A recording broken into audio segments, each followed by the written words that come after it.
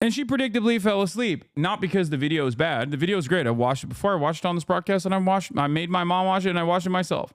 But yeah, Super Eye Patch Wolf, is that the name of the channel? Anyway, I tried to get her to understand the artistic value to professional wrestling and why people really enjoy it. I call it, redneck soap operas, or even it's like a play. It's a very impressive play.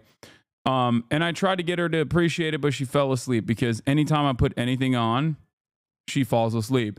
It's pretty crazy because it could be something that she wants to watch, but she still falls asleep. It doesn't matter. It's just, it does not matter. She is just, I need to remember that our movie time is just basically us fighting for 25 to 30 minutes about what to watch. And the what to watch actually is false.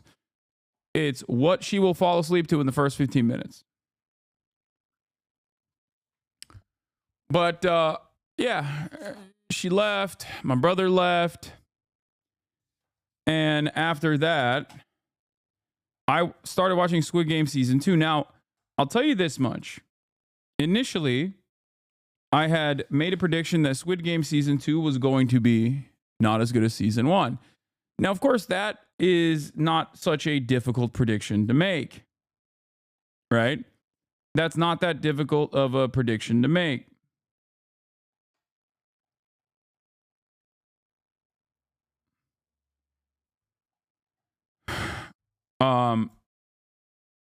And I don't think it's as good as Season 1, but it's still pretty good. I genuinely thought it was not going to be good at all. But I was like, you know what? I'm in a hole anyway. I'm in a show hole right now. And therefore, it's good. It's good to, broach into these treacherous waters. I tried to watch Blue Lock again, and I just cannot watch it. I cannot get into it. It's somewhat frustrating, but Blue Lock Season 2 is a picture simulator. Okay, last one from yesterday. Your craziest unmute ever. Maybe he's just wearing like track pants or whatever that are like tight, so they're pulling up. I mean, fuck Hasan, I guess. Like his ego doesn't matter. I was unmuted. Damn. I just unmuted. I fucking hate that guy. That's a crazy time to unmute. What happened? Wait, Elam, are you plat? I'm plat now, bro. Elam, you are not a plat level player. You're boosting.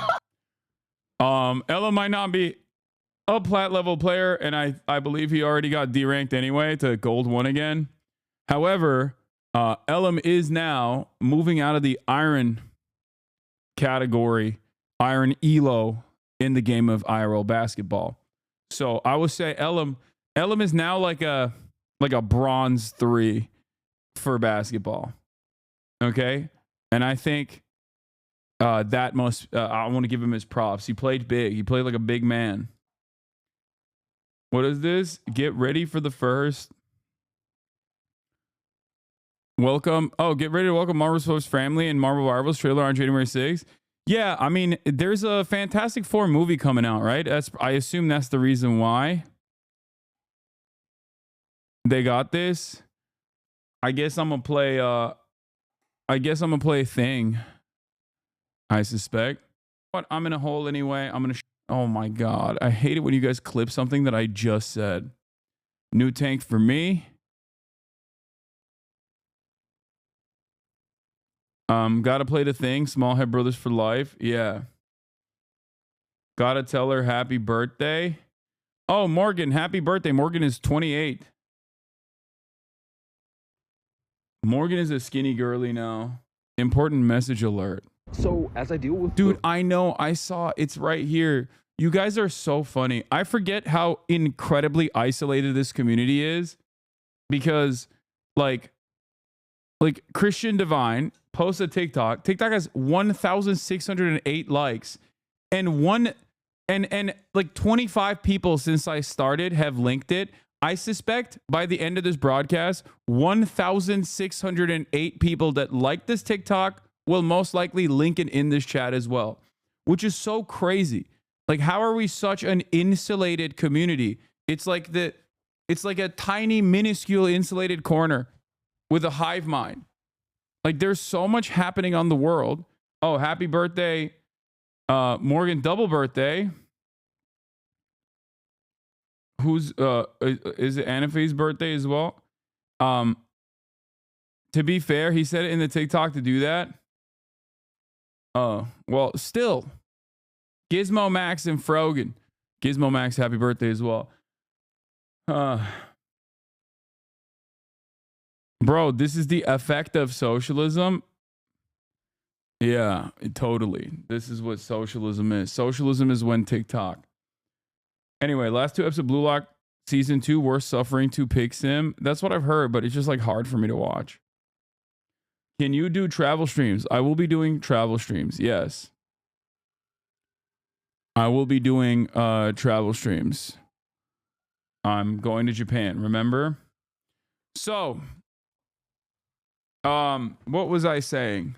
Yeah, personal news-wise, season 2, I watched it, fell asleep, woke up early, played some ball with Greek and Elam.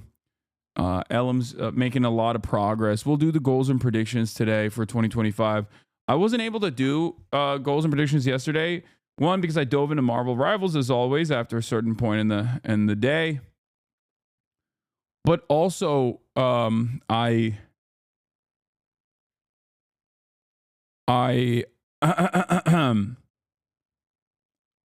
we obviously were covering the entire first half of the day. I was covering the attacks that happened in Nola, and also the Cybertruck explosion. So we'll obviously be covering that further today as well. But you're a better Marvel Rivals gamer than Squeaks now. That's not surprising. I'm a pro.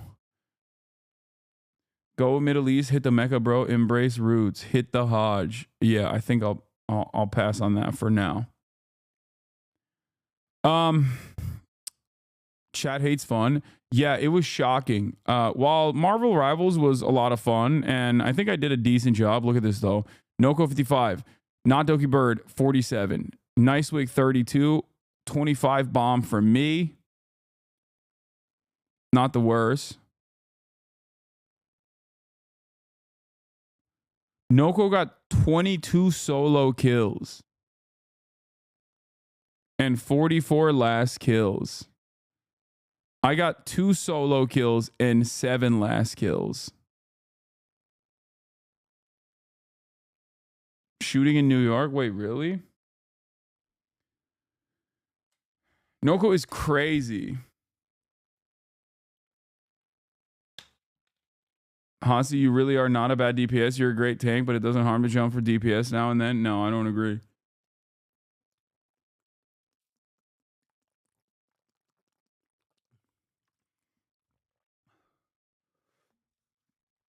Let's be honest though. Do you also feel like you're being boosted, or can you hold your own solo queue? I mean, I've done duo queues. I've done like a couple solo queues, I think, but I don't really like doing solo queues. Why would I do solo queues if I have the opportunity to play a full stack? It doesn't have to be. Yeah, I'm definitely being boosted, but I think I can play at a gold level.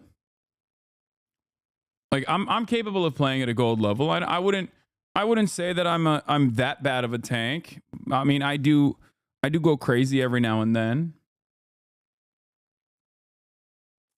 I saw someone claiming 6Q is cheating. Yeah, but they're also cheating. Because we're playing against other 6 stacks. Your Venom is gold, not your Hulk though. It needs work. It's new for me. Yeah, chat clearly hates you and doesn't want to watch you game because they have a personal vendetta against you. Has nothing to do with the fact that a lot of people find watching other people play games boring. I can't. I know, this is a video game platform. Also, If you stuck around for it, you would like it. This community is built on the foundation of people who initially were like, I hate gaming. I hate gaming. But then they were like, you know what? I stuck around for gaming and it's actually kind of fun.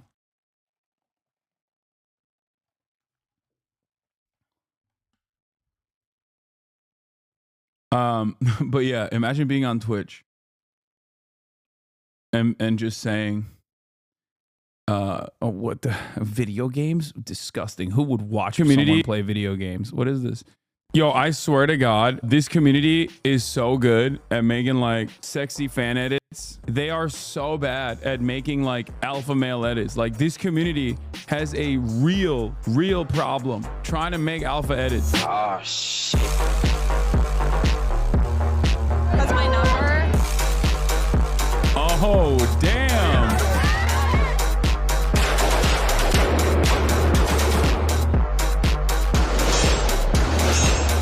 Whoa!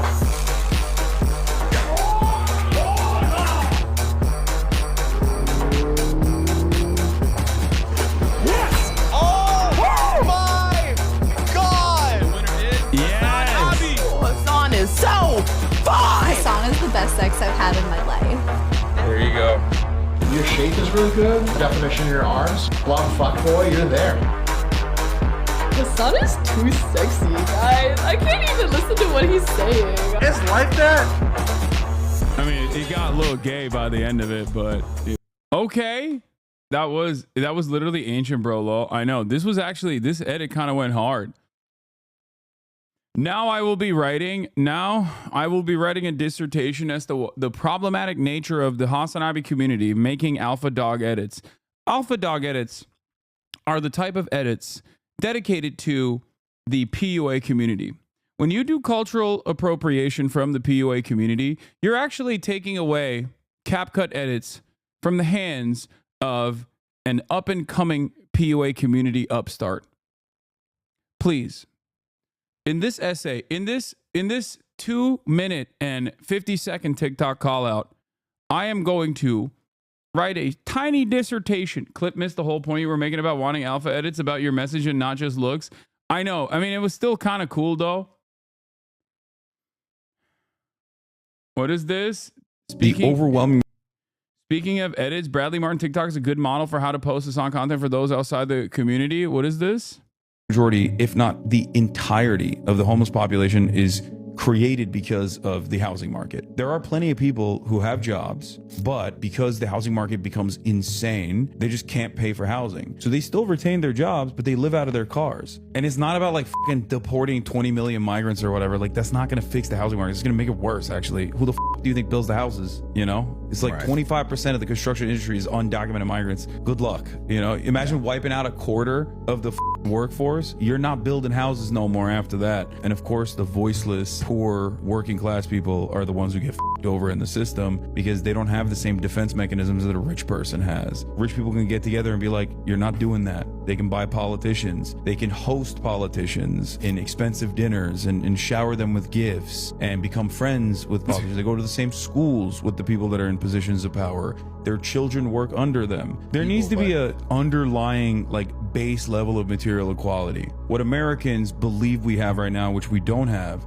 is the equality of opportunity. And equality of opportunity means that like it does not matter what your background is, but you're getting the best education and you're not constantly desperate for your next meal. That's equality of opportunity. We can do that, but if we do that, then profits are going to shrink for major corporations, and we can't have that.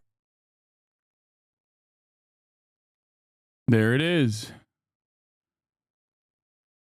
It's greed, that's all it is. House should be free though, not affordable. It's a necessity, not a luxury like a Mercedes or something. Empty, overpriced houses everywhere just so the landlords can raise the price. Hasan is 100% correct. His answer is so clear and thought out. Hope he runs for president, he could surely win. It's not the housing market. They have a lot of very deep issues.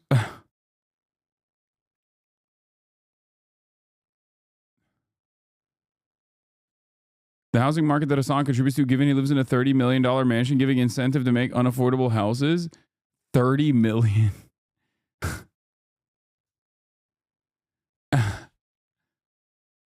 Okay, people are Hasan is dead wrong about corporate profits. Corporations have to pay inflated wages in job hubs to keep their employees housed. They'd make more money without a housing shortage because they could pay less. What?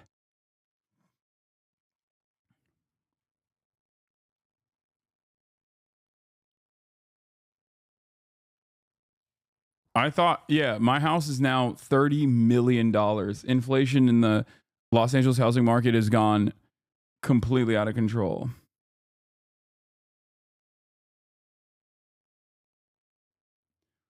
Just got home from my first colonoscopy, well rested and ready for some fire ass takes.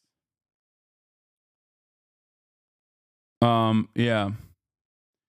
It's funny because the only reason why my house is so expensive, especially considering the size of it, my house in most other housing markets would be half the price. It would be maximum, depending on what year you're purchasing the house, it would be like, it could go all the way down to like $200,000, right? My house right now in Texas, even in Austin, would be maximum $500,000 to $700,000, maybe $1 million, which is not a cheap house by any means, but people make it seem as though it is considered. Like, the house that I currently live in is, I think, smaller than my grandparents' house in New Jersey. And when they bought it, when he bought it in like I think like the early 90s, their old house in New Jersey, when he bought it in the early 90s, it was nothing. It was like 150,000 or something, which is still a lot for back then, but it's just like a $3 million house in LA is like a $200K house in the Midwest. Yeah, people say like, oh, your grandparents are rich. I mean, I've talked about this before. They used to be. But once again, it's funny that you mentioning you have a house is enough flex on 90% of us here. It's so funny that this conversation all of a sudden, like people that are currently living in their parents' Connecticut mansion, okay, that is significantly nicer and more expensive than the house that I'm talking about in New Jersey, are in the chat typing, wow, rich grandparents. Like, it's so funny to say this because you have no understanding of what the house that I currently live in looks like and the house that you're currently typing that from. Like, you're not living people will be living in Ohio in like a compound, basically typing like, wow, rich socialism, but it's not on screen. So, you know.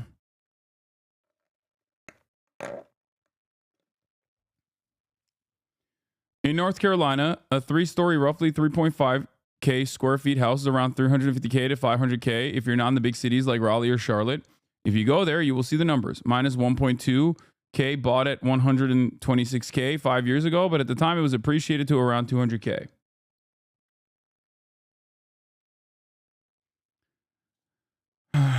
You literally had that one guest that said your house ain't shit. No, I've had multiple guests that make fun of me.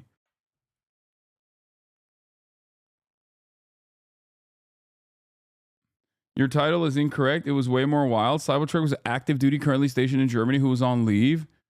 Oh. I didn't know that. That's crazy. I thought he was a veteran. Would you consider allowing some humble British refugee to live in your abode? I will require fiber optical broadband and halal pizzas daily. No. Yeah, FD said that.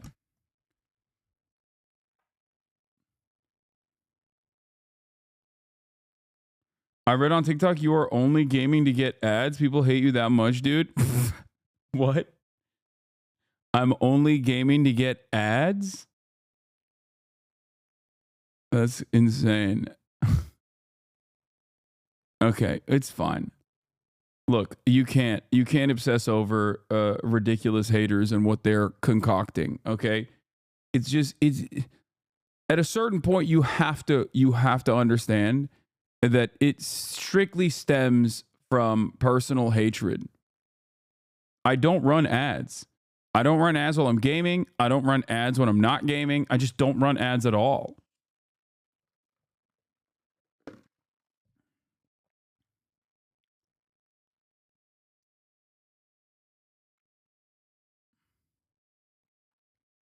I spread misinformation and I pay Unc to do it. He weaponized my stupidity. So people always say, wow, must be nice. Are always people who have upper class parents and are lower upper middle class themselves, but are so entitled they're bitter they aren't as rich as their parents.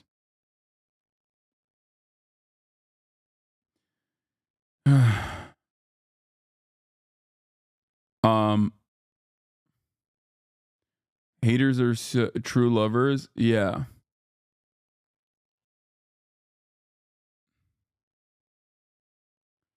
Oh my God. There's no way that the Cybertruck bombing guy was also like a Ryan Roos style dude. There's no way. A guy on my Discord, Hasan House Opinion, has gone so insane that his issue now is that you didn't buy a house in a walkable community. Wait, what? That's the funniest like armchair urbanism. That's the funniest armchair urbanism take. To be like what do you? He did though? No, I didn't. It's not. Nowhere in LA is walkable. There's nothing you can do.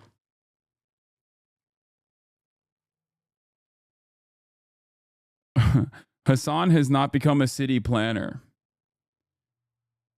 Hasan has not become a city planner capable of undermining the influence of capital, whether it be titans of industry, from the oil and gas giants all the way to the car manufacturers, the automobile industry that have ensured that American major cities are car reliant. How come he has not done that? It's fine. Look, I don't know. Maybe I'm a little too used to this level of mania. Yeah, I saw this tweet already. We talked about this yesterday. Putting Hassan Piker, a normal Twitch streamer who might disagree with you on some things, and not Diddy is actually the most ridiculous thing I've seen. Somewhere out there, a tree is tirelessly producing oxygen for you. I think you owe it an apology and to use it correctly. And the person didn't even know who JD Vance was. Okay? Like, no more male impregnation. I don't even know what that is. Like, I don't know what they're saying. Most people online are either 12 or deeply mentally ill. Okay? It's just not. I think people are going to get wild this year with the hate against you. Probably.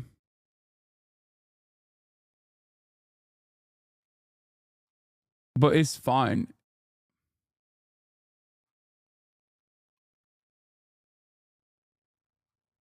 Okay? That's every year. The house thing really is hilarious. Even one of my good friends who's otherwise intelligent on the left hates you because you have a home. Socialists can't own homes, like his brain rot. Yeah.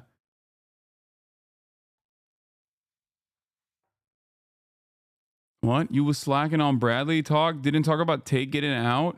What? Tate getting out? Who? What do you mean?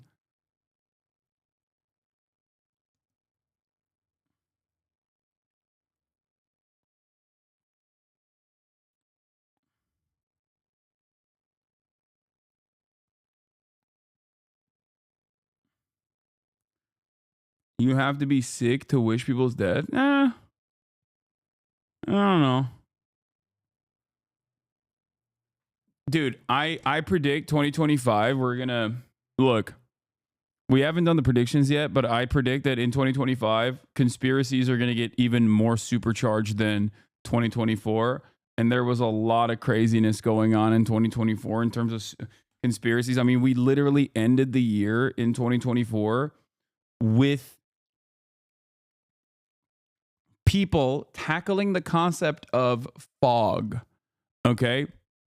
People are now saying fog is a conspiracy. So, like, I'm telling you, it's going to get worse. It's going to get so much worse. But yeah, let's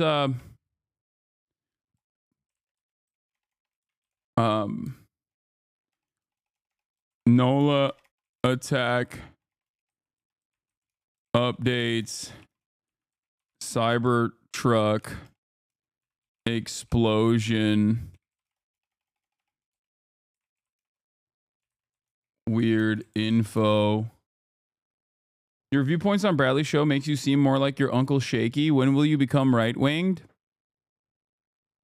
When will I become right-winged? My viewpoints on Bradley make me look like I'm right-wing. What? I don't.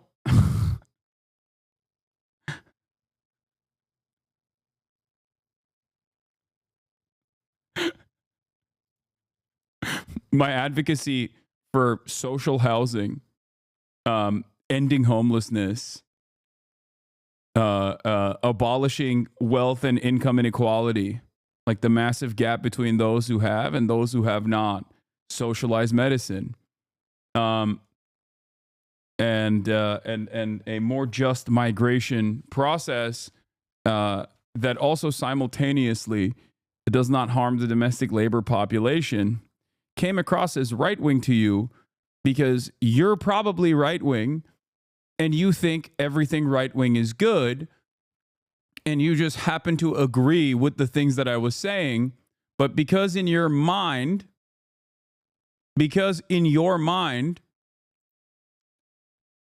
if you agree with something, that must mean it's right-wing, you're having a hard time comprehending.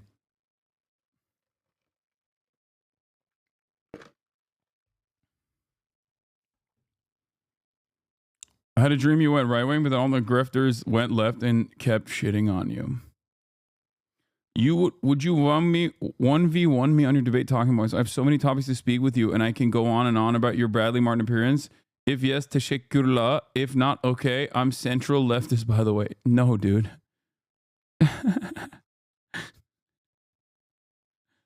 No, it's because anytime someone hears bro talk, they think right-wing. Yeah.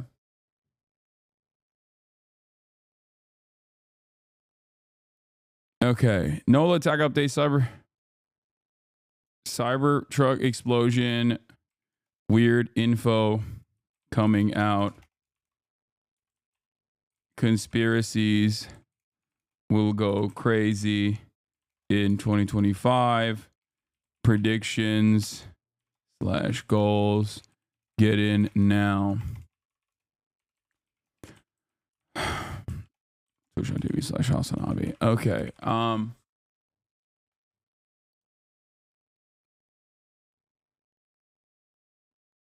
Yeah, we'll do we're 2 days in. We're 2 days into the year and there's already madness about.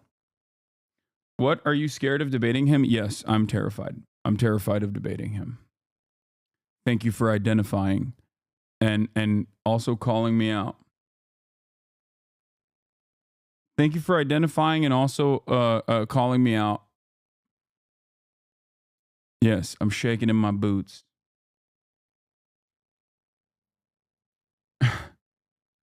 I'm terrified of the central leftist and the power that he holds in his mind. I'm thanking chatters for holding me accountable in this year, in this upcoming year, okay? All right, do we have a blast off meme? Shaking in your Gurga man? Yeah. There's some crazy stuff happening with this Tesla vet guy. Las Vegas police on Cybertruck. We also discovered, oh my God. There's a gunshot wound in his head prior to the detonation of the vehicle. That's crazy. He might have just, I don't know, timed it so he like lit a fuse and then killed himself. But also, maybe he got packed up as a patsy and just placed in that car. No, not lived. No, timed it. I don't think you shoot yourself in the head and then explode your car. It's difficult.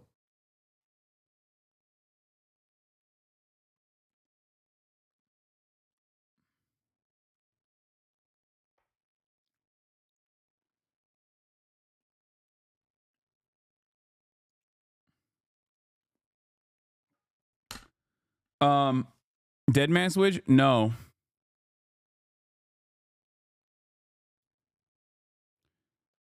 Yeah, there is a lot of weird stuff happening with both of these explosions, or not explosions, both of the attacks, bombings. Well, one is a bombing, one is a.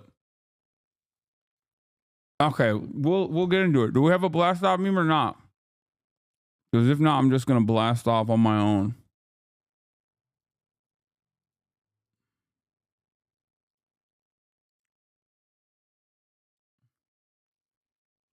Okay, I'm blasting off with the Cybertruck logo again because it's iconic, kind of.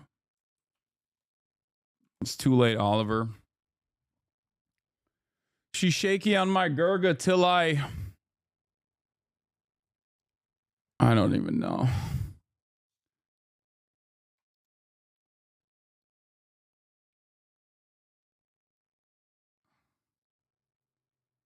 Two days and 4 tragedies and then the new year. I mean, that's not. This might interest you. Nick says there's a new and better mic for IRL streams. No peaking, longer battery life called DJI Mini Mic. Mics.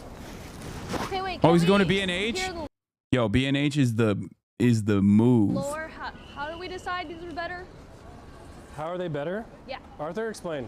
So the microphones that we're currently using, when we scream very loud, all of a sudden, they sometimes speak. Yeah. Or when we're laughing very loud, or if it's just too loud in general.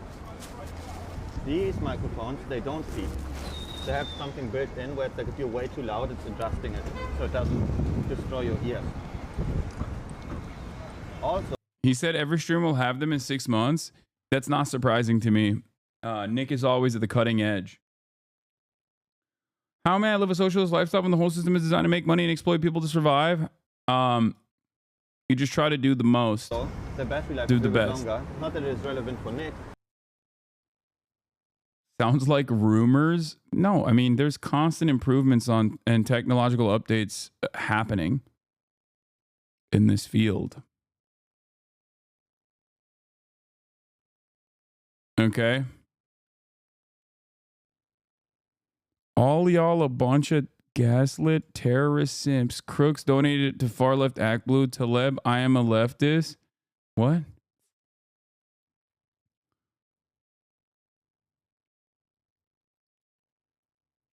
Actually, Bin Laden had some good ideas. Dude, this is such a boomer meme. Look at how much of a boomer meme this is. They made me cross-eyed. Like, that is, if you're spending time making someone cross-eyed, okay, you're at least 48 years old. Like, no one under the age of 40 is like making someone cross-eyed in memes, okay?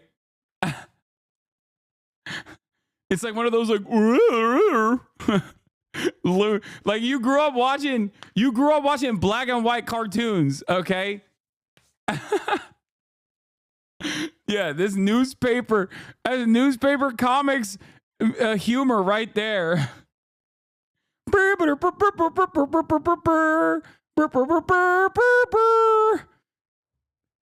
Tom and Jerry ass, dude. Oh my god.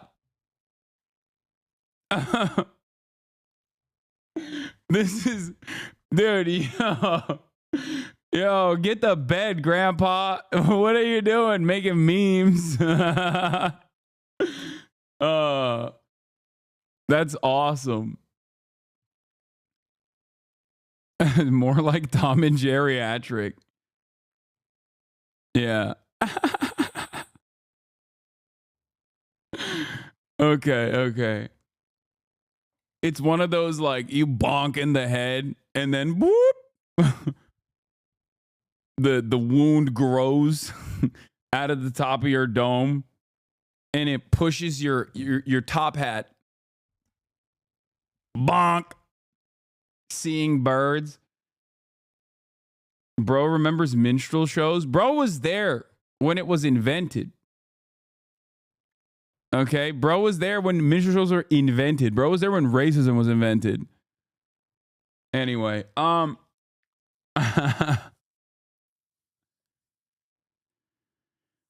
my god. Okay. Okay, get them mics for Japan. Guys, calm down. We just use the shotgun for the most part anyway, okay? Please.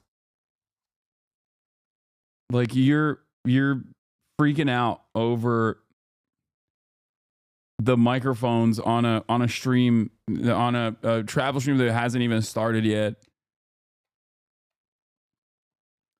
Anyway, yeah, one dead after the Cyber Tesla truck explodes in Trump Tower in Las Vegas. And there is a lot of weird stuff happening there. And we're going to take a look at it. But before I do that, here's Christian Divine. I know he's going to come to Los Angeles. I will talk to him. I don't know if I'm going to be here while he's here. New York City right now, and it's not even that cold for New York City, to be quite honest. I'm remembering that I'm going to be in LA in a week, for a week, which will be super cool. So tell me some good things that I should do while I'm in LA. Also, tag Hasan. That motherfucker was like, yo, when you come to LA, let's hang out. Yeah, no, I will. Yeah, I'll hang out with him. All right, I will. China has announced sanctions against 28 U.S. companies. 2025 is the year of China. Okay. I know rich old white people bring the mid-Atlantic accent back. It feels accurate. Why is the mic being blocked? Such a thing now on newer iPhones that was never an issue before. What? Yeah.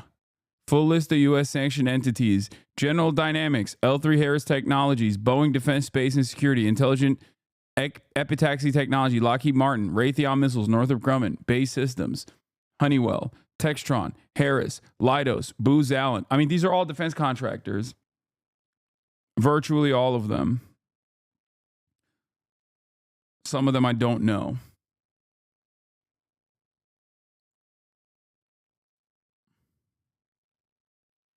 Harris Corporation's on there twice. This is Miskiff's portfolio. Wait, what? Tesla stock is crashing? What, since the explosion? I don't understand. What? Why would it? Wait, I don't get it. The one time it's not his fault? Like, what? No, it's got to be like sanctions, but like, why is it actually happening? Why is it actually happening at the same time as they reported a decrease in sales for the first time?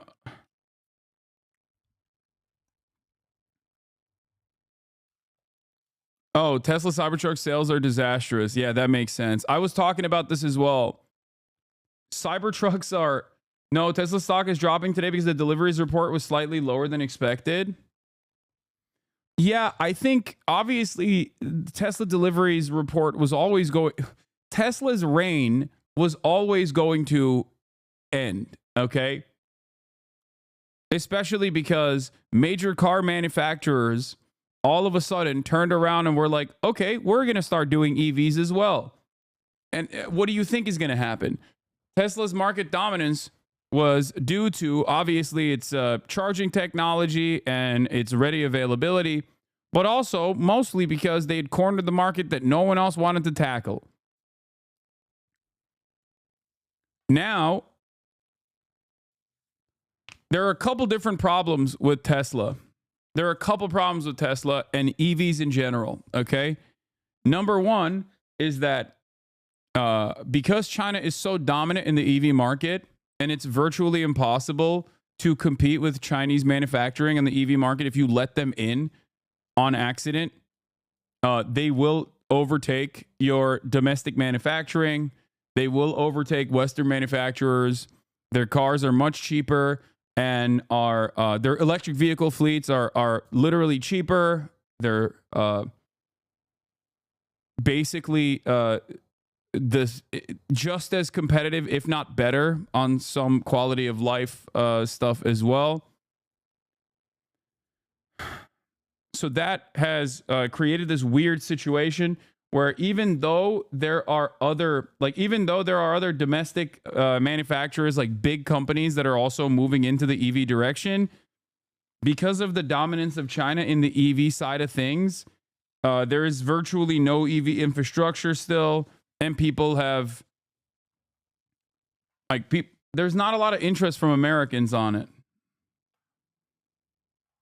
There's simply not a lot of interest from the American consumer broadly in electric vehicles.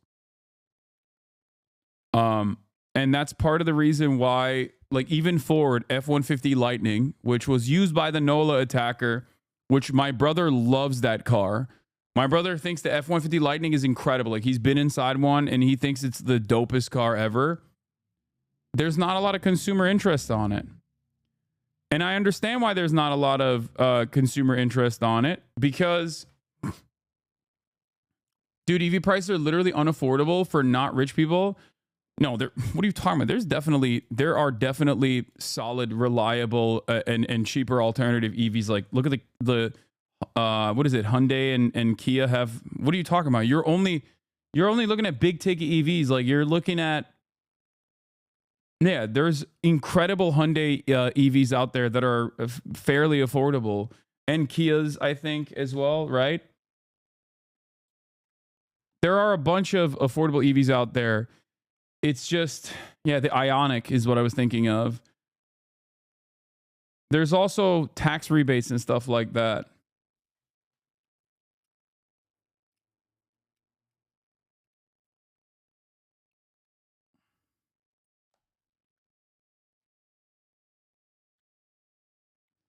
The problem is, you're coming from a different financial perspective. Please respect that. There's also being broke as fuck. Cheaper if you're rich. I'm driving in a garbage can that needs to be plugged in. Okay.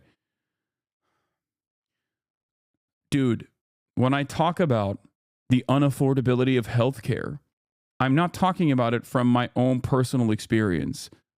Okay? Every piece of commentary that I engage in, I talk about across the board. If I exclusively gave you my own personal experiences with what I can afford and can't afford, then yeah, we would be having an entirely, there would be no reason for me to ever do commentary. I would tell you, America is the best nation on earth. Life is amazing here. Okay? Because the United States of America is the greatest country on the planet if you're rich. Okay? It is Disneyland. If you're wealthy, there's no issues. It's great.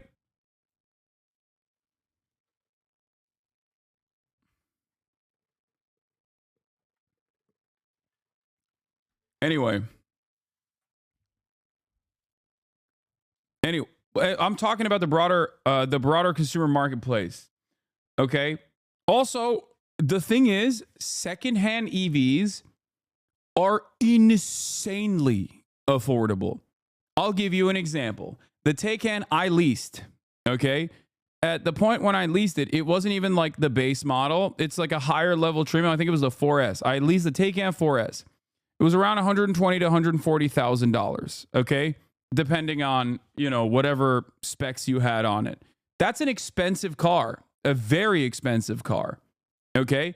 Part of the reason why it's an expensive car is because it's a higher model, it's a higher trim, and also it's a top of the line, like it's a EV as well. So then there's also the additional price on top of that. Now, that's a 2022. It was a Taycan 4S 2022. The value of that car now is around $40,000 to $50,000. Now, that's still incredibly costly. That's still very expensive. But think about how much it was devalued. Okay? Think about how much the devaluation happened on a Porsche, too. And Porsches are one of the few cars, depending on which kind of Porsche you get, where they keep their value relatively well.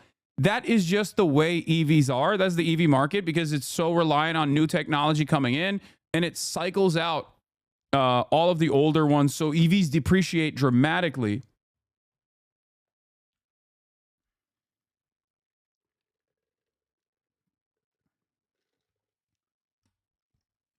So I'm sorry, but your privilege is showing.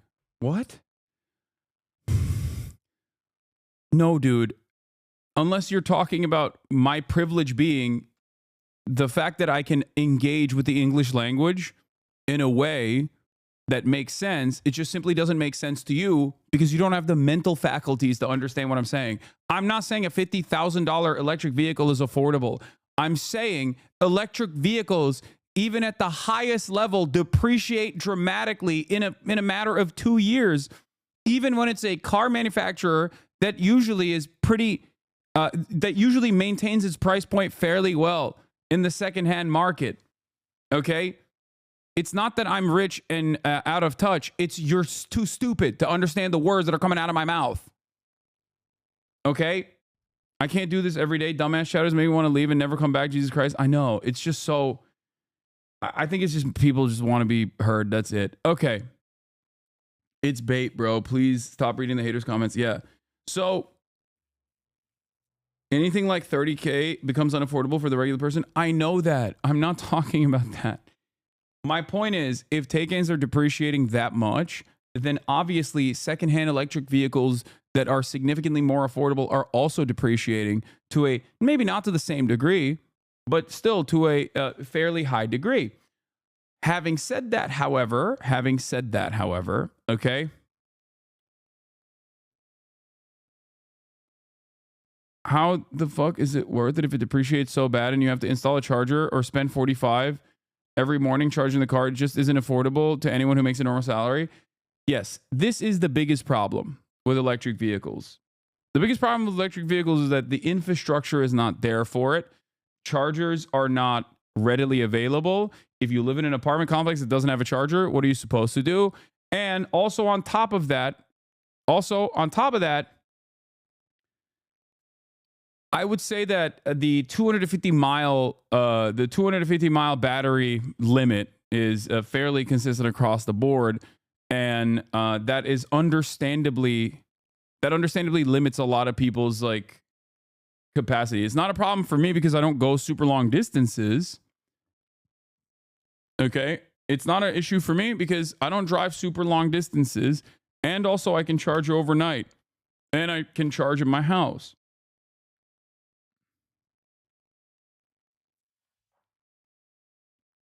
But the conversation and the back and forth that we're having right now is the reason why people just don't have a lot of interest in electric vehicles yet. Because, one, battery and charging technology is not there yet where you could just like walk up to a battery station and charge it at the same speed as like an internal combustion engine, right? And secondly, they're not readily available anyway. It's super difficult to just like have accessible charging stations all around.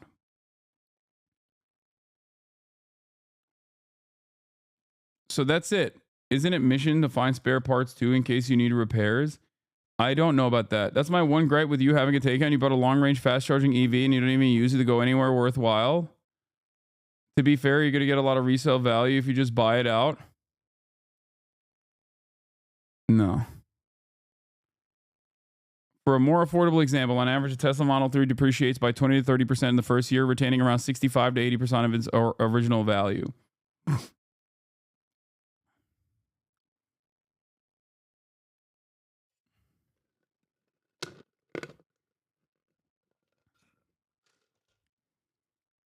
You can't get one if you don't have access to a charger at home, but if you need more than 200 miles, rent a car. I don't know, man. Yeah, a 2020 Nissan Leaf in LA is $12K. So, if it's not worth it to buy an electric car, if the value depreciates that much, 100 plus K car depreciating by over 50% when you'll have much more left on a loan than the value in the car in 2 years. Wait, what? Yeah, bro, once again, like you said, if you're rich, just buy your own house charger, rich paradise. Oh my God. Yes, it is.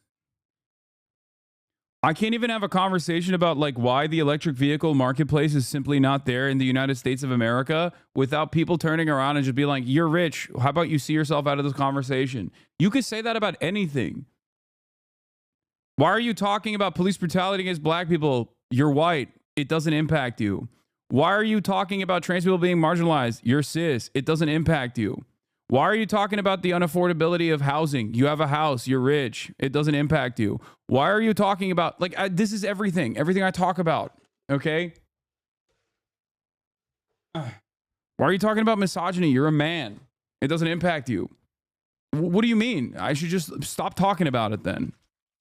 I should just tell you that everything is fucking awesome. It's so weird. Everybody needs to calm down.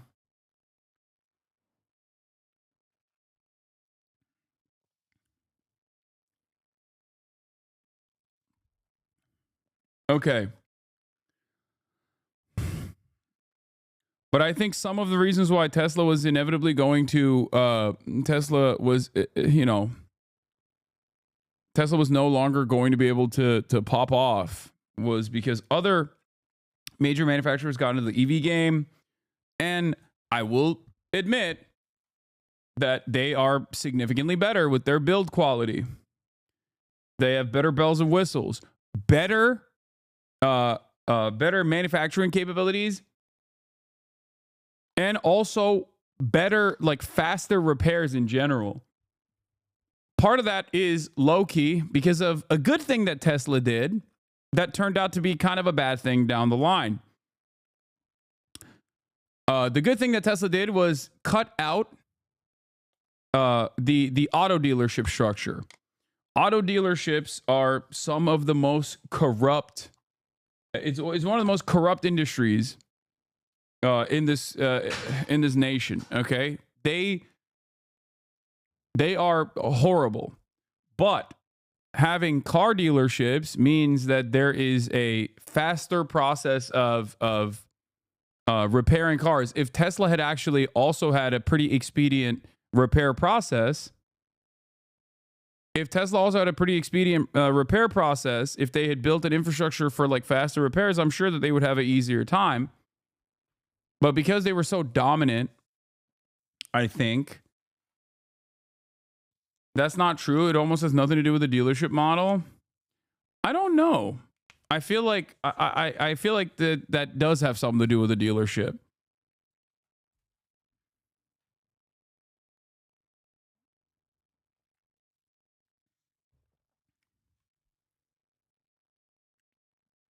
That really isn't true anymore. The internet's done a lot to keep dealers honest. You are wrong. You are wrong, but I guess it's because you also are a car salesman. So, of course, you are saying that. I think auto dealers is if I had one industry that I could just, like, wipe out like that, it would be the auto dealership. Like, obviously it would be healthcare first, but it would probably be auto dealership.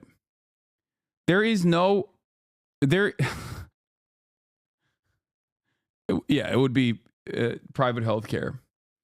Oh my God, cruise liners. That's another good one. There's so many. Oh, Airbnb. God damn it. There are so many awful, parasitic, truly bad industries out there. The thing that is really annoying about the auto dealership structure is that, like, at the point of purchase, it is one of the few sectors where you are purchasing a commodity where you just know you're getting shafted and there's nothing around it. Okay? Like, the very fact that there is a 10% additional cost above the sticker price, the MSRP, no matter what, is wild.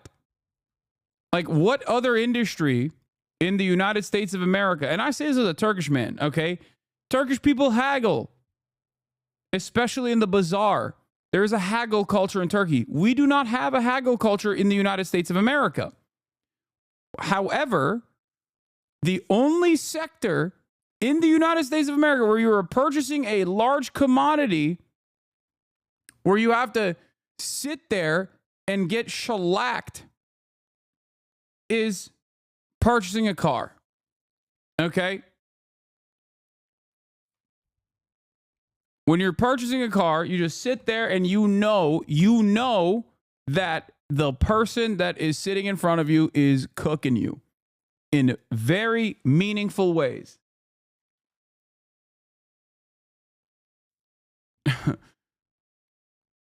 That person is cooking you no matter what. You need a car, you're cooked. I am too dumb for you streams, Hasanabi. What do you mean?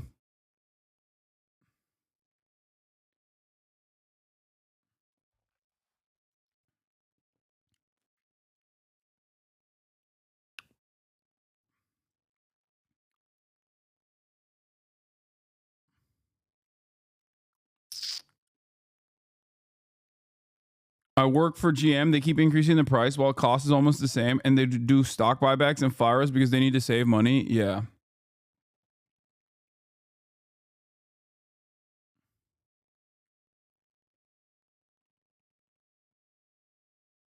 Dealerships do crazy stuff. I worked in dealerships for 10 years. The manufacturers give a lot of rebates now for hitting sales quantities instead of high profit deals now. The salesman before was correct to an extent.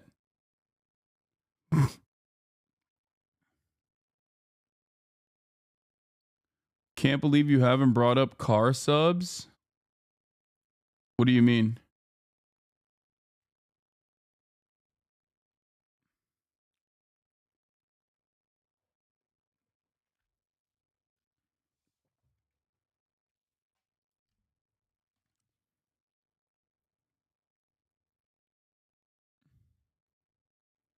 Oh my God. Guys, it brings me no pleasure. But 2025 is over. And it's not even, it just started, but it's already over. Some might think I'm talking about the Tesla Cybertruck explosion outside of Trump Tower. Others might be thinking I'm talking about the New Orleans attack that took place. But there's something that was devastating that also took place, apparently. It seems that the director streaming Snow White project produced by the Daily Wire is canceled. Brett Cooper playing the princess has left the Daily Wire.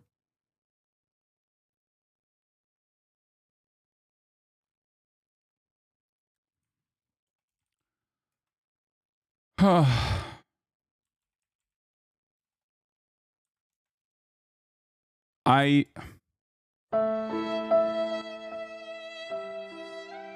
didn't realize that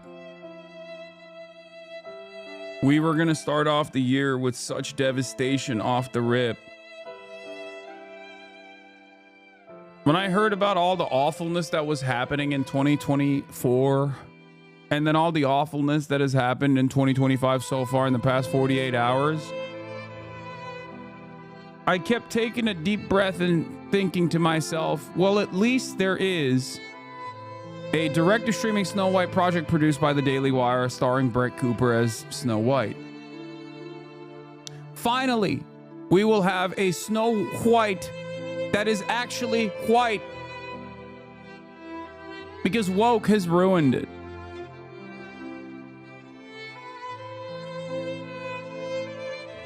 It's turned into Snow Black, maybe even Snow Asian. But no more Snow White is what I kept saying to myself and others. They kicked me out of the Walmart because I kept approaching people with a microphone and a phone, putting the camera directly to their face for my TikToks. Why Snow Asian but no Snow White, I said. It's always Snow Woke, I said.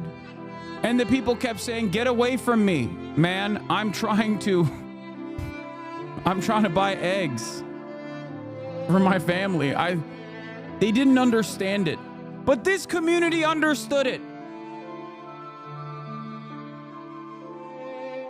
But now, society has taken that away from us. Snow White will never be white again. And also, I am no longer allowed to go to Walmarts in the California, Los Angeles area, but that's okay I fought this battle and I thought Weeby with an early contender for Crash Out of the Year. Yeah, pour one out for Weeby. I fell to my knees at Walmart.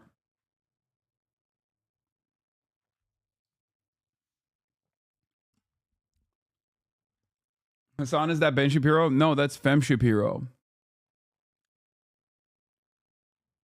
Which is Ben Shapiro, but after estrogen, after HRT.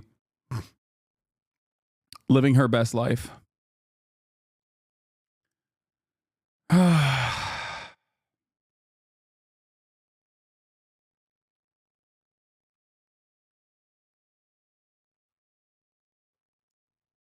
Anyway.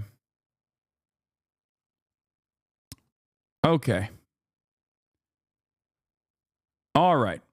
Let's get to the news. Let's get to some also serious and confusing news. Even though it is confusing that the Daily Wire is no longer producing the Daily Wire straight to DVD, straight to streaming Snow White. New details about the possible wider scope and circle of this investigation. There's the attack here in New Orleans. There's also the Cybertruck that exploded just outside the Trump International Hotel in Las Vegas. And Andres Gutierrez is in Las Vegas for us with that part of the story. Andres, good morning. Good morning, Tony. Sources tell CBS News that the Cybertruck was rented to a Matthew Livelsberg, an active duty member of the U.S. Army who is currently on leave. CBS did speak to two of his relatives who said that they had no idea that he was involved in this incident, but knew that he had recently rented a Cybertruck. We're told that his wife hadn't heard from him in several days. This was the scene from inside the lobby of the Trump International Hotel just after 8:30 Wednesday morning. A 2024 Tesla Cybertruck engulfed in flames in the valet area just outside the main doors. We saw sparks. It was pretty fast. This surveillance video caught the moment that Cybertruck exploded. I just heard a boom. Oh my God. Investigators say the truck had just parked at the hotel. It was sitting in the porte cochere for about 15 seconds before it exploded. It was like a firework. It was popping sound, bang sound, and a lot of sparks fly. As police moved to evacuate the 64-story hotel, firefighters worked quickly to put out the fire. Once the fire went out through the suppression efforts of the fire department, you'll see some of the evidence in the back of the vehicle. So those are gasoline canisters, they are camp fuel canisters, and large firework mortars. Police also said that because this explosion happened in a Cybertruck, the damage was very limited. Tesla CEO Elon Musk explained why in a statement on social media, writing, quote, "The evil knuckleheads picked the wrong vehicle for a terrorist attack." Like, what's the right vehicle for a terrorist attack? Like, it doesn't. It's a strange way to talk about things, you know?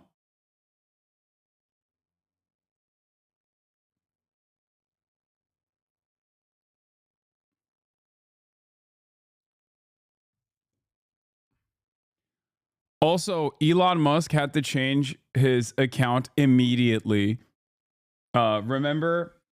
He changed his name to like Kekius Maximus or whatever.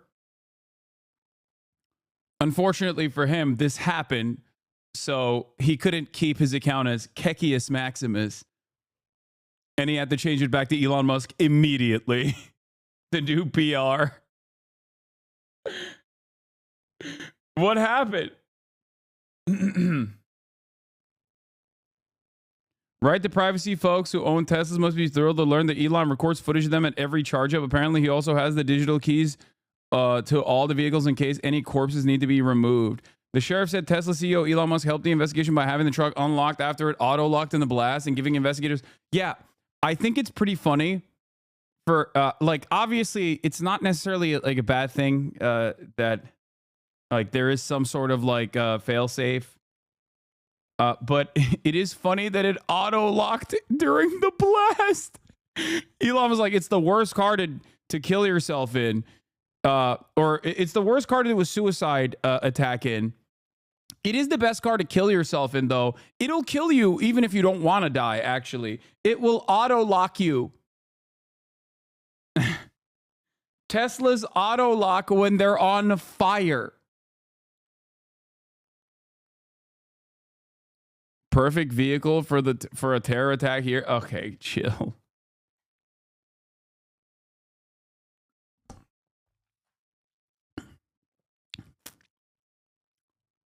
Auto lock in case of fire to protect the fire from getting out.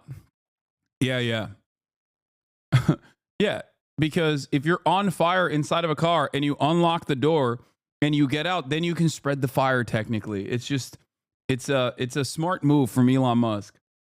The smart move from Elon Musk also is that it's better if the person just dies in this fire rather than survives and then ends up suing the manufacturer, you know?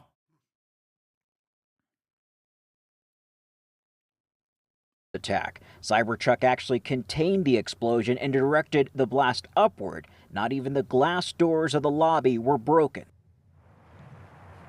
And so now authorities are looking into several parallels between this incident and the attack in New Orleans. Besides, yeah, his name change thing was very funny. A story in 4 parts. Kekius Maximus. Imagine you're a journalist. You're writing about Elon on X, and it goes, Elon Musk, aka Kekius Maximus on X, crying, laughing emoji. Elon Musk quote retweets it and says, this will be priceless. And then this happens, and Elon Musk immediately changes his profile picture and name.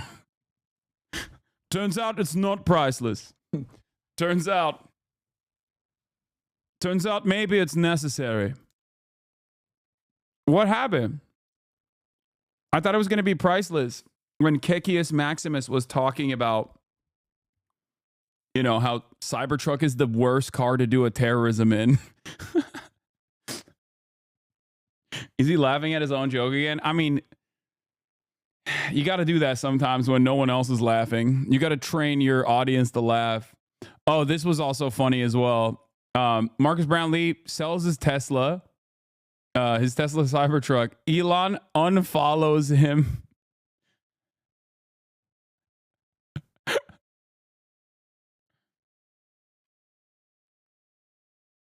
This was before the explosion, by the way. Yeah.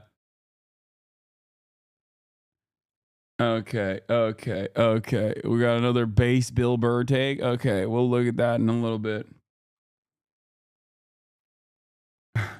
You are not allowed to sell your Tesla. You're never allowed to sell it. You have to sit on it. it's a timing on New Year's Day. Both involved trucks that were rented from the Turo app, and both did involve U.S.-born military service members who served in Afghanistan around the same time. Officials in Vegas talking now about the Cybertruck attack there at the Trump Hotel. Let's listen in. As many of you went to sleep last night, and I just want to give you an update on a lot of what it is that we found through the processing of the Cybertruck. This is a joint investigation involving the FBI, the ATF, the Las Vegas Metropolitan Police Department, and these folks worked through the night and found a lot of stuff that is very useful for this investigation. As you look at this Cybertruck here, we had to transport this down to our fleet services so that we could really get through this thing. And I remind you that the subject inside wasn't able to be removed for a very long period of time because he was burnt beyond recognition. And so as we continue to move through this, I'm going to talk a little bit about his identity and what we believe, but I would like to highlight a couple of things that the teams found inside of the Cybertruck that are useful to the investigation. And that, first and foremost, is a military identification. We also found a passport. We found a Desert Eagle 50 caliber semi-automatic pistol. And if you'll notice on a lot of these guns that we're going to talk about here, they're almost just burnt beyond recognition as well. There's a SLR model B30 semi-automatic firearm, number of fireworks that were still in the vehicle that had to be removed. Notably, we found an iPhone Yeah, I mean, the man suspected of being behind the Tesla Cybertruck explosion in Las Vegas was a big supporter of Donald Trump and voted for him in November. Dude, I don't know what is going on in the United States of America. I'm willing to. I mean, this in and of itself reads very weird. It reads very strange. Okay, this story is weird.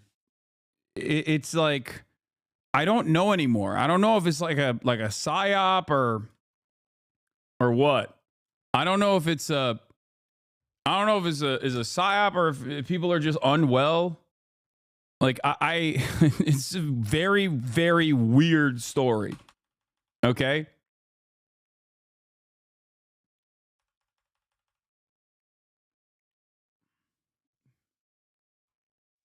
Maybe an accident.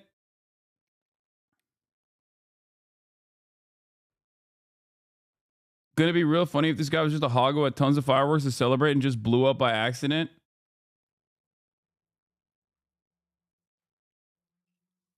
But I got, dude, I'm not gonna lie, I got nothing. I just don't know. I don't know what the hell is going on. I don't know what is happening. I feel like people are unwell. So it's difficult to ascertain whether or not this is a byproduct of people that are unwell. Or if it's, I don't know, the State Department activating a sleeper cell in the wrong time or something. I don't know. But I also feel like one of those like Trump supporters who always is like after every mass violence incident, like after every mass shooting, they're like, oh, this is a psyop. To do what? I don't know. You know what I mean? If you were to come at me and ask me, okay, what's the psyop? I have no answer for you. Do you know what I mean? Like, what is happening?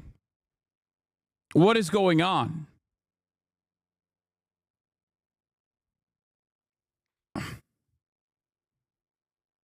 Like the ISIS one makes kind of sense from a psyop angle, right?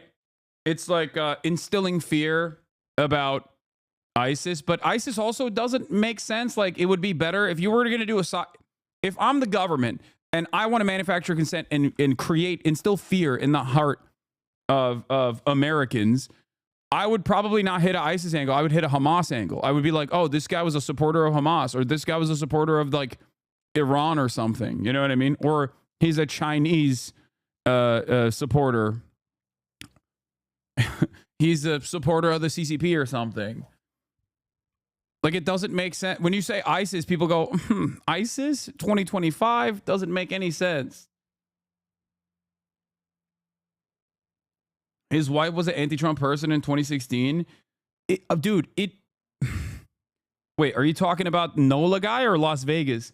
If this guy has a wife and also is a divorced dad, I'm going to lose my mind, because then both of the people are the Vegas guy. So both of the people are possibly former wife guys turned divorced guys. Not divorced. Nola guy was legitimately just an insane psychopath. This one seems most likely like a dumb accident. FBI are in Colorado Springs investigating a lead into the Cybertruck explosion. Dude, I just don't get it. I don't get it. I don't understand what is going on. I'll be honest with you. I'm going to be very, very honest with you. This stuff is just like, I don't know. I'm at a loss for words here. Like even Matthew Thomas Crooks being a registered Republican and then shooting at Donald Trump because he was like, I'll kill any president that comes into my neighborhood. I don't even care. Like looking at his background, looking at his profile, looking at his like political ideology and trying to figure out what was going on. It just kind of reads as a guy who was a loser and wanted glory for himself and thought, if I shoot at any president that comes into Pennsylvania, into my quiet suburb, I'll get it. Instead of doing a mass shooting, I'm just going to do this instead. So that part, albeit crazy, for any other country makes a lot of sense for America because gun violence is a constant part of our lives. But then you have NATO guy Ryan Ruth, who is also a former Trump voter, who bricked his brain and also was spending a lot of time, it seems, around Fort Bragg. Okay? Partially because he had 1,000 combat-ready Afghan troops that were NATO trained, ready to go, ready to operate in Ukraine. That was his thing. Ukraine was his big thing. He was a Ukraine guy. Okay? That's weird. That's a weird situation. Okay? Now you have 2 other vets that have also spent time at Fort Bragg. 2 other vets in 2 separate parts of the country. Don't dead name Fort Liberty. Okay, stop. 2 other, 1 active duty service member, 1 veteran, both spent time at Fort Bragg, both went to Afghanistan. Don't know if the other vet is, don't know if the Nola guy was also, don't know if the Nola guy was also a Trump voter, but like they both use Turo to rent cars. They're both electric vehicles. Like, I don't know what's happening. It's weird.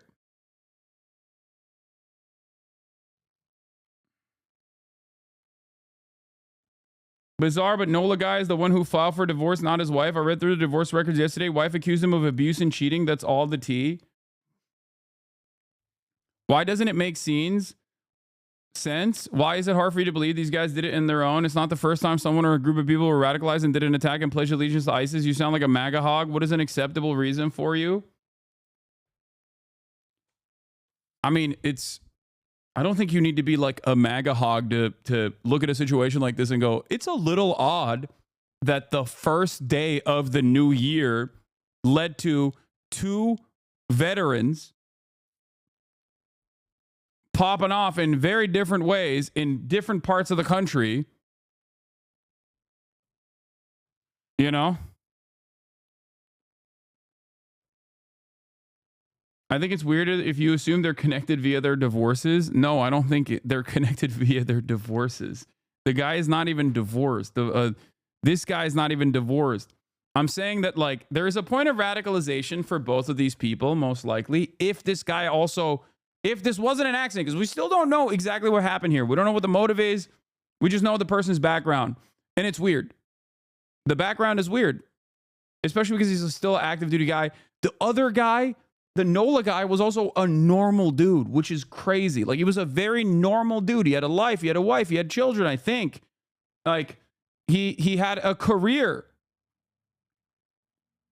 And people say, I mean, the media has been covering his background saying like, well, he was $30,000 in debt, which is a lot of money to be in debt. But also the average American student coming right out of college has more debt than that. You know what I mean? So that also doesn't make a lot of sense either. Like, what American doesn't have a tremendous bounty?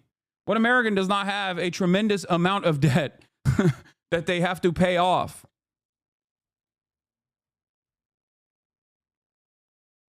It's just, it's weird. It's a weird situation. And a smartwatch, and then several credit cards were also in the name of our subject. Our subject is 37-year-old Matthew Livelsberger. He's of Colorado Springs, Colorado, born July 22nd of 1987.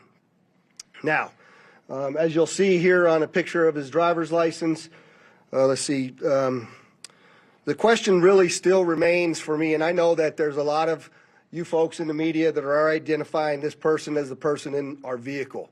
As I mentioned to you already, his body is burnt beyond recognition, and I do still not have confirmation. Yeah, I mean, it's crazy that his name is Life is Burger. Okay, this is like,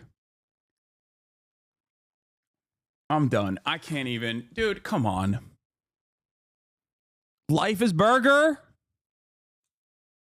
Life is Burger. Life is Gun. Gun and Burger. Gun Burger. Is this a joke? Are you joking?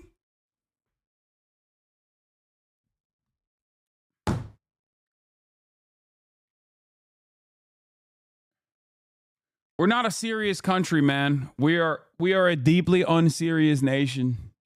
100% that is the individual that was inside of our vehicle.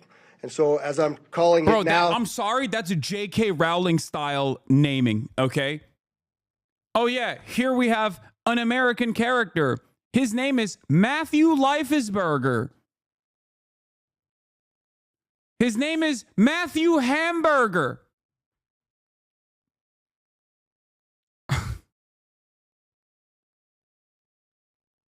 Like, what the hell? No. If I read this in a book, I'm like, come on, dude. This is disrespectful. Like, that's not... Really? Like, you think, oh, American guy. His name is Hank Cheeseburger. Okay. Shut up. The subject or person of interest. I will not come back until I have the confirmation through DNA or medical records that this is indeed, in fact, the subject inside of the vehicle. Now, further complicating this identification of this individual, we also discovered through the coroner's office that the individual had sustained a gunshot wound to the head prior to the detonation of the vehicle. One of the handguns was found at his feet inside of the vehicle. Obviously, in how we're trying to identify him, and I'm feeling comfortable to give you this information, is a tremendous amount of substantial evidence to include he rented the Turo vehicle. There are 2 tattoos, one of which was on the stomach and one of which is on the arm, that we can see bits and pieces of it as in comparison to what... That's so crazy that he's just like... That's so crazy that he is just so shredded and so burnt that they're just like, they can't even figure out who the dude is yet completely. It is that we now know he had on his body that has given us a lot of confidence that this is, in fact, the same person. As well as which the clearly obvious, which is the credit cards, the military identification, the passport. And then furthermore, as you'll see here in just a very short period of time, we tracked his movements from Colorado to Las Vegas. And in a number of the photographs that we were able to determine, he was the individual that was driving the vehicle. And also, I'd like to iterate this point to you. We still have only ever seen him in this vehicle, and we're not aware of any other subjects involved in this particular case. Now, I would like to acknowledge a couple of things because I know what's going on in the social media world, and there are a number of things in this case that are similar to the attack in New Orleans. We do know that our subject here served in the military. In fact, he's a current member of the military. Both of the subjects served at Fort Bragg, North Carolina. What we do... Dude, this is going to break people. I mean, it's breaking me, so I get it. It's even breaking my brain. It makes no damn sense, bro. I mean, like, it's just so close to one another at the same time. Like, it's just, I'm sure it's pure happenstance. It's pure, I mean, it's purely coincidental that there are so many like similarities. Like, these people have like crossed paths in the past as well. Do know about that is it's a very large it's not, I'm not saying it's connected to one another, for the record. I'm not saying that. Military base, and we have no record that they served in the same unit or even at the same years at Fort Bragg, something that continues to remain under investigation. I also know that they both served in Afghanistan in 2009. We don't have any evidence that they were in the same province in Afghanistan, the same location, or the same unit. Again, something else that remains under investigation. And we also know, of course, that they both used the rental company Turo to rent their vehicles. And they're both EVs. They both use EV trucks. That is, if this person actually, by the way, while we're having this conversation, there are a lot of weird parts about the story with Matthew Hamburger guy, okay? it still could be an accident. Like they haven't really figured out what's going on. Now there's also evidence that he had a gunshot, like a self-inflicted, potentially gunshot wound. So, like, what does that mean?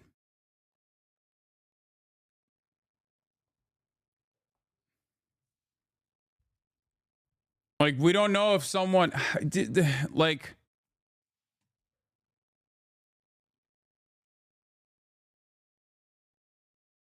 How does he accidentally shoot himself? Okay, there's two options here. One, electrical circuit failure inside of the Tesla. Okay, here, hold on 1 second. Let me put the conspiracy music on.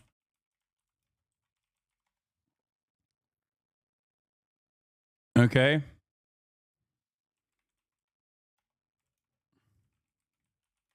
Hold on 1 second.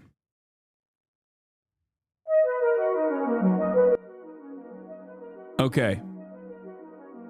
Matthew Leifesberger arrives at Trump Tower, excited to stay in his favorite president's hotel institution.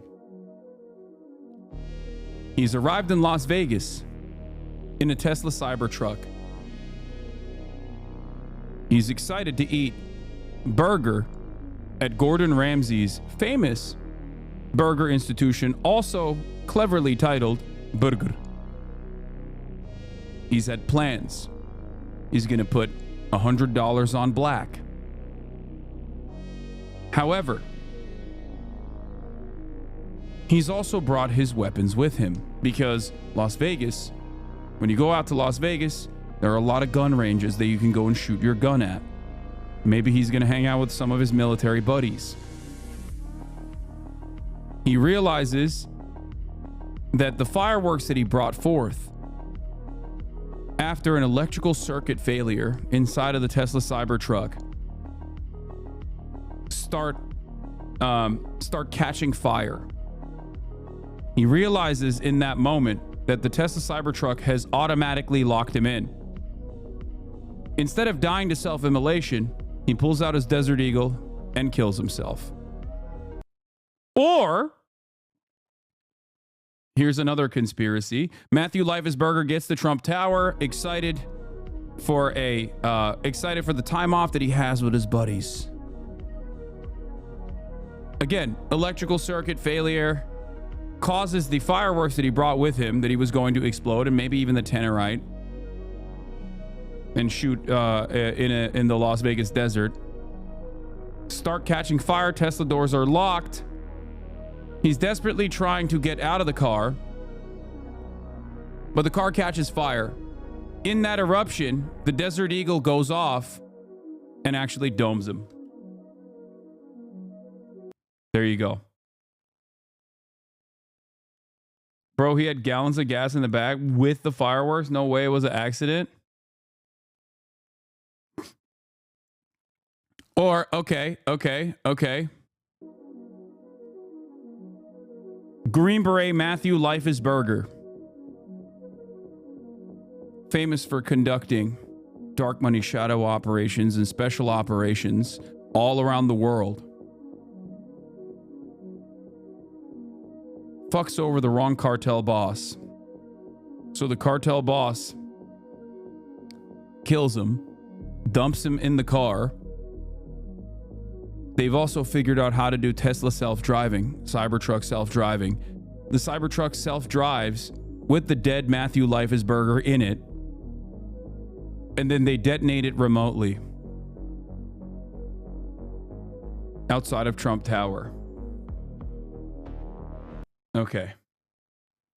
Now you're making stuff up? Yeah, I am. Everything that I'm saying is made up.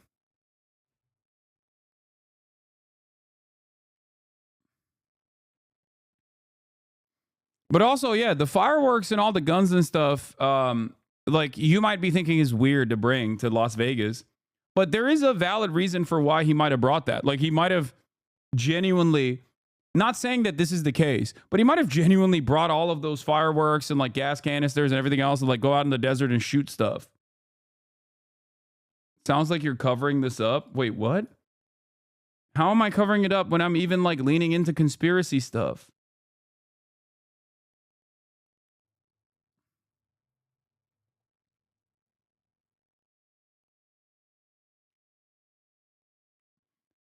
I think anytime you're transporting explosive material in a Cybertruck, you're making a dangerous gamble, okay?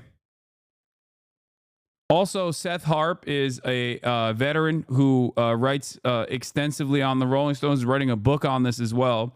The Fort Bragg murders. At least 44 Fort Bragg soldiers died stateside in 2020. Several of them were homicides.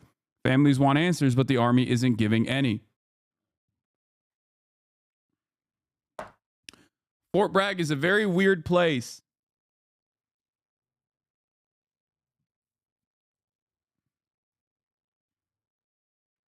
Which makes things even a little bit more unique and interesting. Anyway, I got to pee. As far as his military background, it's been confirmed by DOD that he was indeed in the United States Army. He was also a Green Beret operations sergeant who spent most of his time at Fort Carson, Colorado, and in Germany. He was on approved leave from Germany, where he was serving with the 10th Special Forces Group. He was also previously in the National Guard and the Army Reserve.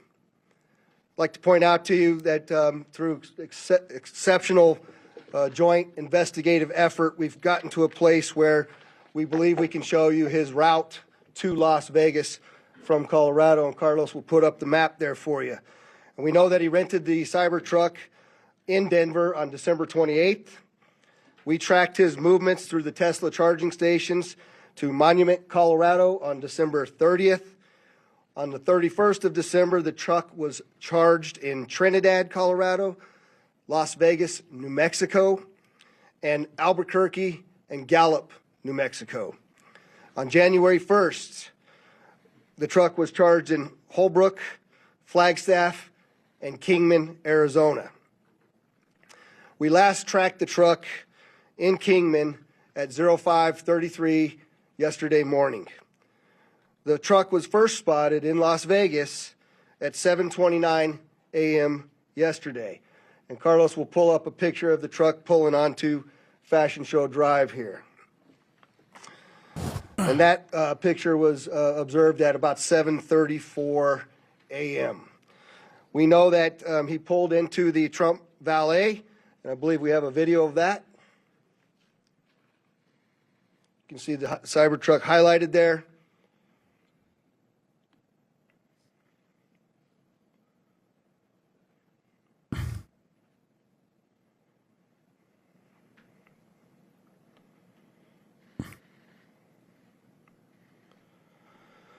Wait, so what? Through extensive surveillance video, we were able to track him leaving there, and we know that he went to several different places along Las Vegas Boulevard, and he spent some time in a parking lot of a business near Flamingo and Las Vegas Boulevard.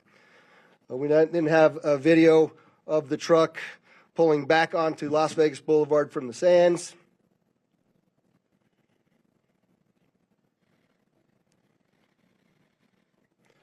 See that there?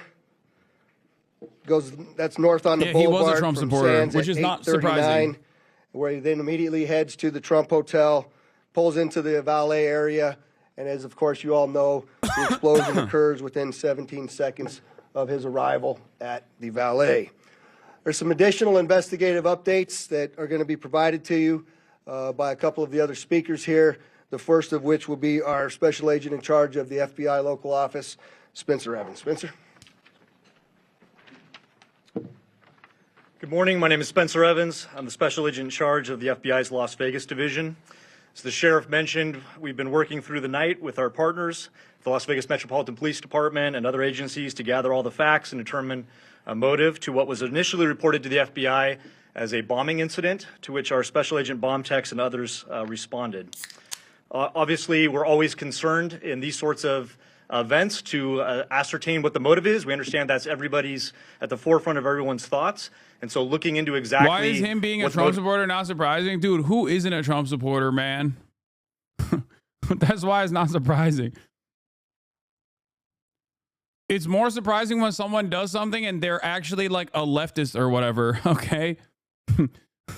I mean, think about it, dude. Ryan Ruth, former Trump voter. Matthew Thomas Crooks, registered Republican. Like, virtually every mass shooter has been... There was a... Dude, being a Trump supporter or being like overtly right-wing in the act of doing domestic terror is so commonplace. We got a radfem mass shooter. Like that's crazy. Like, we got a female school shooter, man. That happened not that long ago. That happened like a week ago, 2 weeks ago. I don't know how long ago, but it's just like think about that. Not radfem, femcel. Even though people disagree with me on that and say, well, she had a boyfriend. She was a Nazi, not a radfem.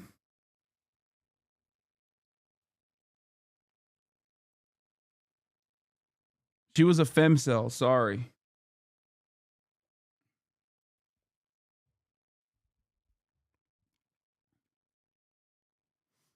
Wait, but also with NATO, super soldier Ryan Ruth is like Trump's basically just filled to the brim with mania and right-wing radicalism. So obviously at a certain point, the following mania will point back to him. Motivation remains our number one priority. This is why the FBI's Joint Terrorism Task Force has been brought into play. The Joint Terrorism Task Force, most important part of that acronym is joint. It is done in concert with our partners, which are comprised of more than a dozen investigative agencies here throughout the state of Nevada. It's not canceled by feminists. I mean, dude, that's every day, okay?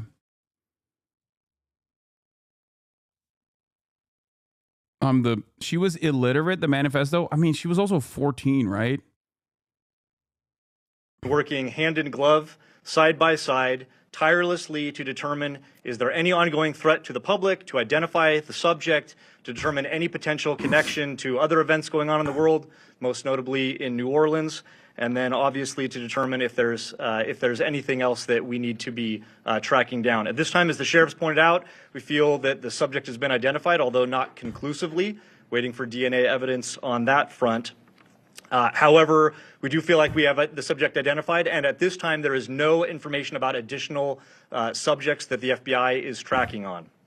Our resources, as I mentioned, that have been deployed in support of this event include Special Agent Bomb Techs, our evidence response team, which is processing crime scenes, side by side with the forensics folks from Las Vegas Metropolitan Police Department, our investigators, our intelligence analysts, and then outside of the FBI Las Vegas field office, we have investigative leads that are being conducted by FBI field offices, both internationally and domestically as well.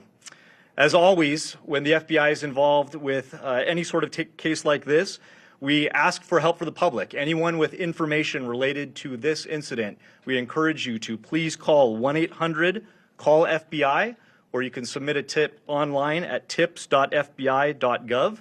We've already received thousands of tips related to this incident. The challenge that we face moving forward is to separate those that are pertinent and relevant and those that can be verified for those from those that have not. For example, one of the tips that we received just today relates to people saying stop snitching. No, dude, snitch on this one. I want to know. I want to know what happened. This is not like a Luigi case. I want to know what happened. There's a mystery, okay? I want to know. Do you not want to know? Notice how they're not offering rewards since McDonald's did not get paid? No, the reason why they're not offering rewards is because no CEO died in the process.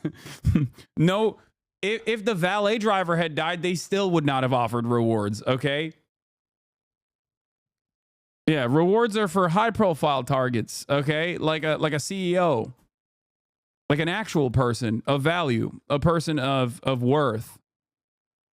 We, on the other hand, are worthless. Information alluding to this subject's personal experiences related to his time and activity in the military. Again, that's unverified and uncorroborated, but one of many tips and leads that we will be following. Yeah, also with Luigi Mangione, we immediately knew what was up. I am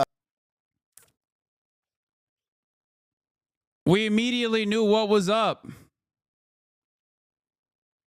I like that this person said, yeah, you think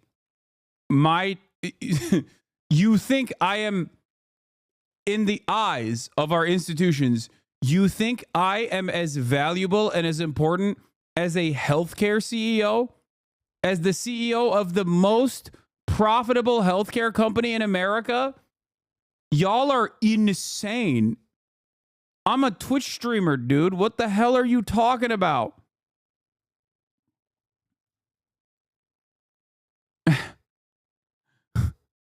Take off your horse blinders, dude.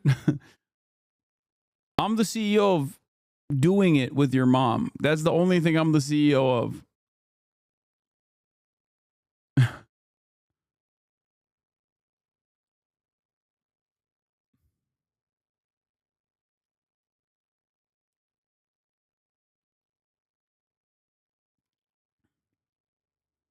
Yeah, but you're my favorite Twitch streamer. Aw, thank you.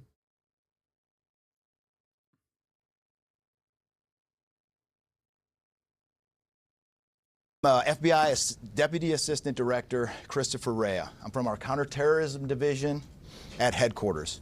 I'm also joined by Assistant Special Agent. Okay, now we're back to the Nola one. Nola, New Orleans officials update deadly truck attack investigation. Alethea Duncan from our New Orleans office, who you heard from yesterday.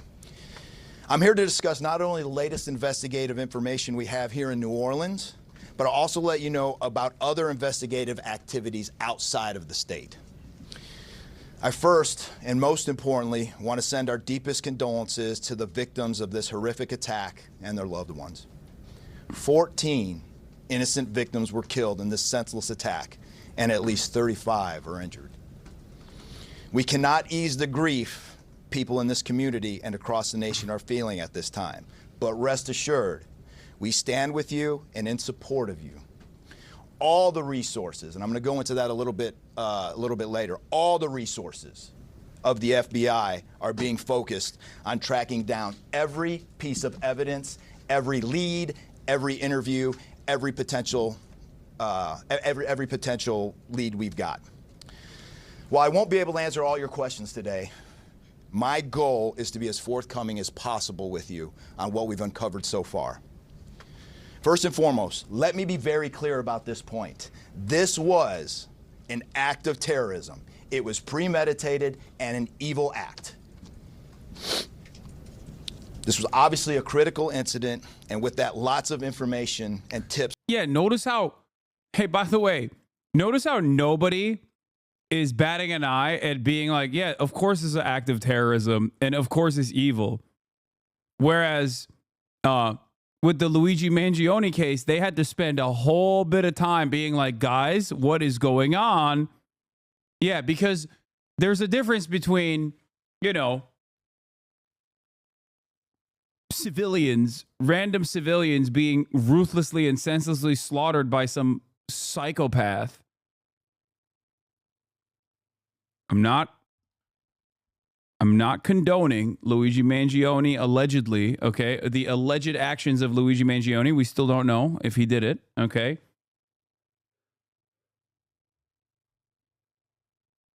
But, you know, seems like there's a difference there.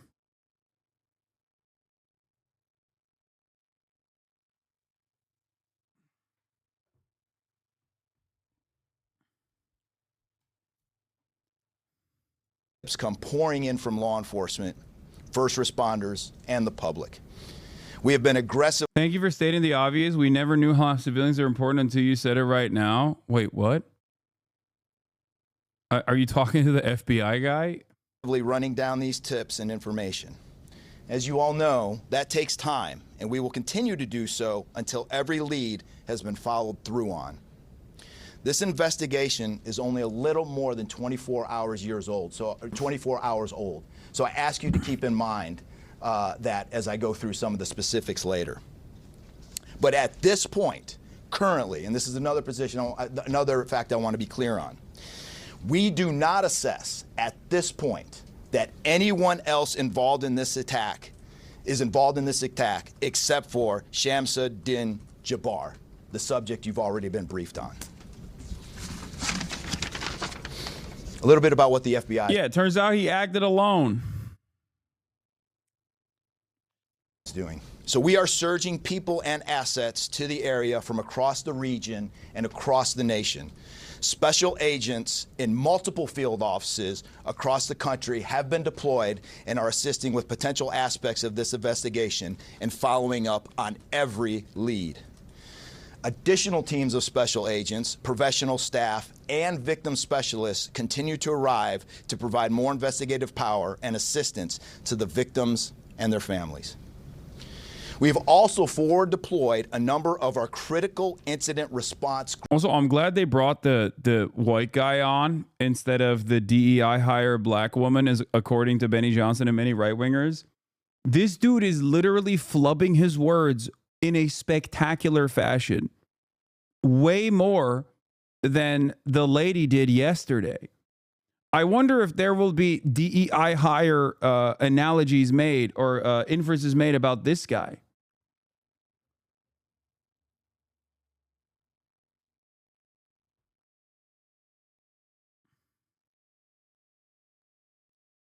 I'm just saying. Group assets, including members of our hostage rescue team, special agent bomb technicians, and crisis management coordinators. In addition, we have deployed more evidence response technicians to continue to process the various scenes that we have.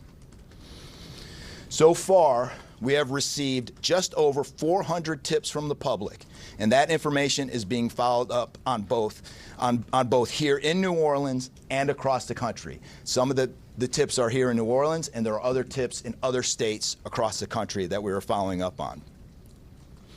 The FBI team and our law enforcement partners here are also reviewing hundreds of hours of surveillance and other video from both the French Quarter and other locations. As for a timeline, at this point, investigators believe Jabbar picked up the rented F-150 in Houston, Texas on December 30th. He then drove from Houston to New Orleans on the evening of the 31st, and he posted several videos to an online platform proclaiming his support for ISIS. There were 5 videos posted on Jabbar's Facebook account, which are time-stamped beginning at 1:29 a.m. and the last at 3:02 a.m. Dude, the last second I'm ISIS now take from this dude is also crazy, especially because I want to see these videos so bad. CNN has access to the videos. They uncover the videos as well. And they said that he was like, oh, I first wanted to gather my entire family for a New Year's celebration and assassinate them. And then I just chose to be ISIS instead. It's like what? What does that, how does that happen?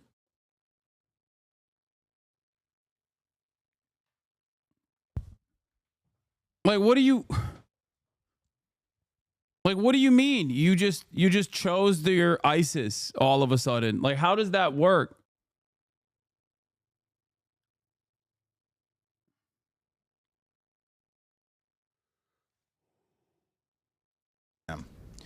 In the first video, Jabbar explains he originally planned to harm his family and friends, but was concerned the news headlines would not focus on the, quote, war between the believers and the disbelievers, end quote. Additionally, he stated he had joined ISIS before this summer. He also provided a will and testament.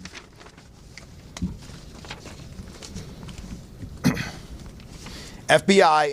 I feel like we will never get the full story on this guy like so many others. They knew so much about him and knew it immediately. Yeah. It's a super strange story. Like they didn't say he was on the radar or whatever, but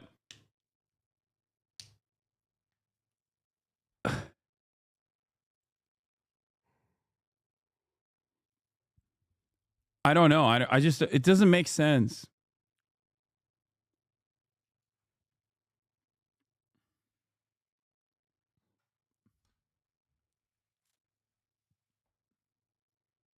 and ATF. FBI, we have a couple different scenes at the location. We have released the scene at Bourbon Street. That scene has been released.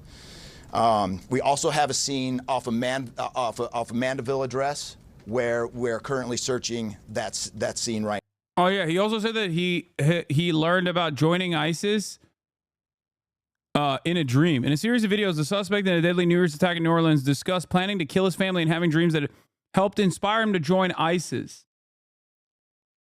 According to multiple officials briefed on the investigation, Shamsuddin Jabbar, the 42-year-old man who police suspect drove pickup truck into a crowd of revelers on Bourbon Street, killing at least 15 people. I believe the number is 14, according to the bald man. The bald FBI man said the number is 14. And injuring dozens more, made the chilling recordings while driving from his home in Texas, Louisiana, authorities believe. Jabbar, a U.S. citizen and Army veteran who served in Afghanistan, made reference in the videos to his divorce and how he had at first planned to gather his family for a celebration with the intention of killing them, to officials who had been briefed on the recording said. But Jabbar said in the videos that he changed his plans and joined ISIS, and referenced several dreams that he had about why he should be joining the terrorist group, according to the officials.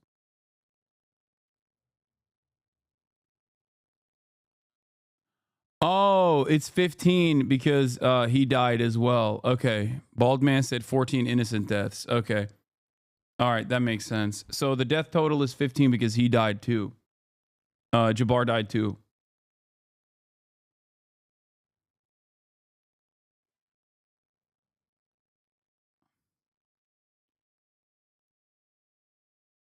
He was an information agent in the Army? No, I think he was... No, dude, he was IT. He did HR and IT work.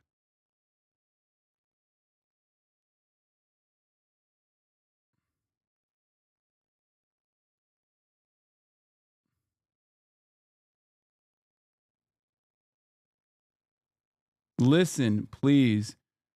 Shamsuddin. What? Shamsuddin. Okay. What? Did I say it wrong? Yeah, he went from HR and IT to becoming a property manager, I think. So, longtime Muslim, according to his bro, arrested for alcohol in 2020. No, he's...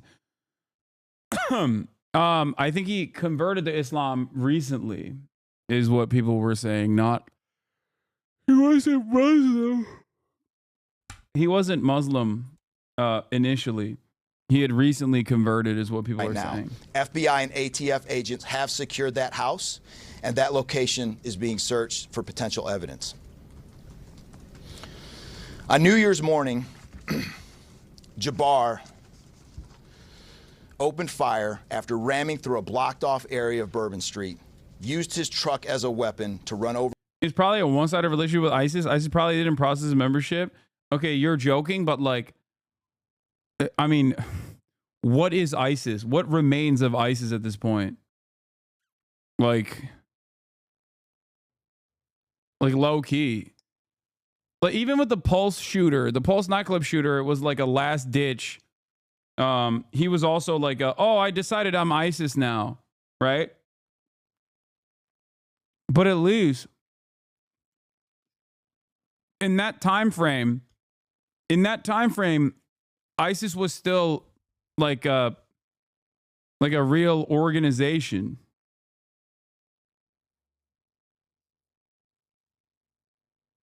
Didn't the Pulse nightclub shooter say he's ISIS too?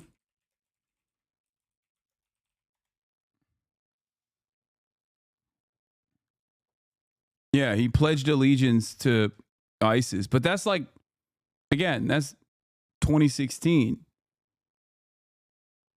That's when at least there was like, that is when there was at least like something to point to as far as like ISIS existence.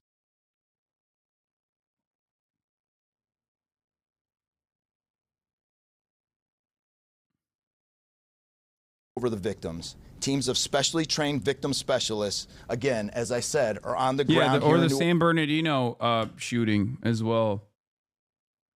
Like, what is ISIS now? What the hell? New Orleans, assisting survivors of the attacked and loved ones of the deceased. We do not believe the public is in any danger around any of these locations. 3 phones linked to Jabbar have been recovered, and digital media exploitation is a priority to see what is on the devices and determine if there are any other potential leads. Additionally, we have recovered 2 laptops and are currently reviewing them for any potential leads. Those laptops were recovered at the Mandeville address. Cheddar, is this guy your uncle or not? I don't understand. What the heck are you saying? Like, what is happening? Where's that chatter? I lost him. We have Muslim family, so I think he was on and off. Check log. Yes. Listen, please. Wait, what? Very normal. That's my unk, bro. Do you have any questions? Been declining all news people reaching out to me, but I talked to you. Wait, what?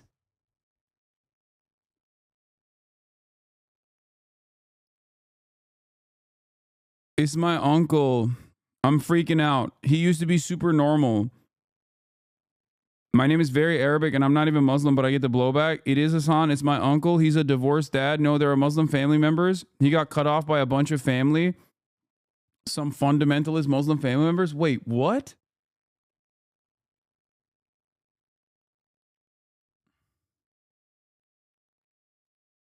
Okay, yeah, I mean, do you want to be on the stream? But I do need to. This is unverifiable. Do not boost this person. Yeah, I mean, I would need you to send some info to at least the mods to verify that it's your uncle. How do you verify this? What do you mean? You can just if you can very easily verify it with like a photo or something.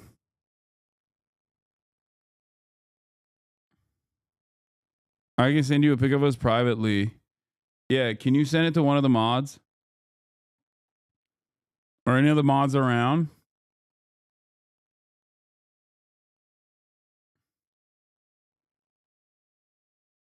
That's crazy.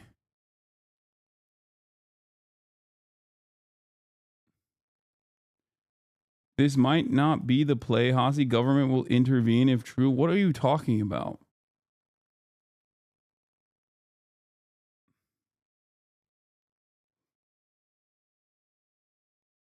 Like we'll verify and then what are you saying?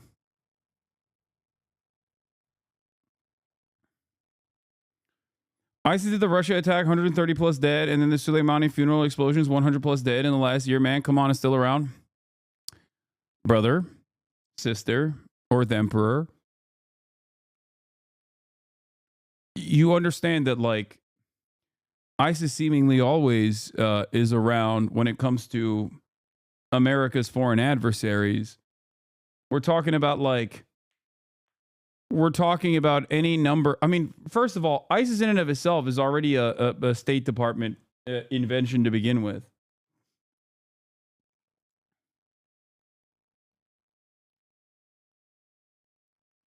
But having said that, at least during its peak, there were lone.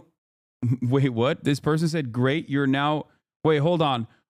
This is really funny. This person literally said, "Great, now you're platforming terrorist nephews. Ethan's gonna have a field day." Okay, dude, that's insane.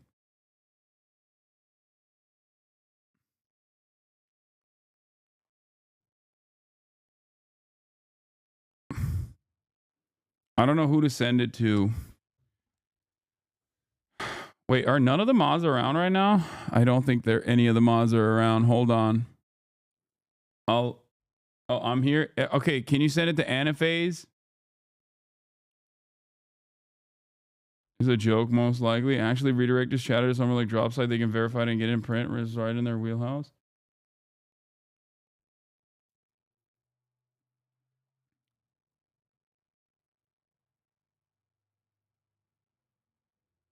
Okay, reach out to Anaphase, bruh, babe.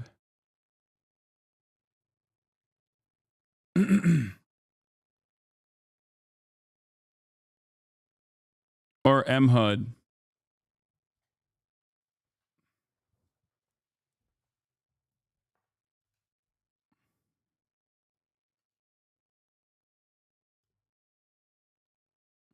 Guys, this is not your opportunity to demand to be modded, okay?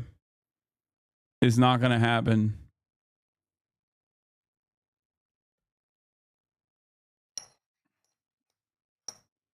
What are the chances is real? Fairly high. But we'll verify first.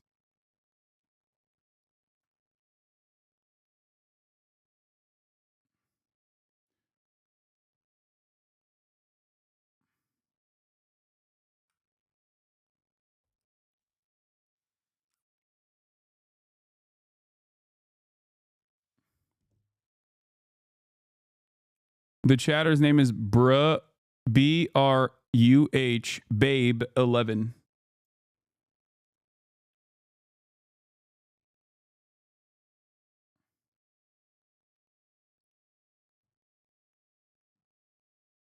Okay.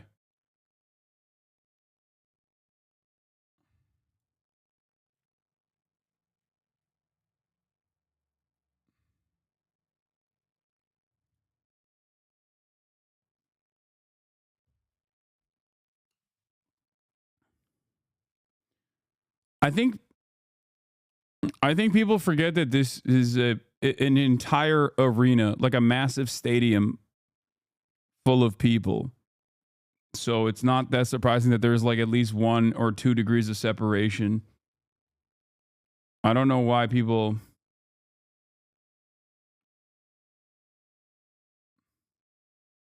I don't know how people are confused when stuff like this happens.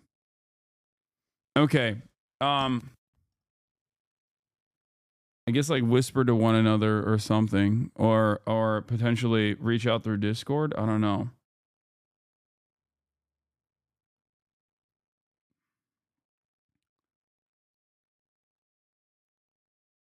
And then I'll have you on once they verify.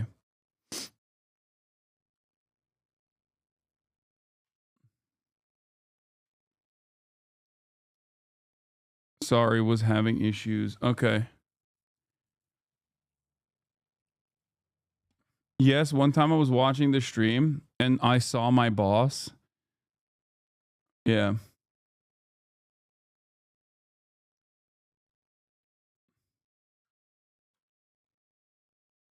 It's because you don't have a stadium reverb on your mic? Fair. Okay. I got you. A block whispers from strangers by sending a whisper to Anaphase. You will allow them to whisper you for 48 hours. You can disable their access again in whisper settings. Message.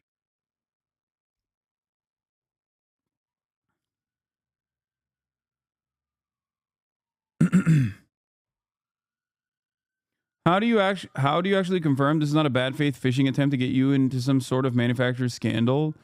I mean, it would have to be an unimaginably sophisticated campaign to be able to do such a thing. And also, why would it get me in trouble? We're literally verifying.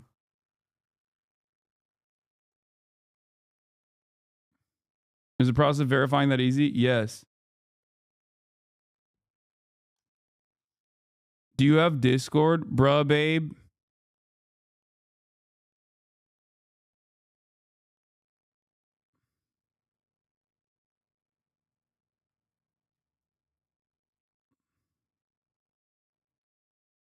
Anyway.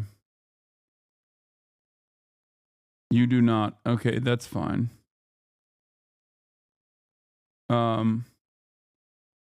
Wait, so you still can't use the Whispers product? I'm confused. All right, let's continue. While Evidence technicians will also be going over the F-150 truck Jabbar was driving. As you know, we recovered an ISIS flag from the back of the vehicle. Jabbar declared his support for the terrorist group on social media, as I stated before, as he made his way to New Orleans. FBI bomb technicians also recovered 2 IEDs in coolers, one from the cross-section of Bourbon and... Okay, yeah, email me.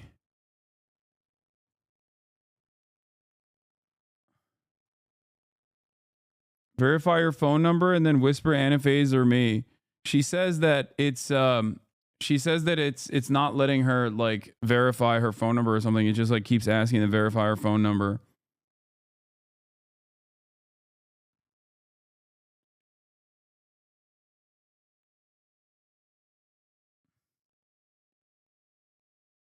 If the chatter follows a mod's channel, then the mod can whisper them.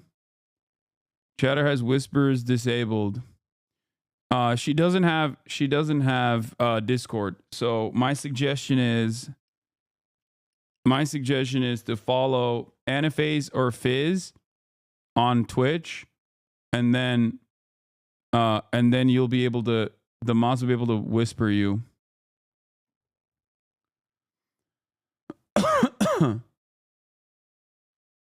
Orleans Street, and the second at an intersection approximately 2 blocks away. There were multiple reports of other devices. Those reports turned out to be misinformation or not actual functioning devices. Those are the only 2 devices that we've been able to recover that were functional. Both devices were rendered safe on scene. We did obtain surveillance footage showing Jabbar placing the devices where they were found. 2 other, as I said before, 2 other items of interest were determined not to be IEDs. A little bit about Jabbar. Yeah, this is something that I did also call out yesterday before more information came out.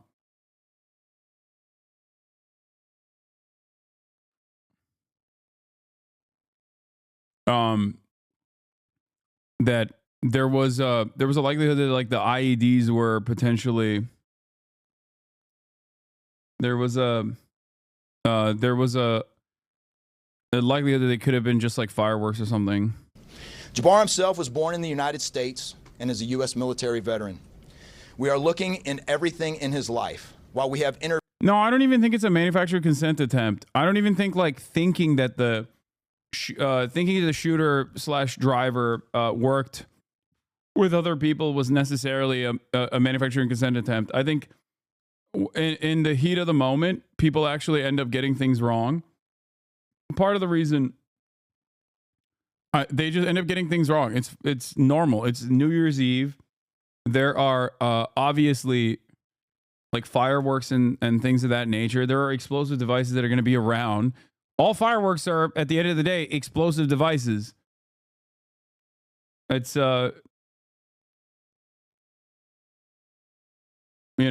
it's not. I don't think that they were trying to create this like cynical, sophisticated, manufacturing consent campaign.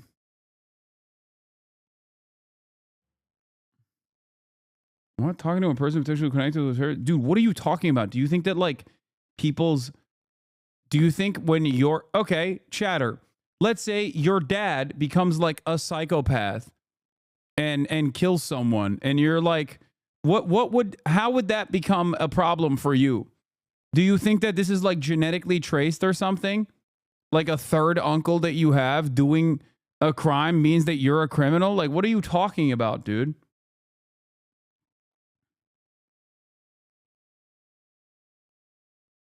Is one of the most you're not in any way, shape, or form connected to this at all. You're just offering background information. You're offering background information in regards to the suspect. Interviewed many people who know Jabbar. We still need to talk to others. Yeah, like mainstream media interviewed every single one of Luigi Mangione's like loved ones. And you're over here being like, well, I don't understand. Like,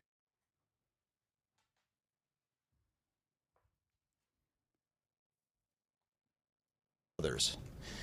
Whether you know Jabbar personally, worked with him, served in the military, or saw him in New Orleans or Texas, we need to talk to you. You may not think you have relevant information, but what you know could tie in to one of our investigative leads. Specifically, we want to talk to anyone who was in the French Quarter on New Year's Eve or early on New Year's Day. That includes people spotted near one of the 2 IEDs on Bourbon Street. The IED was inside a cooler, and many people stopped and looked at the cooler and then continued on their way. Let's be clear, again, we do not believe at this point these people are involved in this incident in any way. We want to speak to them as witnesses and want to know what they saw and when. By the way, that is also going to be a problem for them, especially after we saw the images of like random people getting arrested at their houses with the full might of the American military, basically. All of a sudden, it rings hollow when you say, oh, we won't do anything, we promise. Can you give us some information? When clearly they did treat a lot of people. They treated a lot of people like they were straight up involved. I went down to the crime scene last night. It is very hard to put into words what it looked like and how difficult it was to see. Anyone with information can call us at 1-800-CALL-FBI or send digital tips to fbi.gov/Bourbon Street attack. Early this morning, evidence response teams finished their work at the crime scene. Bourbon Street has been turned over to the city of New Orleans. As you know, there's also an FBI investigation in Las Vegas. We are following up on all potential leads and not ruling everything out. However, at this point, there is no defense. All right, I believe it. All right, bruh, babe. I'll have you on as on guest star. I'm gonna call you in on guest star right now. Show us? No, I'm not gonna show you. That's crazy.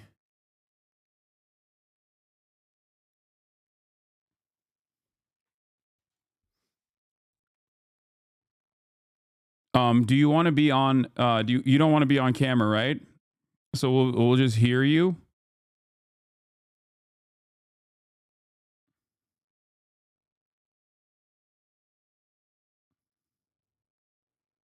I can't even see her in the chat because the chat is going crazy spamming.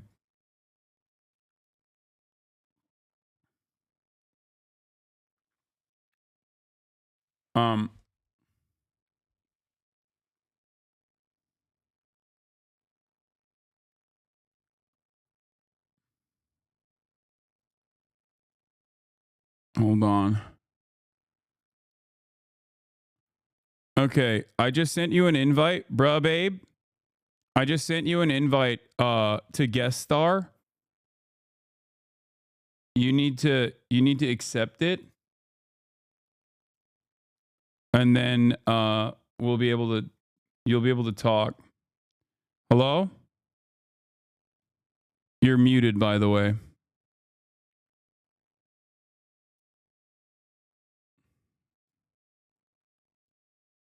Can you hear me?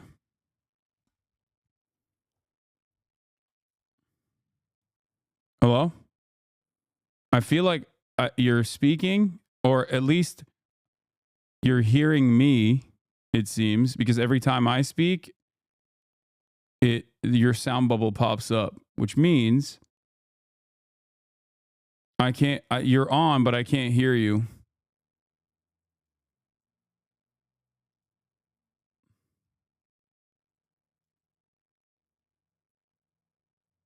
Can you guys can't hear her either, right? Maybe their device doesn't have a mic. No, every device has a mic. What are you talking about? Okay.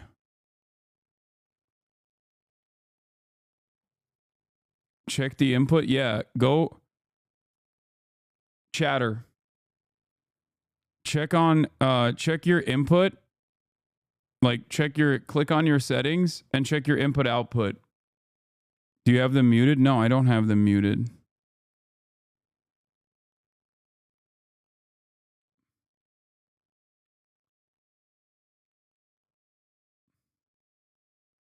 The mic icon, not the speaker icon? What do you mean? My mic is off. But even when I speak, wait, what? Even when my mic is off, when I speak, it sounds like she's speaking. What? That's weird. That doesn't make any sense.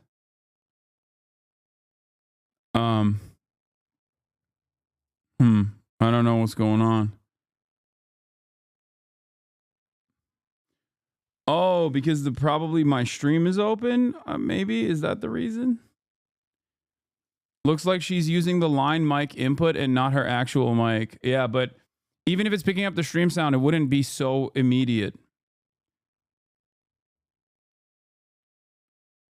So there would be a delay. I think you have to maybe click on the microphone on the top here, like on the top left corner of your screen, and see if you give it permission. Like you're allowing Twitch to use. Or I'm gonna hang up and I'm gonna call you again. But tell me if you are using using a phone or a desktop. She's using her onboard sound as input on her microphone.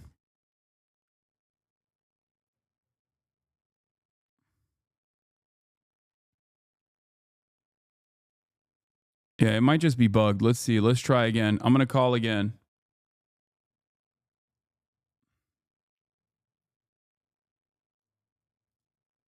I'm on my laptop. Okay, I'm calling again.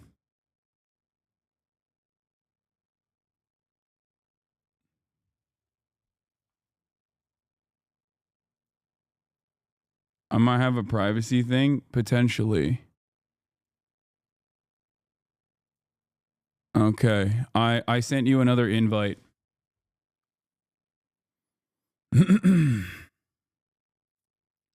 Okay, can you hear me? Okay, you were muted and then you unmuted, but I still can't hear you. Oh, wait, I can hear you now. Hold on, I heard you for a second. Mute something. Sorry, I hear everything. Okay, you're low though, but I can hear you. Hello? Yeah, I can hear you. Can you hear me? Hello, hello, hello. Now There's a super long delay. No, because you're probably hearing me from stream. You're not hearing me from. Here's the problem. You're hearing me from the stream. You're not hearing me from the actual. You're not hearing me from the actual, like, guest star feature. So you fixed your microphone, but I think you need to change your audio as well. Then I'll listen to the call. No. Here's what we're gonna do. You just need to. You need to also change your input on your. You need to change your input on your what do you call it? On your audio as well. And then mute the stream.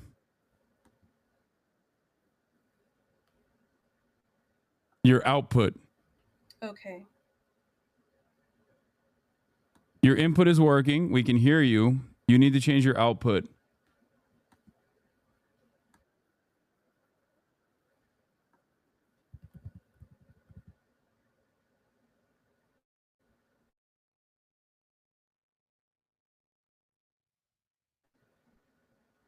And then you'll be able to hear me in real time. Can you hear me? I'm going to keep talking to see if you can hear me eventually while you're changing your input and changing your output. Yes, I can still hear you. I'm trying to find the settings on my laptop. But you can't hear me in real time now. No. It's not Actually, I'm necessarily still listening to the stream. You okay. have And it's a also mute not thing on the call. I don't know how to unmute you. okay. I'm thinking like, I mean, I guess you could download Discord as well. And then that would be much easier to do. If you could download in like I just unmuted. oh wait, you did? Okay, perfect. Can you hear me There you now? are. Oh my gosh. Yeah, I can hear you. Okay, perfect. There it is. All right. So we have Bruh Babe here. What do you want me to call you?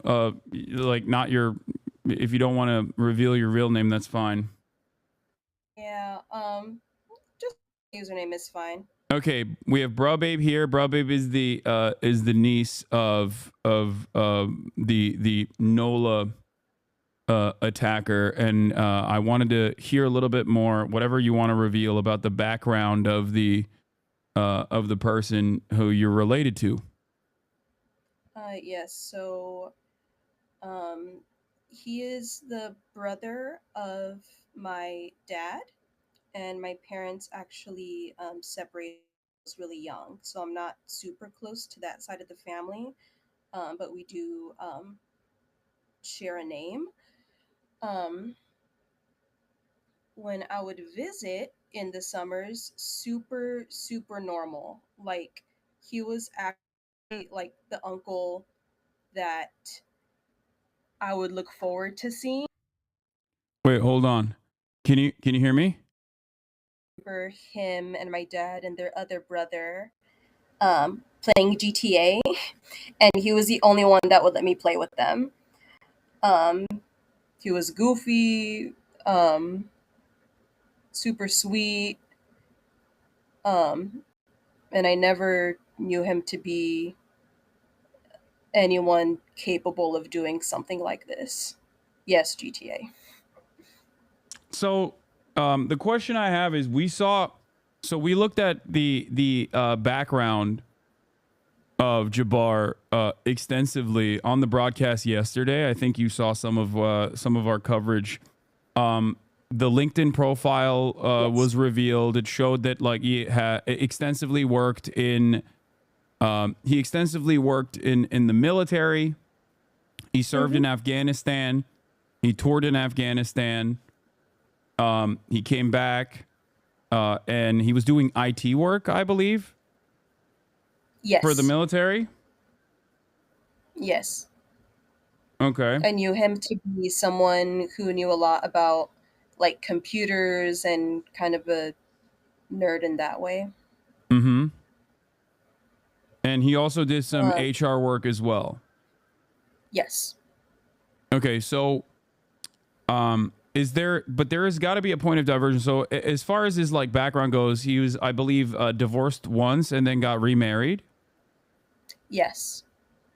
Okay, so he was divorced once and he got remarried. Does he have kids? Yes.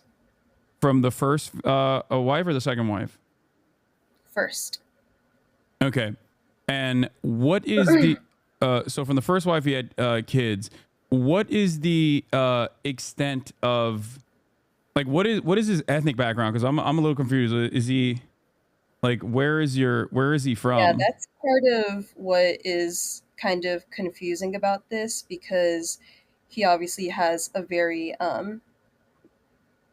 ethnic name. Shamsuddin is what we would call him, and I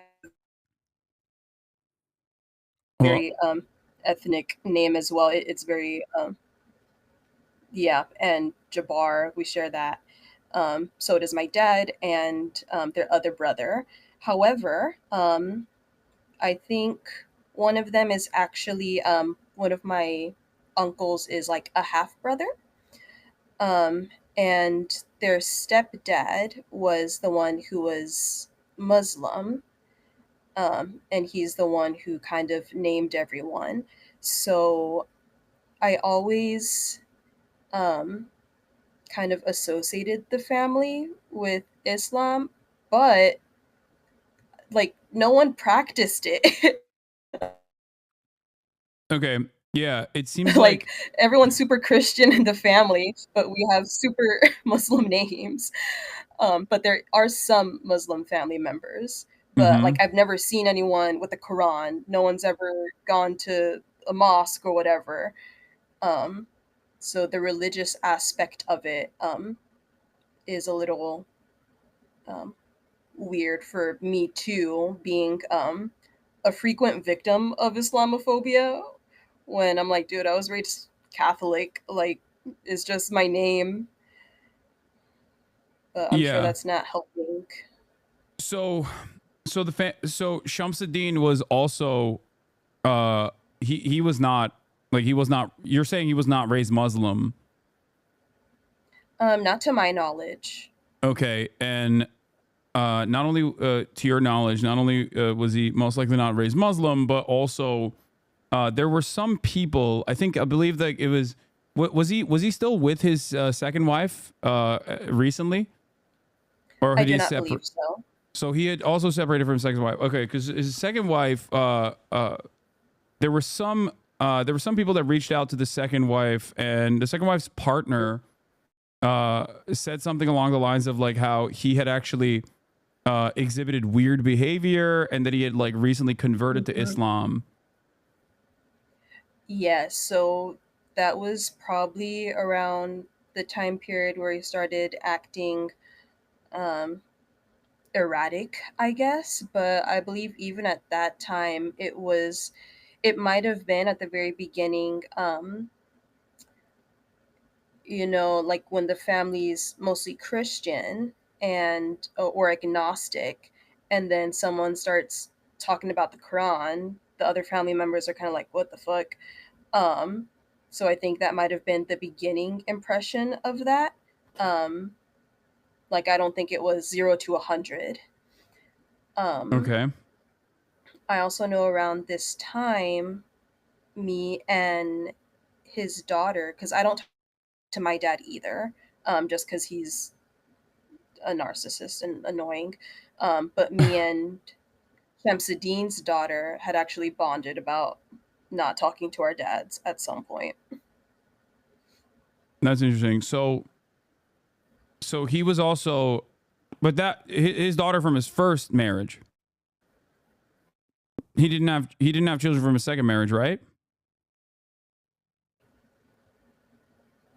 Hello? Not that I know of. Okay. Sorry, it was buffering. Not that I know of. Okay, so you're talking to your cousin, Shamsuddin's daughter from his first marriage, and she's telling you that her father has started acting differently, acting strange, and this happened. Do you have an exact timeline, if you don't mind me This was asking? probably honestly around 2020, I believe. Oh, so he started behaving differently in 2020. Was there like a pivotal moment in his life in this time frame? Is this after the first, like, was he married to a second wife at that point? I believe it was after the second wife had separated. Oh, okay. I think your analysis of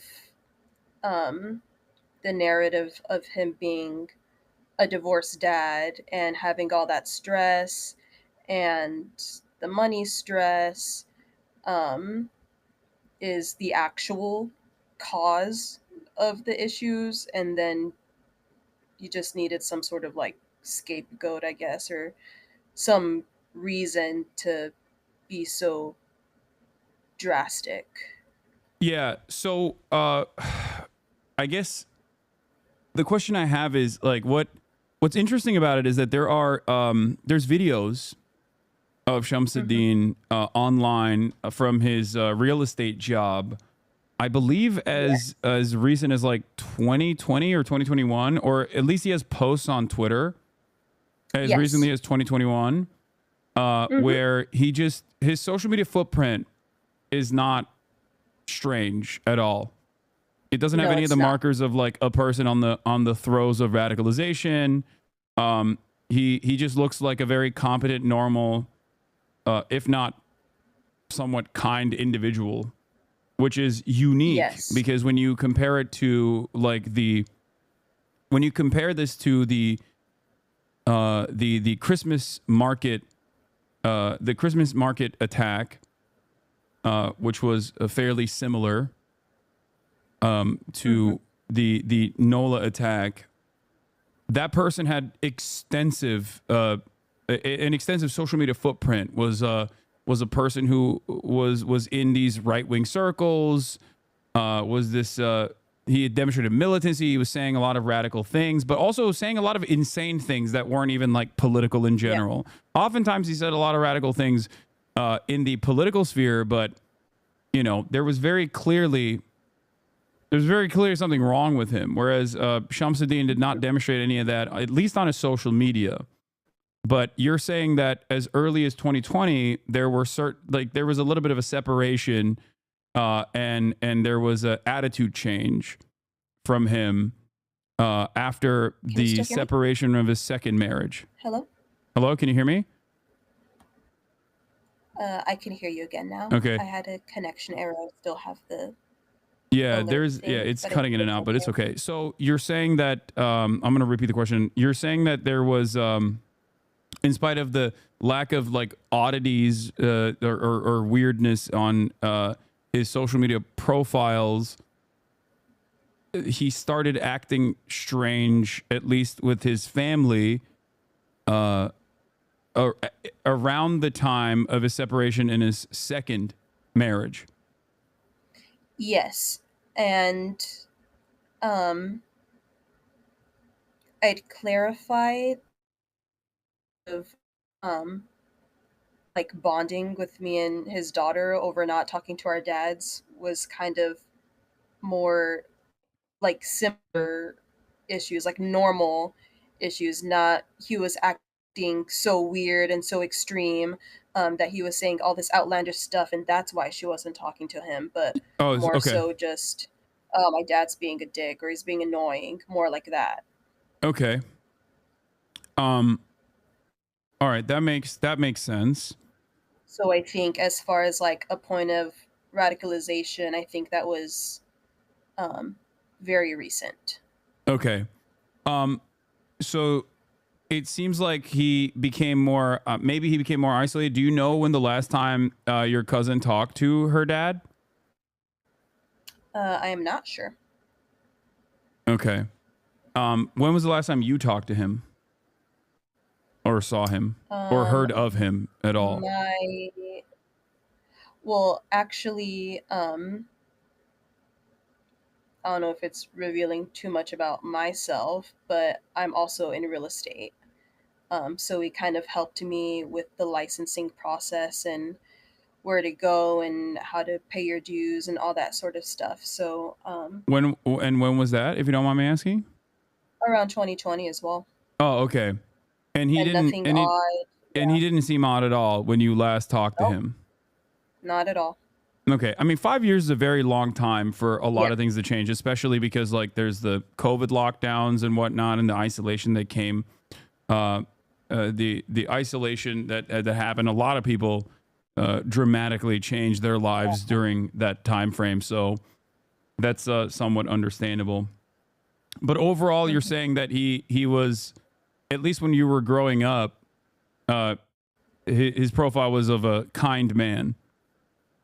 Very, very much so. With no indications that he might have, I mean, you're not a healthcare specialist, obviously, so this is not a professional estimation, but no indications like he wasn't, did he ever talk about like having PTSD or anything like that? Never. I think the Afghanistan tour has been brought up a few times, but I don't believe he was like combat. And I think even after, because it was when he came back from that and some time had passed that he got into the real estate and property management stuff. Did he ever talk about his experience at Fort Bragg at all, or no? No. Okay. Not to me, at least. I hope. I mean, how's your family doing? I know this is a weird question to ask, but you know, this is. I'm doing okay. I obviously had to speak with the FBI earlier. Um, but like I said, my parents separated when I was young, so I'm not super close with that side of the family, but I am close with my grandma, who's his mom, Mm-hmm. and his daughters. So it's more my personal pain right now is knowing that they're going through that and they might never, well, they can't even rest, right? Because it's 24/7 news. There's no like getting away from it and processing it on your own. Um, just knowing that they're going through that. And then I also have, as I'm on a live Twitch chat, like security concerns as far as possible like Islamophobic blowback, especially when I don't believe that that was the main component of this attack. Yeah. Some of the reports on this, some of the reports on this from CNN, which I'm sure you've probably seen, has shown that he had recorded himself and he had posted on his Facebook. I don't know if you saw those Facebook posts or not. I don't know if you have Facebook still, but it seems that he was posting videos of himself, especially on his way to New Orleans from Texas, where he talked about. I'm sorry to bring this up, and this is a little heavy, but rounding up his family and potentially killing them, but then chose to join the Islamic State, ISIS, and he had also printed out an ISIS flag, which he hung upside down. This is like, was there like I feel like if that was something that was if that was something that was on his mind, it seems like it would be something that he would have at least like not revealed to his family, his immediate family members, but at the very least, like they would have gotten an indication that he was clearly mentally unwell to that degree. I think he was sort of Wait, you're cutting out. Can you hear me? I think there's connection issues. Can you hear me now? yes. Oh, okay. Yeah, I didn't hear anything from your answer, but you heard my question, right? Yes, that you would expect some signs. Um, as far as I know, he could have been self isolating leading up to the event. Um, I would expect my relatives that I do talk to, like my grandma, who's his mom, to tell me of. Tell you of what? Hello?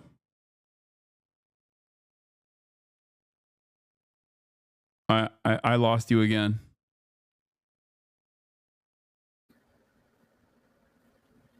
Can you hear me Because we now? weren't. Oh yeah. So hold on. Sorry, Yes. you got cut out until you said talking to his mother, your grandmother. Yes, I would have expected her to clue me in on that because I don't live with them. So he very well could have been showing signs, and I don't think he lived with her. So as he continuously self isolated, it could have gotten worse and worse.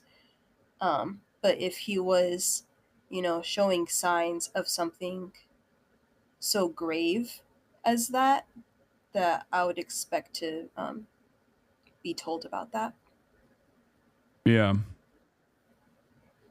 So there was some talks about his trips to Egypt and whatnot. Do you have any idea on that? I mean, or was it just for fun?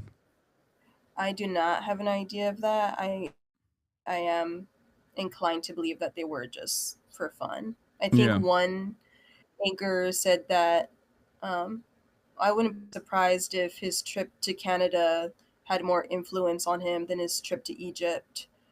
Um, Yeah. and I'm likened to believe the same. Yeah. So there was that, and then the other question was about financial troubles. At Mhm. what point did his financial troubles start, to the best of your knowledge? Um, there, it could have been shortly after the first divorce, when like child support became an issue. That's kind Mm-hmm. of a trend in the family, unfortunately. Okay. And then there's like a potential for piling on, and then the second divorce as well. And I know when he became a realtor, he was also a property manager, and he was actually reaching out to me to see if I wanted to work with him in some capacity, because he knew I was getting my real estate license. Um, so he was looking into me doing like some sort of administrative stuff and training me to like write articles for like blog posts and stuff. Um, but at that time, which is around 2020, um, I get the impression that he was sort of diving into real estate as an agent, but also as a property manager, while also trying to like have side hustles, like trying a lot of different things at once, and failures from multiple of those could have piled on. Okay. Yeah, that makes sense. Well, thank you so much, bro, babe. Is there anything else that Thank you. I haven't asked that you wanna bring forward? No, just that he was, a super normal guy. He was Yeah. a super sweet, and like none of us expected this. Yeah, it seems. I mean, even like I said, his social media profile, or like the information that we saw of him from now deleted, YouTube posts and things of that nature, did not show did not show the usual trajectory. Like, but they might have been, they might have been a couple of years in the past. So at that point, it's just I like, always had the impression of him being from my dad and his siblings. I always had the impression. wait, can you hear me? Uh, hello, hello. I lost you again.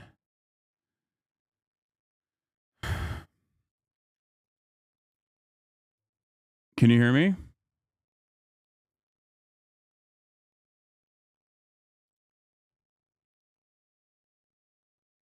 Oh, wait, you're back. Okay, I can hear you now. You said yeah, I don't what do we leave it at? Chat? um, I was saying my impression of him Yeah. was that he was always like the um, put together one, the one who kind of went for different professional endeavors, always dressed nice, always goofy, always super sweet. So yeah, it's Yeah. a little surreal. Yeah. Well, thank you so much A lot for coming on. of course. Um, I hope things look better for you. We're And trying. But thank you. all right. Bye. All right. Bye. That was Bruh Babe 11, the niece of the Nola attacker.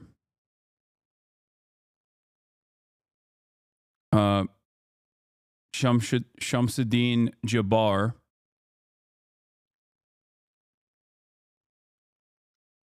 And yes, before you ask, we did verify ahead of time.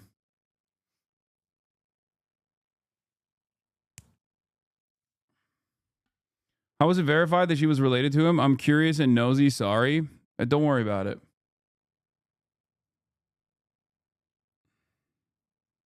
What do you mean? She sent us photos of them together. Yeah, immediately as soon as we pull out, as soon as we get out of emote only mode, people immediately get annoying. Yeah, family photos.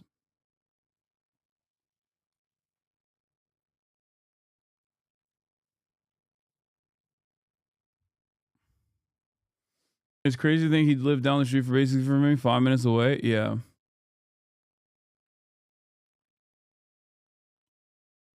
He was not a Trump supporter to my knowledge, by the way. Oh, that's a good. Thank you for that. I forgot to ask that.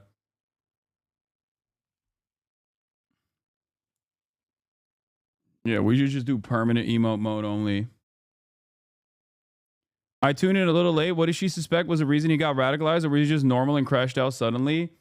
The suspicion is, again, none of us are professionals, but the suspicion is that it was the financial complications that came from the first divorce with like child payments and whatnot, and then the second separation from his second wife. The second separation from his second wife was like the seemingly trigger point that, like around 2020 when he had his second separation. That's when he started not behaving in like an erratic manner or anything. But basically, it seems like there was a point of isolation. What is this? Greenville Co., South Carolina. Situation unfolding in Greenland Co., South Carolina that closed I-85. Sources tell me it involves an 18-wheeler driver apparently pulled over and stated he has a bomb. Multiple agency incident. That is insane. This is near Whitehorse Road. Update. Exits are blocked and traffic is back for miles. Sources tell me state transport police pulled over the 18-wheeler. That's when he stated he had a bomb. Jesus Christ, dude. What is happening this year?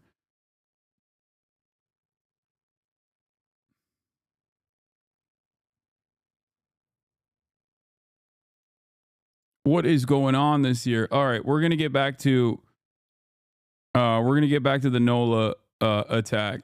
Link between the attack here in New Orleans and the one in Las Vegas. Just the and again, second I'll day, preface, dude. as I close, I'll preface everything with what I started with in the beginning, which was this is very early in an investigation like this.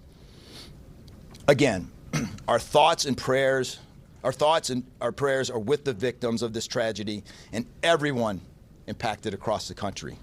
They remain at the heart of our investigation. I also, although I've only been on the ground here a short time, I also want to express a sincere appreciation for our partners here, which include the U.S. Attorney's Office, HSI, ATF, the New Orleans PD, the Louisiana State Police, the Governor's Office, and countless others. And on our breaking news out of New Orleans now, the FBI says it believes the Army veteran from Texas who intentionally rammed a truck into a crowd on Bourbon Street acted alone. They say 3 phones and 2 laptops linked to the driver have been found, and that FBI bomb technicians recovered 2 improvised explosive devices in the Bourbon Street area. And this is coming as we're getting some new surveillance video of the attack. It shows a harrowing moment here. Just before you see there are people barely getting out of the way of the truck. It's unbelievable, and so thankful that they were able to get out of the way as that truck sped through the French Quarter. CNN anchor Anderson Cooper is live on the scene in New Orleans. Anderson, what more details are you learning at this hour? Yeah, well, we have CNN has exclusively obtained actually video of the terror attacker. This I want to show you. This is taken from a doorbell cam on a street where the attacker, you see there off to the right with the vehicle that he used in the attack. That is him arriving at and entering an Airbnb that he had rented about 2 miles from the Bourbon Street location where he, according to law enforcement, conducted this terror attack. That is the vehicle that we know he was rented in Houston. He rented it on December 30th. The FBI said today at a press conference they had several hours ago. He then drove it New Year's Eve, and while driving made about 5 videos in which he spoke to camera, according to the FBI. They recounted a little bit about what he said.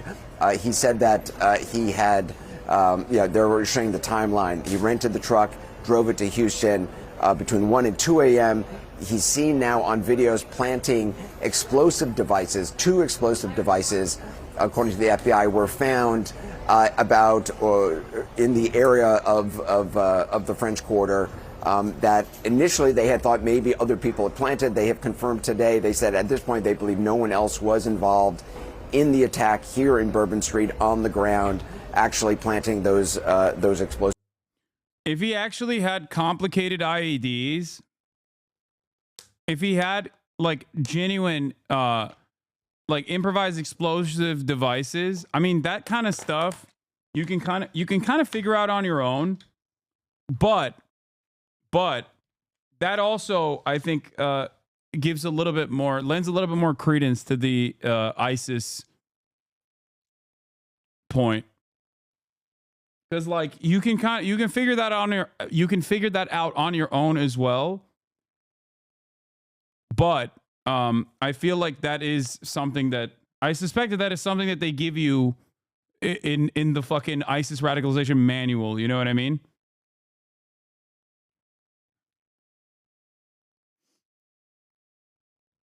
I don't think there is a potential link between the 2 attacks, even though it is weird as fuck.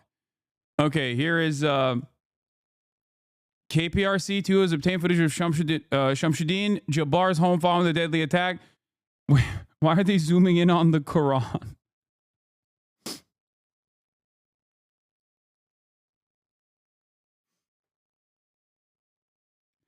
His home in Northwest Harris County features a book collection which includes texts like the Quran and Bible and works on Islamic finance. We're still living in fucking a Homeland episode, chat.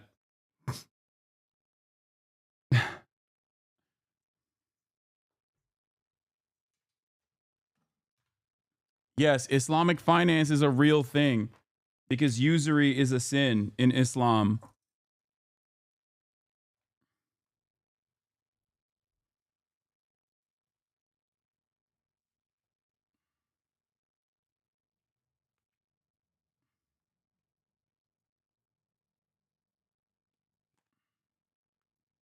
I believe technically usury is a sin even in Christianity too, but I feel like nobody really cares about that. Also, there's zakat too. Yeah, the office style zoom here is doing a lot of work.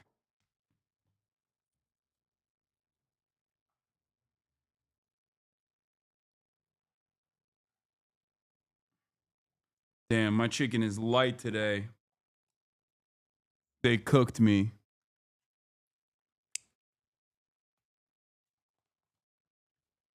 Only 13 ounces, 13.5 ounces today. That's crazy. That's crazy. Normally it's supposed to be, yeah, that's a big L I'm taking on the protein intake for lunch.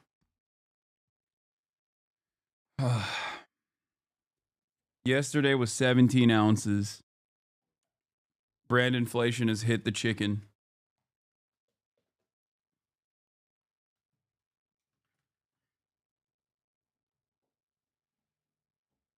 Do you weigh your chicken? Yes, I do.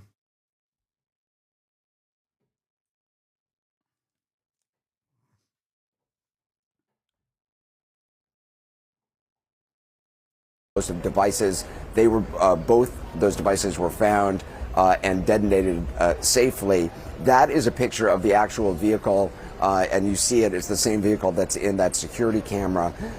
This is after the attack. What you're not seeing there is that there's actually a person on the right-hand side, lower right-hand side of the screen, which we're not showing, a person who was injured. And we are still now learning a lot more about those whose lives were lost, about the people who were wounded. 14 people now confirmed dead, as many as 35 sustained injuries. A number of them are still in the hospital. I want to play some of, let you hear from the FBI agent in charge of this operation, some of what they have found from the phones and laptops that they have obtained. Hundreds of interviews that we've conducted so far, the social media review that we've done of his accounts, by my count now, the 5 devices we have, the 3 cell phones and the 2 laptops, been able to initially triage or go through that, and there is just nothing to indicate through call records, through anything on those devices, through interviews, through anything in our systems that he was aided in this attack by anybody. And again, I have to caveat, like the governor said, this is 24 hours into it, and that could change. So that was the press conference the FBI gave about 2 hours ago or so. They are still eager for any information that anybody has out there about this person. They are trying to build a timeline of the radicalization of this person, the disintegration of this person. According to family members, he had started to be erratic. And according to the FBI, Brianna, he had pledged allegiance or joined to, if one can actually join in some physical way, ISIS, or at least pledged allegiance earlier before the summer. And Anderson, what a different scene behind you now. I'm just struck by that. There are so many people. There's just the din of the French Quarter with the reopening. Yeah, it's interesting. About an hour ago, an hour and a half ago, a first-line band came down the street with city officials playing music. We ran out and watched it. It was actually a very moving scene, this extraordinary band playing music. The officials in the city wanted first to open Bourbon Street to religious leaders. So they've also had a lot of preachers here doing prayer circles. We've seen saying prayers and also music, which obviously is such a key part of New Orleans. Then they closed the street down a little bit. It's all cleaned up. And now they've opened it to the public. And as you see, it's not obviously incredibly crowded, but there are dozens and dozens of people wandering, walking up and down, just wanting to come here. Businesses have opened, bars have opened. There's some music playing in a couple of bars down the street. The frozen drinks that are like purple and pink, they are in the slushy machines going around. So it is very important for city officials. I talked to the superintendent of police just a short time ago. We ran into her on the street to get this street back up and running, not from a business standpoint so much as just a statement about this city and the spirit of this city and the desire to have the city not be, on bended knee. This city has gone through so much with Katrina. I was here, it's crazy, Brianna, I was here almost 20 years ago when Bourbon Street first reopened after Hurricane Katrina. I remember it. City officials walked down the street, making it the official opening of it. And I remember the first bar that opened. So it's very strange to be back here 19 years later and see Bourbon Street once again reopening after a tragedy. Yeah, wanting to come back from a tragedy. And we heard that from people at the Superdome as they're getting ready for the Sugar Bowl. They don't want to let terrorism win here. They're dedicated to showing up for the game as well. Anderson, thank you so much for sharing that with us. We do appreciate it. Live there in the French Quarter. Give me a call. I'm glad to help anytime, and I'm looking forward to talking to you. Once drumming up business as an estate agent, now suspected of driving terror through New Orleans with an Islamic State flag on his truck. Shot dead at the scene, 42-year-old Shamsuddin Jabbar is the focus of a massive FBI investigation. A US citizen born and raised in Texas, Jabbar served in the army from 2007, working in HR and IT and deploying to Afghanistan. He became a reservist in 2015 and that same year went to university, complaining in an interview about the challenges of life as a veteran. Discharged from reserve service in 2020, Jabbar presented himself as an estate agent and also worked for the global consultancy Deloitte. He showed an interest in weapons, selling them online and writing in a social media post from 2021, "It's a shoot the guns type of morning." Jabbar had at least 3 prior arrests, all misdemeanors, including theft. He'd also married twice, divorcing in 2012 and 2022, and is thought to have 3 children. Then, in the early hours of New Year's Day, he drove this white rental truck into crowds of pedestrians.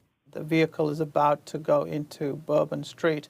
A security expert points out how Jabbar steered the vehicle around a police car. Clearly, he probably had done some reconnaissance beforehand. He says planting an Islamic State flag on the truck was the attacker's way of pledging allegiance to the group. Well, it's an important reminder for all of us that ISIS hasn't disappeared, it hasn't dissipated. It may not necessarily control swathes of territory in Iraq and Syria like it used to, but it still infects the minds of young, impressionable people around the world. Turning a vehicle into a weapon is a tactic seen before in attack. Bro was 42. What do you mean, young, impressionable mind?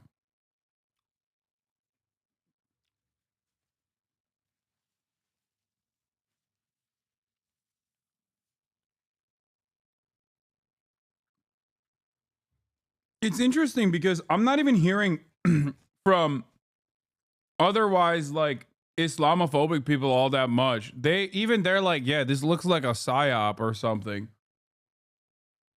Like even there are a couple Islamophobic people that have come in here and been like, this is how Muslims are. That's why we have to deport them all or whatever. Mostly European style right wingers. But like,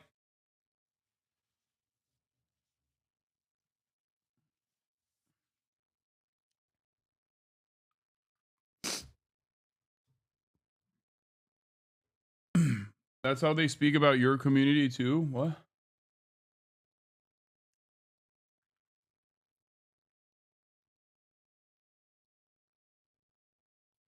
Linked to Islamic State, such as in London in 2017, as well as in the French city of Nice a year earlier.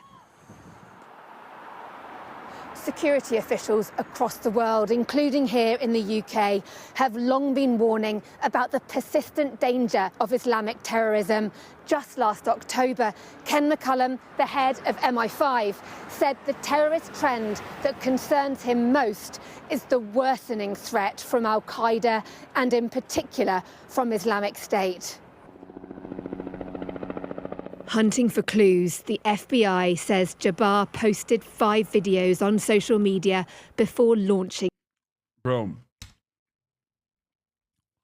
the country that they're reporting this from literally had pogroms after the Labor government took power. There was literally a pogrom that took place. Like, what do you mean?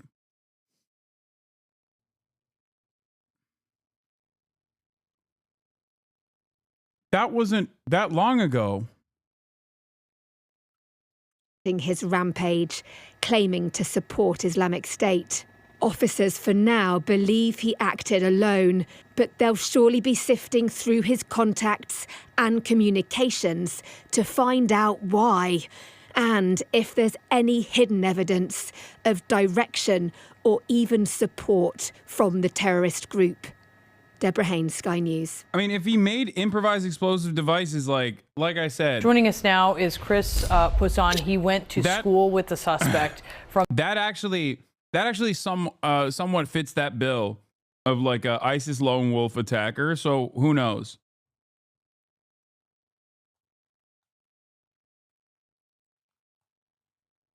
The New Orleans attack. Chris, thank you for being with us. Just tell us a little bit about your experience with Shamsuddin.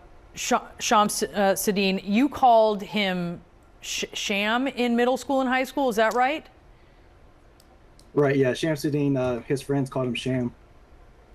Okay, so you went to middle school and high school with him. When he went off to the Army, you went off to the Air Force, and I know you kind of lost touch, but then you'd gotten back in touch a few years ago on social media. Tell us first what he was like in middle school and high school. Back then, he was really reserved. He kept to himself. He didn't say too much.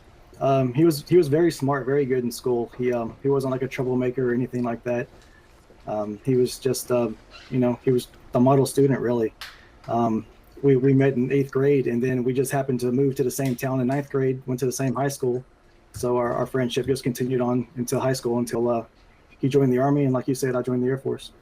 So when you touched base with him a few years back on social media, I think it was 5 or so years ago, and got back in touch with him, what were those exchanges like, and had he changed? Well, yeah, we had lost touch because whenever we graduated, social media wasn't a thing yet. So whenever Facebook came along, we reconnected. And then we kept in touch for several years, actually, through Facebook, just messaging back and forth, just checking on one another. And then up until the last, few times I had spoke with him, he had become really, enthralled in his faith. And pretty much every conversation we had or post that he was making at that time, in some way, shape, or form, it all, resorted back to his Muslim faith. Okay, so he talked a lot about Islam. Did you get the sense he was radicalized? Or I understand you are... Okay, I don't know if that makes sense, because since we just interviewed an immediate family member, and she said that, first of all, this man says his faith. The dude wasn't even Muslim. Okay? And there isn't even any media reporting that says that he was Muslim from the start. All the media reporting on the matter says he converted to Islam recently. But maybe he's talking about his recent posts. But also, even then, if he was connected to him, if he was talking to him like maybe as recently as like a couple months ago, then that's different. But if he was talking to him 4 years ago, 5 years ago, I don't think that he had converted to Islam at that point. Are a Christian, and you were talking with him about religion. Were you having, respectful exchanges? It was very respectful, and it wasn't anything like he was upset or mad at anybody. Every post and every conversation I ever had with him, he was never mad at anything. He never talked about overthrowing the government or being mad at a particular race or religion or anything like that. He was always very respectful and very positive. His message that I got from him after every conversation was that he was very positive. And it's just that when he said they recently reconnected, he meant 5 years ago.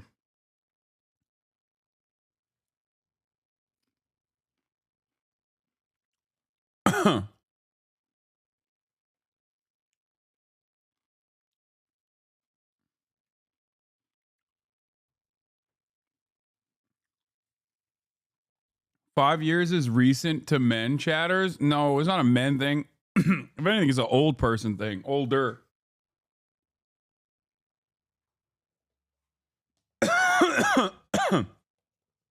I think it's wild that we're also memory holding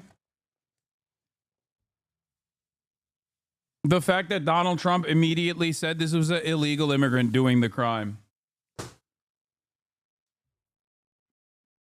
what happened yesterday just came by complete surprise. I never would have seen this coming. Yeah, you were shocked. And we've learned from our reporting that I think since about that time you would have re-engaged with him on social media. He has been suffering financial problems. He has obviously his family, his place in his family has certainly fallen apart. Did you talk to him about any of that? No, we didn't get that deep into it. Whenever we had messaged each other back and forth, it was just more so checking on one another. Because, like I said, we met in middle school back in 1996. I don't get it. So they talked about religion, but they didn't talk about like his immediate family troubles. That doesn't make any sense. Whenever we did talk, it was just, how are you doing? How are things, on your neck in your neck of the woods, and just, keeping it pretty superficial. We never got into anything really deep, with family issues or anything like that. So, what is going on? Hey, yo, my boy Hassan be finger in the corner. What is happening? Why are people talking about this?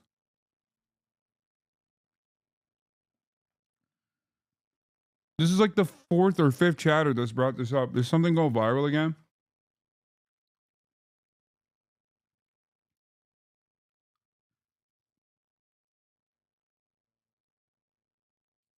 I didn't know we had any of that stuff going on, until the news report started coming out after the fact, since yesterday. So, I mean, you were shocked by this, and you also have an interesting perspective because you have a military background. You served in an anti-terrorism unit. He served during this period of time where obviously we see the threats that the U.S. was confronting after 9/11, and then seeing him then say that he is swearing allegiance to ISIS. What do you think of that? Complete disbelief, utter shock. One of our classmates actually messaged me yesterday morning and asked me if I had seen the news, because that's when they had identified Sham in the attacks, and I told him, I don't believe that. That's probably just false reporting, a mistaken Fake identity. news. And the more I looked into it, more credible reports started coming in, and it was him. And he never gave any tips or clues to me personally whenever I was speaking with him that he was on the verge of doing something like this. It's just tragic, and I never saw this coming.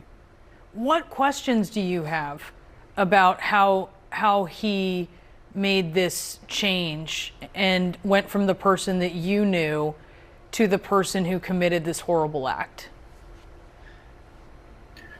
Well, the questions that I have really is just more so from the reports that you guys have been putting out there since the attacks. I've learned, which while I was on hold, that he's acted alone. I didn't know that was a thing until just recently, and I learned that he had bomb making materials or bombs inside of his vehicle. And the thing that I don't understand is if he went through if he went through all the trouble to have the bombs made, put them in his vehicle, load them up, and drive to New Orleans, why would he use his vehicle as a weapon and not even attempt to place the bombs or set them off or whatever? It's almost as if he didn't want to use them. I don't know. I'm not in his head, so I can't speak for him. It just, a lot of it just doesn't make sense to me. It's hard to wrap my head around it. Yeah, as we understand it at this point, it may have been that police confronted him before he carried out the totality of the attack that he had planned. But again, Chris, there's so much we don't know. You have questions, we have questions. The police are tracking those down. FBI is tracking those down. Chris, thanks for being with us. I can't imagine what it's like to be in your position, but we appreciate. Charles, calm down. You have no idea what it's like to be in the mindset of someone who just witnessed a dude that they know personally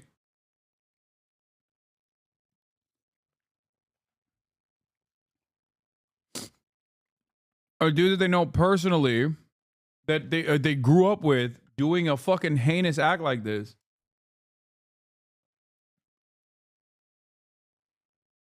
I don't know who this man is. Sorry to this man.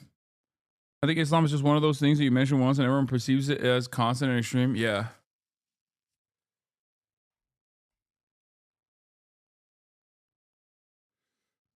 The suspect's brother speaking out about the attack, telling the New York Times, quote, "As far as I know, he was a Muslim for most of his life." Wait, what? Chatter, your dad said this?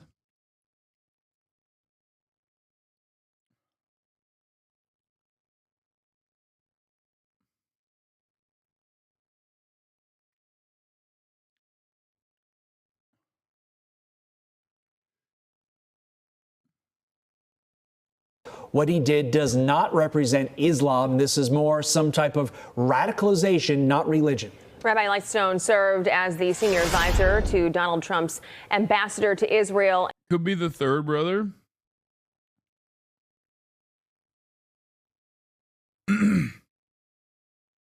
Not my dad, another uncle.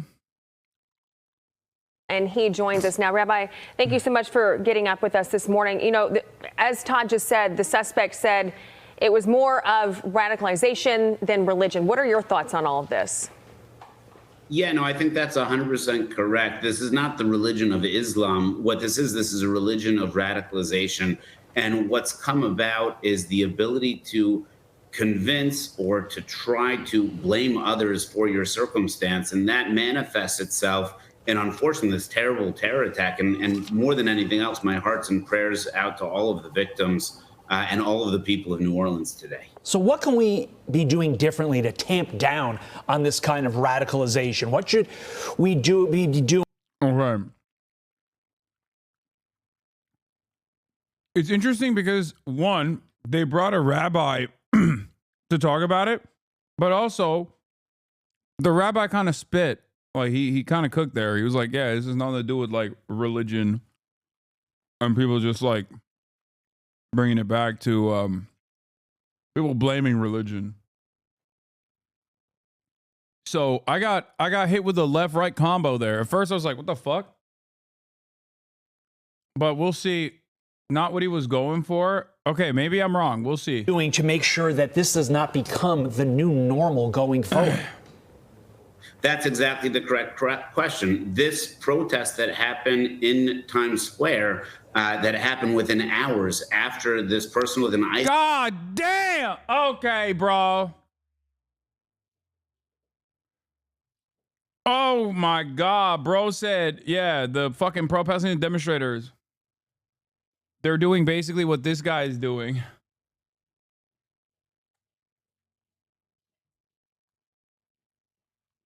ISIS flag committing a terror attack has gone on, frankly, for 16 months. After Israel was attacked on October 7th, on October 8th, on all of our campuses and all of our main cities, there were protests not against. Dude, people who are pro-Israel are so funny.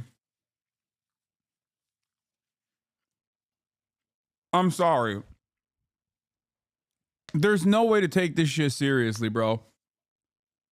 You were brought on to talk about a fucking heinous attack. Okay? And instantly you bring it back to campus protests. You are a deeply unserious person.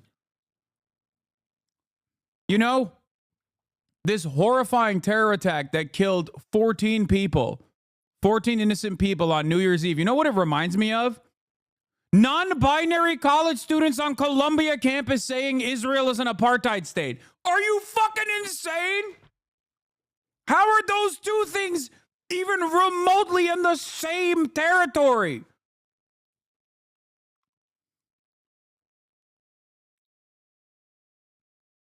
What a fucking psychotic, like, hyperfixation, dude.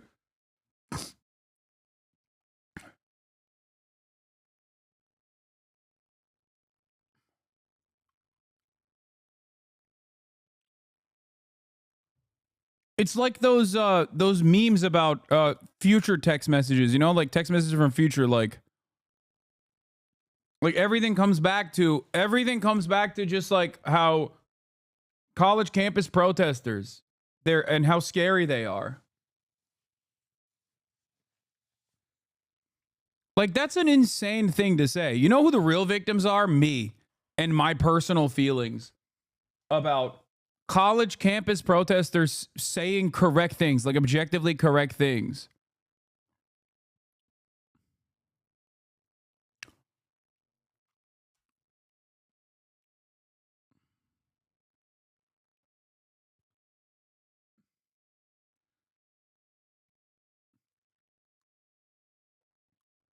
Yeah, one of the victims was a Palestinian American, Kareem Badawi.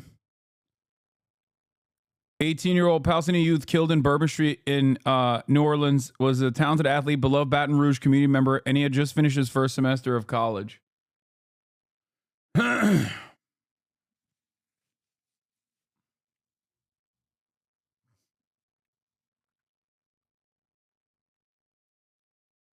against terror, but in favor of terror. And the White House just sat there and said, well, they have a point.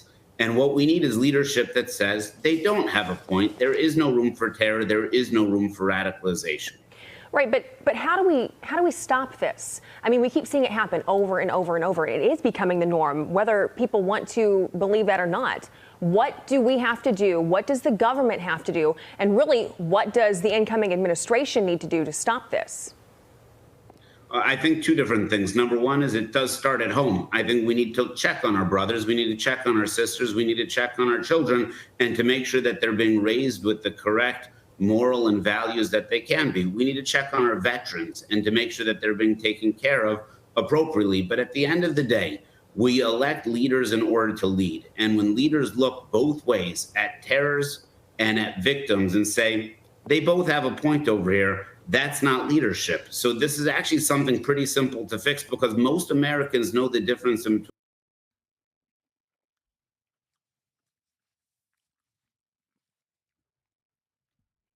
Yeah, Biden, it was crazy when Biden came out and was like, you know, the Nola attacker had a point. That is the takeaway here. Obviously, he's talking about pro-Palestinian protesters and lying and claiming that the Biden administration or Kamala Harris was even remotely empathetic to their plight. They were not.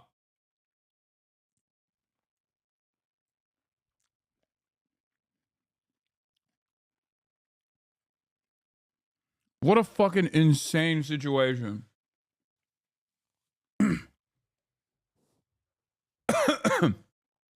Ironic to be on Fox News saying this because there was one time when there were real Nazis on one side. And there was a president that said both sides are very fine people. Oh, that's right. That was Charlottesville. And the president was Donald Trump. Between good and evil. Every American that I know knows who the bad guy in this video is and know who the good guys are, the people who ran to stop him. That needs to be said clearly from all leaders, and it needs, frankly, to be said from parents to their kids as well. Yeah, you make a good point. There is a massive morale issue right now in the world, in the United States. I do fully agree with that. Rabbi Lightstone, thank you so much.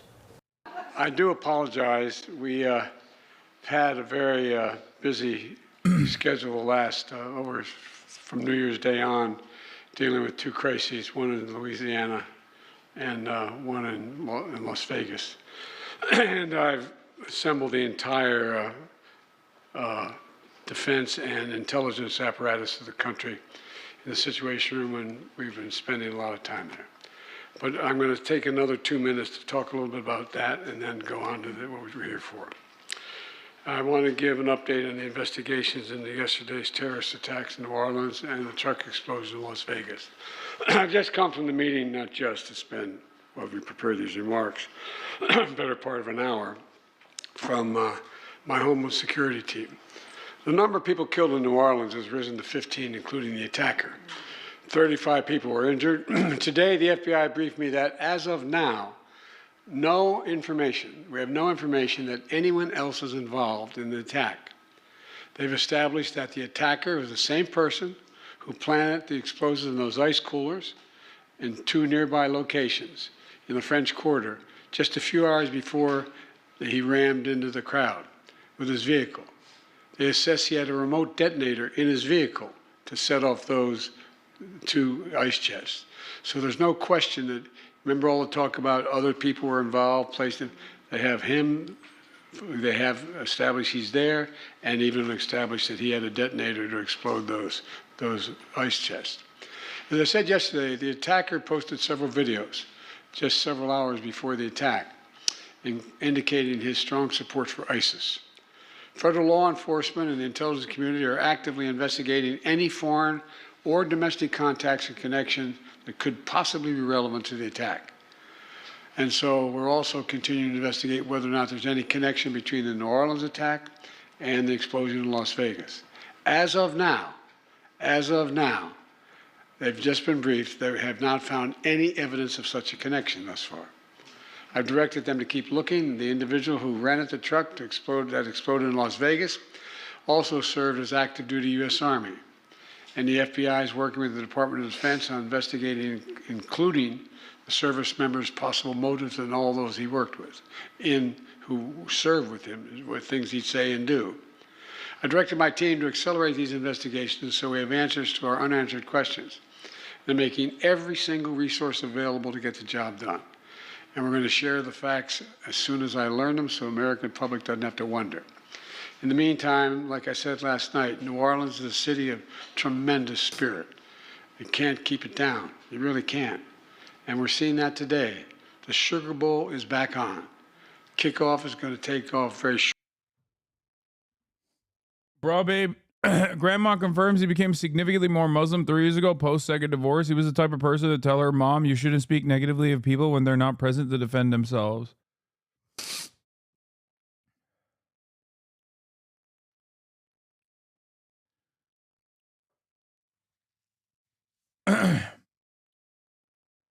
So significantly more Muslim, what does that mean, though?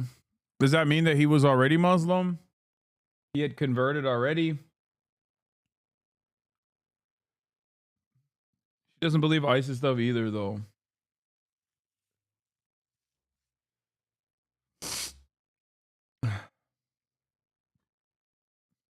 Shortly, if I don't get this damn thing done, we're going to be in real trouble. And the FBI has handed control of Bourbon Street back to local officials. Security of the area has been reinforced, and it should be open for business later today, the Bourbon Street. People in New Orleans are sending an unmistakable message. They will not let this attack or the attackers' deluded ideology overcome us. None of us should fear that he'll overcome us. We're going to continue to relentlessly pursue ISIS and other terrorist organizations where they are, and they'll find no safe harbor here. I'll continue to provide updates in New Orleans and Las Vegas as the facts develop. Now to the business at hand. Mr. Maurer, thank you for joining us this morning. We want to show this photo you posted with your wife right before this attack. Just explain what you experienced when you knew something was going wrong. We've been enjoying the evening, very nice atmosphere. People were having a good time, and first heard these bangs and tires squealing, and looked and saw this truck start to accelerate at a high rate of speed. My wife and I were walking down the middle of the street and saw it. We were on Bourbon, about a block away from Canal where the attack happened, and so saw it from the beginning, heard it, and were able to essentially jump out of the way off the roadway, and so the truck did miss us by just a few seconds and a few feet. So he was coming right toward you. We were in the middle of the street. The truck was coming right towards us, but luckily we did see it and hear it quickly enough to get ourselves out of the street. But unfortunately, right in front of us, several others did not. Oh, that must have been so horrific to watch in those moments. You were walking right down the middle of the street. So what type of barricades were there, if any? Yeah, the street was closed off. They had, in different parts, some just small wooden barricades, other places, as they said, police cars blocking off intersections. There didn't appear to be a lot of heavy metal barricades or anything like that. But it did seem pretty well clear. The roads were closed to people who were trying to just drive by. But in this case, no hard barricade or object to stop the truck from driving through. Unfortunately, we've seen these kind of attacks before. Did you know right away it was intentional? I could, based on the way the truck was driving, I understood that it was intentional very quickly. I just heard recently about the other attacks, similar car attacks. And so I was pretty clear, and then heard the shooting begin shortly thereafter. And so it was pretty clear in my mind what had happened here from the very beginning. And so I was, we were taking cover while the shooting was happening, but didn't want to just assume everything was all clear just because the shooting had stopped. Well, we are glad you and your wife are both okay. Thank you for sharing your story with us this morning. More now about the victims of the deadly New Orleans terror attack. Trevor Alt is live at a hospital in New Orleans where some of the injured are being treated right now. Good morning, Trevor. Good morning, Gio. You know, it's especially gut-wrenching for this attack to happen on New Year's Day when people are so hopeful for the future, their plans and their goals. And this morning, we are learning heartbreaking new details about the many people killed, what they had been planning for the new year, and the remarkable ways they had spent the years before. This morning, family, friends, and loved ones left in shock after the horrific attack in the heart of the French Quarter. Parents got a phone call last night, early this morning, that no parent ever wants to receive. And some people did not come home safe. Kareem Badawi and 21-year-old Hubert Guthrow among the 15 dead. His beautiful face, his laugh, I love you, Mom. You know, he was just a wonderful son. Kathy and Louis Tendorio lost their 25-year-old son, Matthew. Ask any of his friends. He really yes. was. Generous, loving I'm person. still in shock, honestly. And as time goes by, I'll see something that reminds me of him and I'll break down. That's so fucking sad, dude. Probably for the rest of my life. 18-year-old Nakira Dodo from Gulfport, Mississippi, was set to start nursing school this month. She died while out with friends.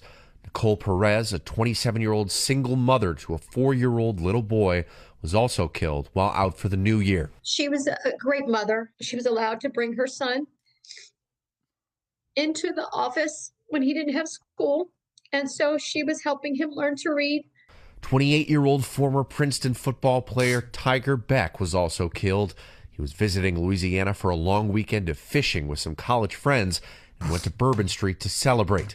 Dozens more left injured, including 51-year-old Jeremy Sensky, thrown from his wheelchair during the attack. The chair seen crushed next to the suspect's truck. Sensky narrowly avoiding gunfire as he lay on the ground. That is... Okay, that's incredible that the dude survived it. God damn, dude.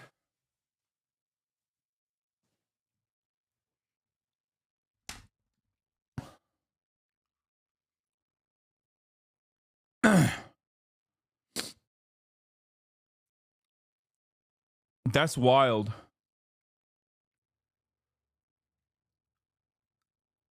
There's a Greenville Highway bomb, the Greenville Highway bomb threat live stream as well.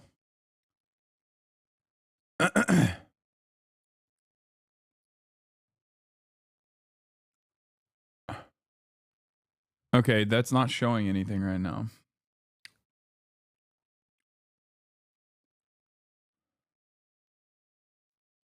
I was really confused. I was like, is that a motorcycle? Annika and Paul were staying in the hotel above the attack. That's a mechanical wheelchair. And then I saw the body laying in the gutter right next to it. He was given care, but he was also just left to himself because he was alive. And it was heart-wrenching to watch this man who couldn't help himself. Sensky is now being treated at a local hospital. And we have also learned that one of the many people in critical condition currently in the hospital is a student at the University of Georgia, one of so many students in town here for the Sugar Bowl, George. Hot food, hot gumbo. Bourbon Street back in business. Hot jambalaya. 14 flowers remembered 14 victims. So did patrons in prayer. Supporters in town for a college football game did it their way. Terrorism is not going to stop us from living. Metal wedges are now on pavements that a terrorist used to steer around temporary barricades. 36 hours on, 36 hours too late. Newly released camera footage. Damn, dude. My man said 36 hours on, 36 hours too late. It's crazy when they start getting poetic with this news coverage. You know what I mean? Calm down, man. I think Bro Babe had more info.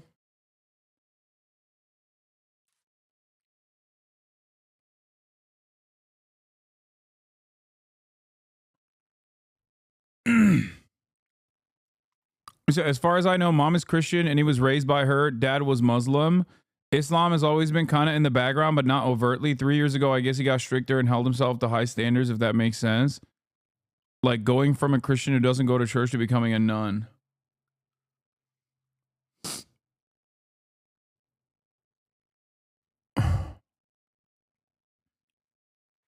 Shows a fresh angle on the incident as it unfolded, the chaos and the carnage. The FBI's latest assessment is that the attacker Shamsuddin Jabbar acted alone and that there was no connection between the New Orleans attack and an exploding Tesla Cybertruck in Las Vegas.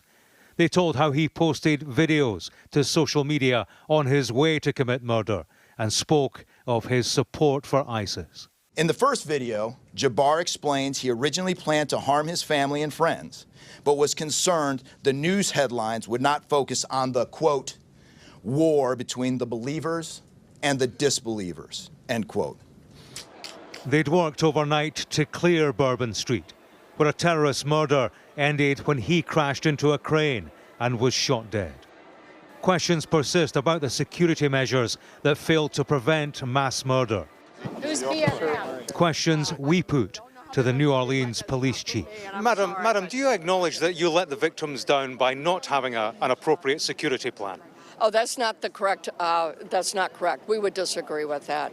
We had a plan that allowed an attacker to drive into a crowd. And I take exception to that, and I do not agree with that. That has to be a failure. We do know that people have lost their lives. But if you're experienced with terrorism, you would not be asking that question. Well, with respect, experience of terrorism surely requires appropriate security protection. We are learning more about the victims, people who'd come to party in the center of New Orleans and crossed a terrorist path. The last thing that we ever said to each other, he told me he loved me, so. This police chief got in trouble for running two people over? Wait, what?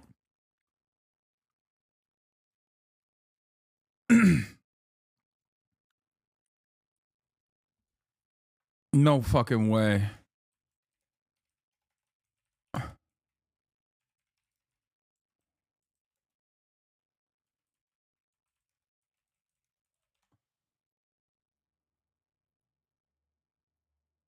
Okay, well, running people over, the only incident that comes up when you Google it is obviously going to be the recent one, but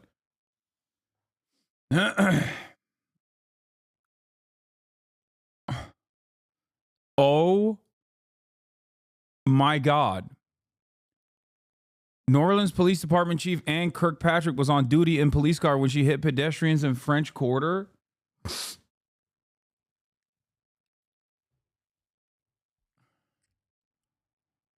New Orleans Police Superintendent Ann Kirkpatrick was on duty when she hit two pedestrians in the French Quarter with a police cruiser Saturday evening.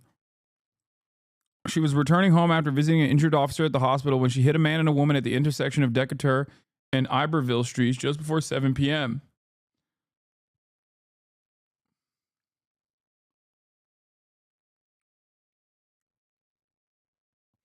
She took a breathalyzer test and a urinalysis per departmental accident protocol. The breathalyzer returned a blood alcohol of 0.000. Okay, honestly, Decatur, yeah. Honestly, this is the least surprising piece of information I found about New Orleans today.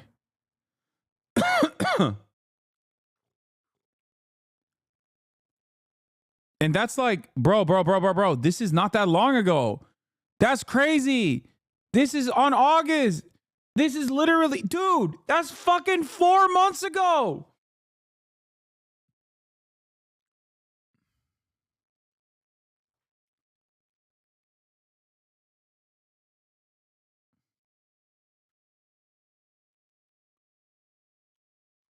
Oh my God. Oh my God. It turns out she actually has direct firsthand knowledge on exactly what the guy did.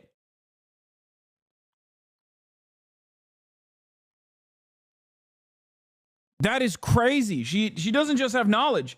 She has experience. Well, with respect, experience. That's why she said, "Oh, I got experience with this." With terrorism, you would not be asking that question. Well, with respect, experience of terrorism surely requires appropriate security protection. She used to be the Oakland, California police chief, but got fired. Complaint accuses Oakland police chief of making false statements about ICE operation. The chair of Oakland's Privacy Advisory Commission and 7 other people have filed a complaint alleging that Oakland police chief Ann Kirkpatrick made false statements about an immigration raid in August. The complaint, which Privacy Commission Chair Brian Hoffer and others filed with Oakland Citizens Police Review Board on Monday, alleges that Kirkpatrick made at least 3 false statements about an operation by Homeland Security investigation, which is part of U.S. Immigration and Customs Enforcement in West Oakland. Hoyer said that at least 2 Oakland police officers assisted ICE during the raid by blocking off the street through traffic.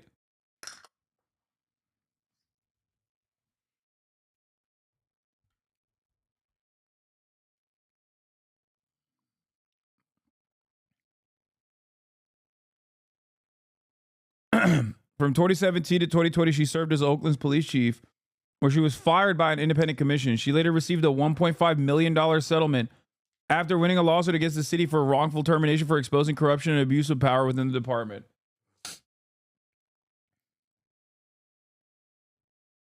Before that, she was the Bureau of Professional Standards for the Chicago PD. Bro, this sounds like a joke. You look at any police chief in any part of the country, and you will find this kind of background. I feel like there is no profession that, there is no other profession that where they just like champion the losers so hard. There's no other profession where they just like elevate you for failure. Not in spite of, for failure.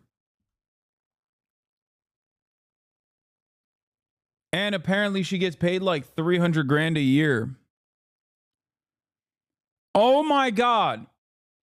As the superintendent of the police in the city of New Orleans, that lady gets paid $340,000 a year.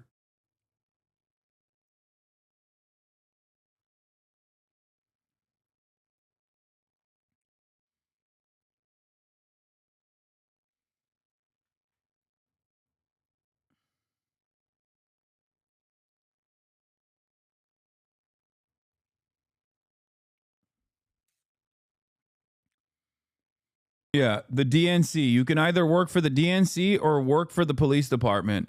Those, if you're a failure overall, if you work for the DNC, as long as you lose gracefully, they will elevate you. If you work for the police department, you can be a failure overall. As long as, you know, you keep failing, they will elevate you. The last thing that we ever said to each other, he told me he loved me, so. Jack Besh lost his brother Martin, nicknamed Tiger, here on the left. He made a FaceTime call to an emergency room as doctors fought but failed to save his brother. He couldn't respond to any of us, but he could hear us. I truly believe he could hear us. His eyes were closed and he was on a machine, but I know he could hear us. God kept his heartbeat beating for a reason, and I believe it was so that me and my family could tell him goodbye. You couldn't even fit in the room. There were so many doctors in there. And they said they did everything they possibly could, and he fought so hard. God was calling him home. It is the iconic street, the old part of New Orleans in the fabled French Quarter. Bourbon Street has the rich associations of this city's past. Its music, its culture, entertainment. Bourbon Street is the best of New Orleans. Here, sadly, they have seen its worst. James Matthews, Sky News, in Bourbon Street, New Orleans. This is. Someone asked me who pays for the healthcare in situations like this. And I really don't know. Are Reddit atheists actually dunking on the guy for saying God kept him alive? Come on, chat. Calm down.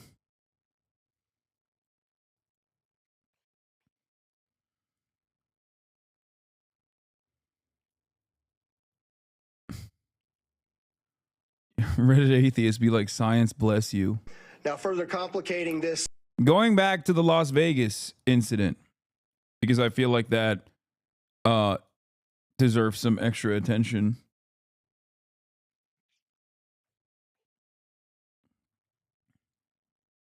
There is some weird shit happening there as well, as we talked about. Identification of this individual. We also discovered through the coroner's office that the individual had sustained a gunshot wound to the head prior to the detonation of the vehicle. One of the handguns was found at his feet inside of the vehicle. Now, further complicating this identification of this individual, we also discovered through the coroner's office that the individual had sustained a gunshot wound. Wait, the police chief talked about the New Year's attack in New Orleans and said this is a purifying fire?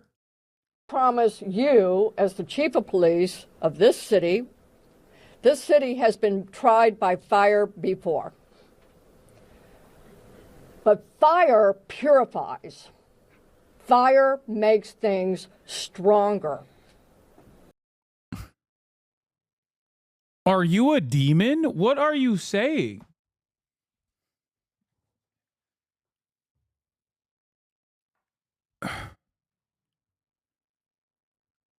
What a fucking freak, dude.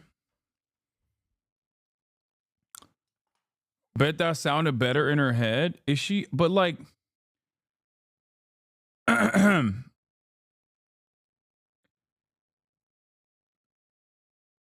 if she was, I don't think she's like an evangelical nutso. I'm an Oakland resident. She was pretty well liked by the rank and file from what I remember. Wonder why. We have a plan. We know what to do. We are going to get these people. There is a path forward. Very pleased that we will be back to having a wonderful game tomorrow night. Hi, I work in an ER. There's a law in all 50 states that say we are not allowed to turn you away if you're having a medical emergency. You will be seen and sent a bill, and depending on your state, you can be covered by crime victim insurance. I work in New York City, and if you're a victim, the state will foot the bill.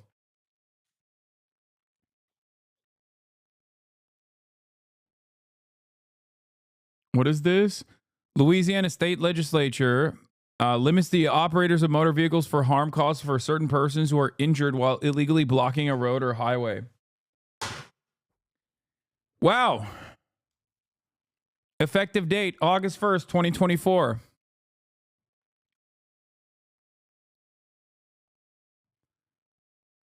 Louisiana is one of the many wonderful red states in the nation where they want to make it legal to kill protesters that block a road.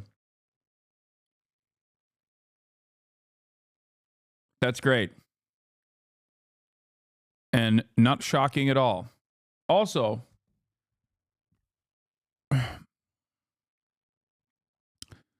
as far as the New York Times goes, although the New Orleans attacker, as far as we know, didn't have any, didn't say anything about Gaza. In their incredible coverage of determining, or in their incredible coverage of the officials trying to determine if the New Orleans suspect had ties to terrorist groups, they add this in the fucking, they add this in the byline. U.S. officials have warned that the conflict in Gaza and Lebanon could spill into the United States, most likely in the form of small radicalized groups acting on their own initiative or lone wolf terrorists.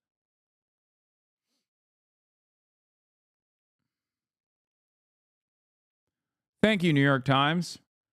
So this is the liberal version of what we saw that rabbi do on Fox News, for the record. This is how you manufacture consent.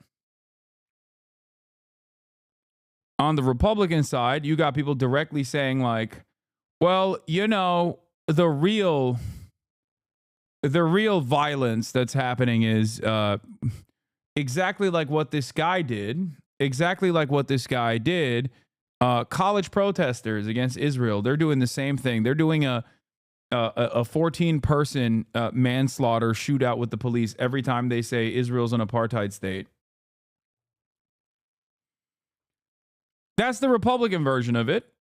This, on the other hand, is the liberal version of it. It's a kinder, gentler, more, I would say, nefarious, more insidious version of that same exact cynical laundering of certain narratives.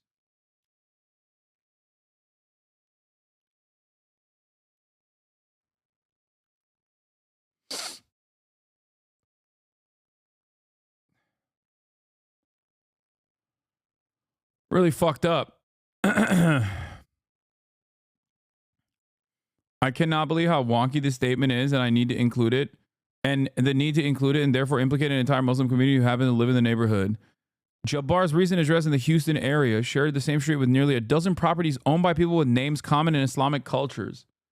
What the hell? They're like, this guy's neighbors are also Muslim. We looked up the property records. According to Harris County, Texas land records, Jabbar's residence and other properties appeared to be behind a common wrought iron gate at the beginning of the street. Google Street View imagery shows Houston is home to a large Muslim population.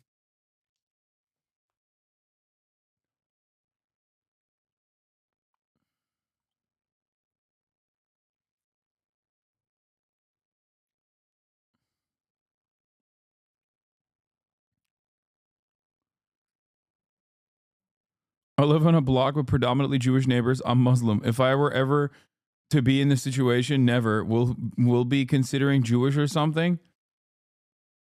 This person wrote that so weirdly.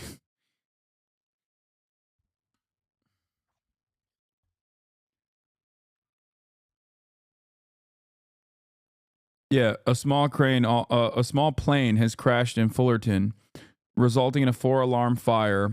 It apparently crashed into a furniture factory in Fullerton, California. I mean, look, this is we're hyper focusing on like crazy stuff going on.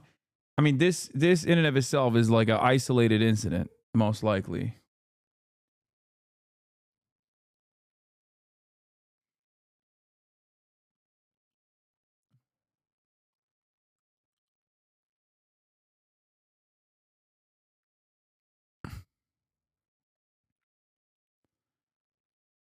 You know, I'm not gonna sit here and say that the day of reckoning is upon us. But Cybertruck blast suspect was a Rambo type who loved Trump. Family says, going back to the Cybertruck story. Elon Musk, of course, revealed that he helped the investigation by having the truck unlocked after it auto-locked in the blast and giving investigators videos of suspect charging stations along his route from Colorado to Las Vegas. Las Vegas Cyber, I don't know who this guy is, and I'm not inclined to share that information, so don't send me links from random people like that. But Las Vegas Police Department found a Defense Department Common Access card in the Cybertruck. We already covered how insane it is that the truck auto-locked. Daily Beast also covered the story. Wait, what the hell? Wait, why can't I? What? No.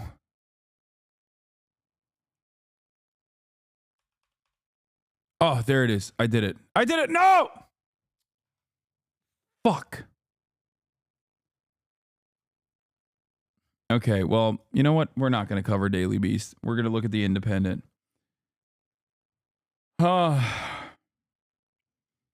Active duty Green Beret who was driving a Tesla Cybertruck that blew up outside the Trump International Hotel, Las Vegas on New Year's. What? Oh my God. Gross.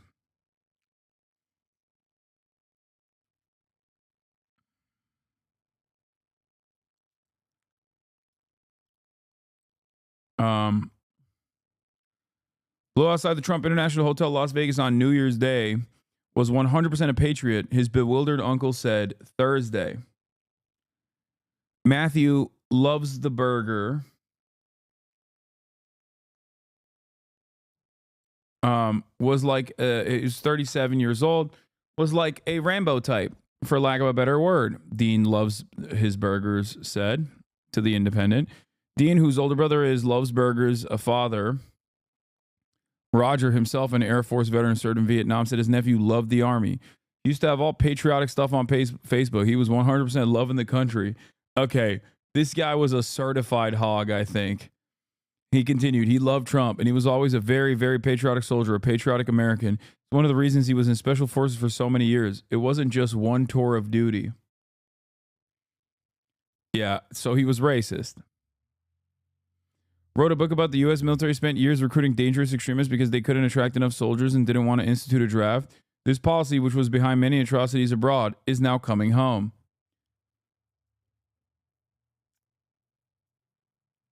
This guy served in Iraq as a military intelligence officer. No, this is a different person, chat. This is not loves his burgers, right? No. Matt Kennard is using a different example. One example of many. I got hold of a 2006 U.S. criminal investigation. Yeah, this is a different person. This is not him. He's just using this as an opportunity to say, like, they hire and recruit a lot of dangerous white nationalists. I still do think that the guy who went boom boom outside of the Trump, if his fucking family's like saying how patriotic he was on Facebook, I suspect that he says some stuff. Because there's only one way to show how patriotic you are on that website. You know what I mean? Dean loves the burger, said he was aware of the explosion in Vegas, but had not yet been made aware that Matt Livelsberger. How do you say this last name? Livelsberger?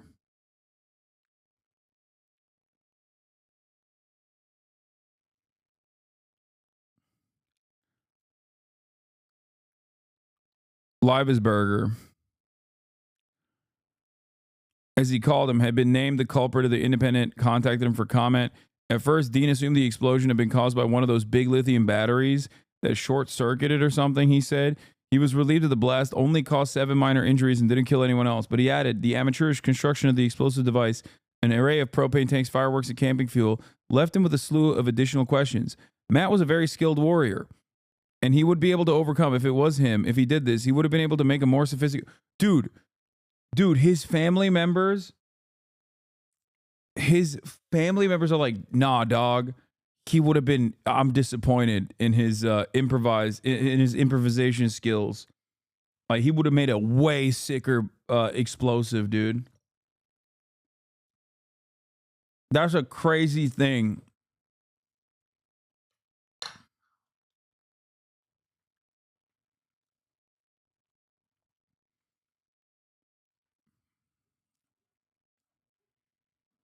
CNN is reporting on it, so let's take a look at what they're saying about loves the burger. Automatic handguns that were legally purchased shortly before this explosion happened. So, well, there are a lot of questions still about why he did this.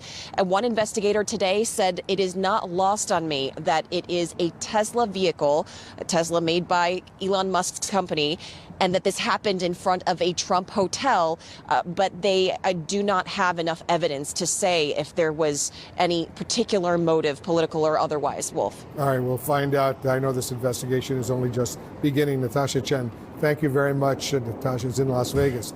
I want to get some more on these breaking stories right now. Joining us, the U.S. Homeland Security Secretary Alejandro Mayorkas. Mr. Secretary, thanks so much for joining us. I know you have a lot going on. We really appreciate it. So this investigation and what happened in New Orleans is now what, in its second day. Where do things go from here? What do you still need to know? Well, the FBI is leading the investigation, Wolf. As you know, of course, 14 innocent lives were lost in the event, and our hearts break for the families and loved ones, and we pray for those who suffered injuries for their swift recovery. There's still a great deal of investigation underway. The FBI has, of course, captured videos, as the reporter indicated. We have located phones and laptops. Residences are being searched. There's a great deal of investigation still underway. The conclusion has been reached. This is an event that was inspired by a foreign terrorist ideology. This individual ascribed to the heinous beliefs of ISIS. With respect to the Las Vegas incident, no motive has yet to be determined. Both investigations are at an early stage. Yeah, that's what I keep hearing. It's very interesting. You're the Secretary of Homeland Security. CNN has obtained a joint bulletin from the Department of Homeland Security warning of lone offender attacks coming up, specifically mentioning the potential use of vehicle ramming. That bulletin came out and was sent around the country to cities and states warning of this potential danger. Did New Orleans screw up, basically, not pay attention to that warning? I don't think that's fair to say, Wolf. That wouldn't be a fair conclusion to draw. That was not our first bulletin with respect to the threat of the lone offender. The perpetrator of the terrorist attack yesterday in New Orleans was an Army veteran, a U.S.-born citizen. We have spoken now for about 10 years about the phenomenon of an individual resident in the United States radicalized to violence by a foreign terrorist ideology or other ideologies. We're speaking of a veteran here. Local officials do the best they can in securing the well-being of their residents. We work very closely with our state and local partners. The FBI says this New Orleans attacker was, quote, 100% inspired by ISIS. What can you say about how his connection to ISIS emerged? Well, that is still a subject to investigation. That is one of the key elements of the investigation. The motive has been identified. Why precisely this individual radicalized an Army veteran, a United States citizen, why he radicalized to a foreign terrorist ideology is still the subject of review. Why there was encouragement by the FBI special agent to individuals who know Jabbar to communicate with the FBI whatever information they might have about that path to radicalization. Very disturbing indeed. In Las Vegas, as you all know, Mr. Secretary, a decorated active duty Army Special Forces sergeant is believed to have caused that Cybertruck to explode just in front of the Trump Hotel there. Are you confident this person acted alone? And what can you say about his motive? Again, Wolf, we're at a preliminary stage of the investigation. A motive has not been identified. There is no evidence of any other individuals working in concert with the individual in the Cybertruck, but we cannot rule that out. But there is no evidence of other conspirators. As you know, you've suggested there's no evidence of linkage between Las Vegas and New Orleans, these two attacks. But there have been several very, very significant similarities that occurred during these two attacks, right? Well, both individuals rented their respective vehicles from an app. Both individuals were U.S. citizens who have served in the military. But that doesn't necessarily draw a connection between the two events other than similarities of characteristics. Are you 100% convinced that the individual in Las Vegas had no affiliation with a terrorist organization? I don't think we know enough to draw any conclusion just yet. We're at a preliminary stage. So all these similarities that you mentioned, and there are other similarities there are others as well, purely coincidental? Wolf, we're going to refrain from drawing assessments and conclusions until we learn more evidence. We owe that. That's a responsibility of a careful and thorough investigation, and quite frankly, a responsibility we owe the public, not to be premature in our conclusions. I don't know if you know this, but President-elect Trump is falsely linking the New Orleans attack to migrants following an erroneous Fox News report. How dangerous is this spread? Is it to spread this kind of disinformation around the country by the president-elect of the United States? Wolf, it is not a time now to stoke fear. It is a time to calm fear. It is a time to draw conclusions based on evidence adduced in an investigation. This is not the time for politics. This is the time for national unity. This is not a time to inflame individuals. It is a time to grieve for lives lost, to pray for those who are suffering, and to come together as a country.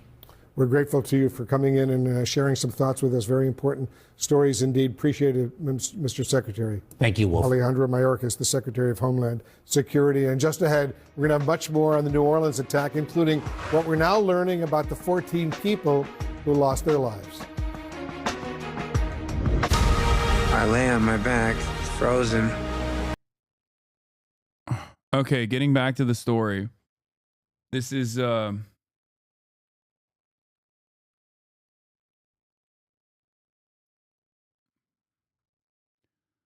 Stelter. Within 24 hours of the Bourbon Street terror attack, reporters pieced together a relatively complete picture of the suspect.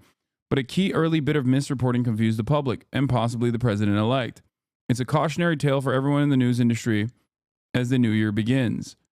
Trump ironically used the New Orleans attack to say that he was right and that fake news media was wrong about the threat posed by illegal immigration. If he had waited a couple hours to react, he would have learned that the suspect was a U.S. citizen and an Army veteran. Some Republicans continued to beat the border drum well after Fox News retracted its initial report. This morning, I'm still seeing people on social media share the misinfo.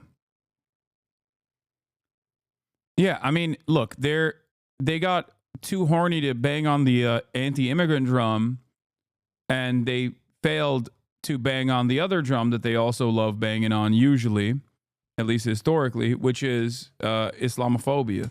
All Muslims are like this.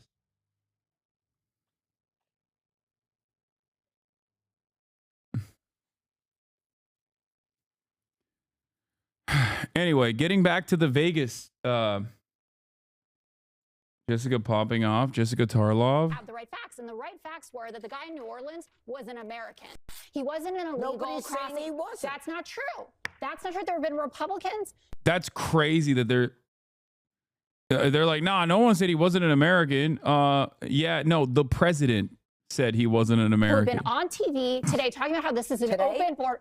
I'll call them myself. You call them. That it's an open border not problem. Mutually exclusive. That's not a mutually exclusive problem. You can have someone who's homegrown, but you know radicalized, what they're trying to do? They're trying to conflate it. They're trying to make it out to be that it is a demonization Both things can happen at the same time. Undocumented people. That's what it was supposed to be. That's why you talked about it going to. And we but these aren't undocumented people. These are Americans. 75% of the arrests in New York City are illegals. Let's stop playing games. Move the goalposts. Move it as far as you want. Sugar Bowl wide. Whatever. Whatever. Coming up. Major safety concerns across the U.S., allegedly.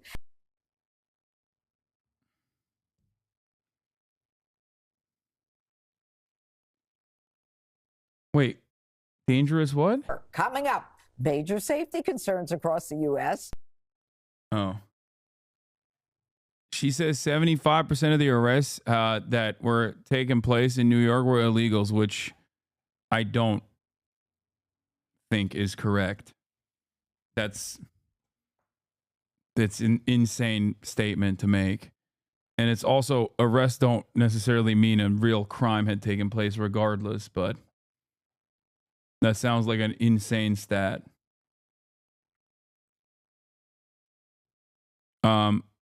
Investigators have arrived at the residence of impeached South Korean President Yoon Suk Yeol to carry out an arrest warrant. Another brave incel being placed behind bars for doing what's right, which is trying to do a failed coup. Also, there's some additional crazy stuff with this coup that I didn't really get into that much. Apparently, there's some reporting that he purchased North Korean military uniforms or something, and he was going to do a fake. He was going to do a fake coup thing to try to go to war with North Korea, to implicate some South Korean members of the parliament with a false flag attack. We'll look into that in a little bit, though. I want to get back to this Las Vegas guy. Okay.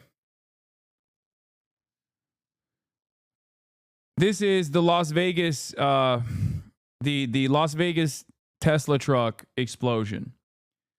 These are the family members, the immediate family members of Matthew Livesberger. Okay, talking about him. Matt was a very skilled warrior, and he would be able to make, if it was him, and if he did this, he would have been able to make a more sophisticated explosive than using propane tanks and camping fuel. He was what you might call a super soldier. If you ever read about the things he was awarded and the experience he had, some of it doesn't make sense. When he had the skills and ability to make something more, let's say, efficient, his skills were enormous from what he had been taught in the military.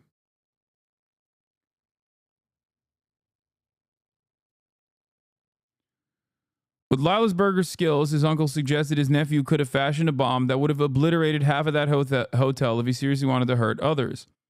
Think of Oklahoma City, he said. McVeigh was just a normal soldier, not a tier 1 operator like Matt.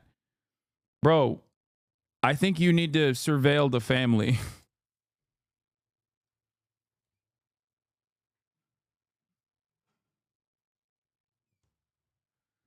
I'd be surveilling the family, okay?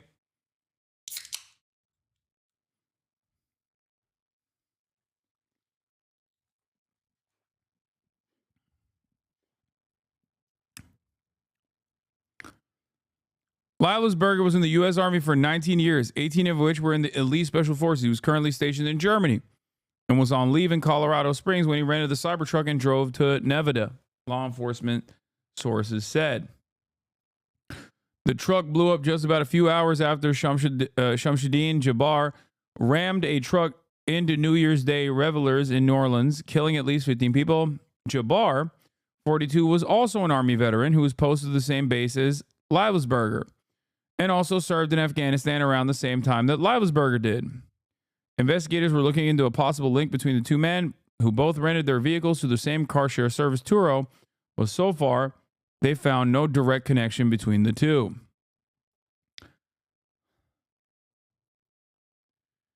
They're very much hitting that can't be my son. He was way more of a badass and he would have killed tons of people, not just himself. Yeah.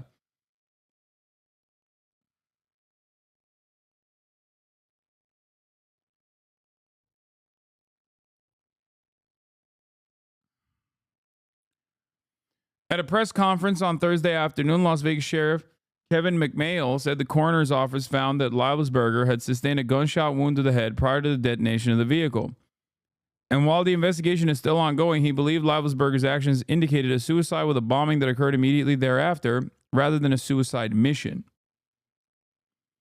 Livesberger's military ID and passport were found inside the Cybertruck, as well as a Deagle 50 caliber semi-automatic pistol and an SLR Rifle Works B-30. Both weapons and Livesberger himself were burnt almost beyond recognition. According to McMahill, he said investigators also recovered a cache of fireworks along with an iPhone, a smartwatch, and several credit cards with Livesberger's name. Special Agent in charge Spencer Evans of the FBI's Las Vegas division said agents had tracked the vehicle from Denver through Tesla charging stations in Arizona and New Mexico before it arrived in Vegas at 7:29 a.m. on Wednesday.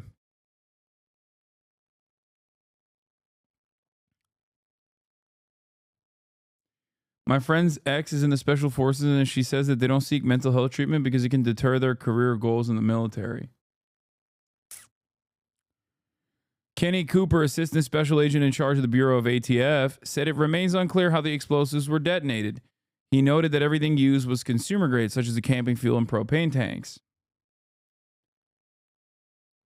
In addition to some explosive targets that can be purchased at any sporting goods store, both of the firearms in the Cybertruck had been legally purchased 2 days earlier on December 30th.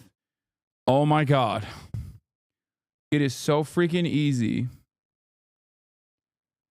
to just buy additional instruments of death and destruction.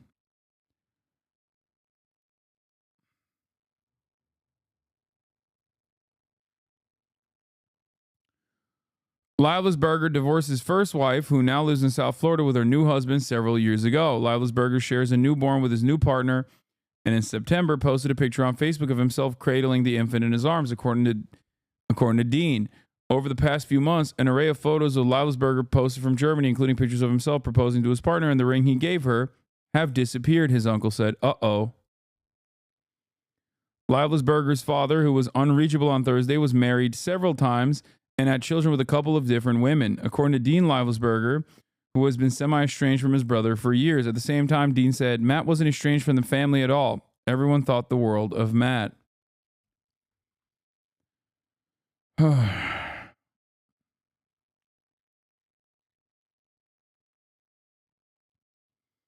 50 cal isn't exactly an assault weapon. No, I was talking about didn't he have a SBR on him? Or an SLR, Rifle Works B30.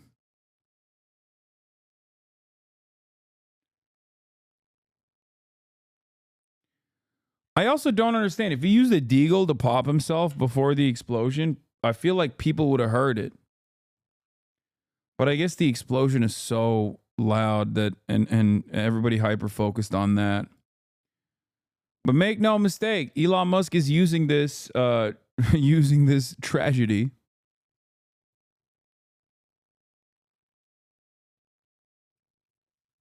to hype up a product that most people do not want to purchase. Here he is reposting Sawyer Merritt. A bomb went off in the Cybertruck's bed, and the tires didn't pop deflate. The exterior of the truck is intact, and the bed door is still attached, and the 1.4 millimeter, 1.8 millimeter steel exterior, 2x thicker versus normal trucks, helped contain the blast. It's the toughest and most badass truck ever made. The Las Vegas sheriff just said that the Cybertruck actually held its frame and limited the damage of the explosion, directing the blast upwards. He tried to send a message by using a Tesla, but it ended up saving lives instead. New footage. The fact that this was a Cybertruck really limited. He's using the America account to post this and to repost the America account. That's his account.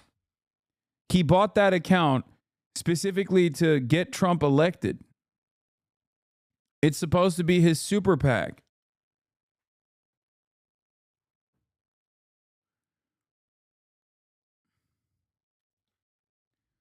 What's really interesting about this entire story is that the Cybertruck automatically locks its doors when the victim is inside, lit on fire. That's what's more interesting to me in terms of the many different capabilities of the Cybertruck. I do not care about how much of the blast was contained because it was the Cybertruck and how strong its frame is. I am more so interested in the fact that the Cybertruck turns into, yes, a cyber hearse.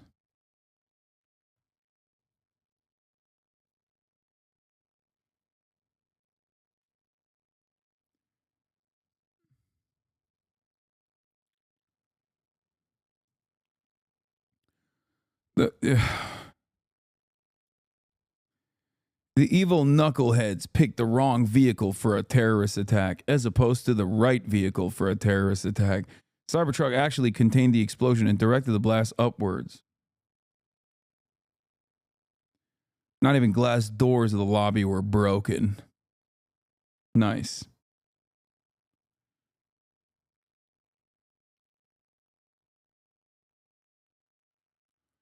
Tesla has a manual lever that you can open the door at any time, lol.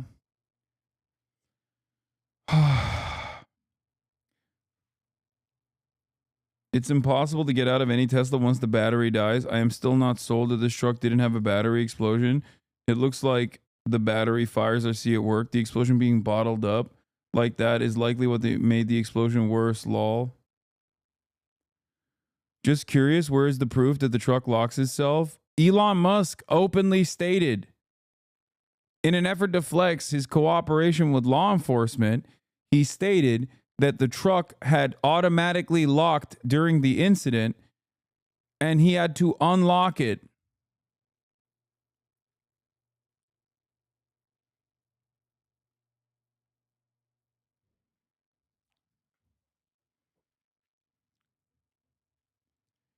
We have no understanding of what the motives of this suspect is. And also, we know that he shot himself in the head, according to law enforcement. So we don't even know if there was like what triggered it. We have no idea what actually was the trigger for the explosion. Assalamu alaikum.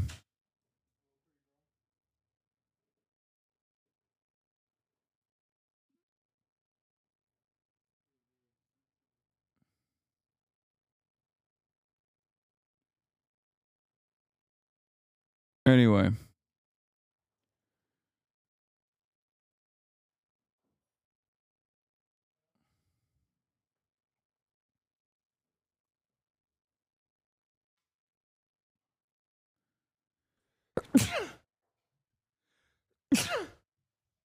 Bro faked his own death for sure. Lad was in the street, was just some bum. That sounds pretty unlikely considering he'd have to go through extensive tattooing.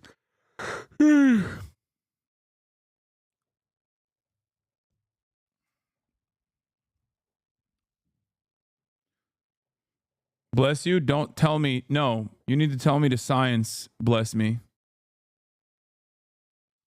But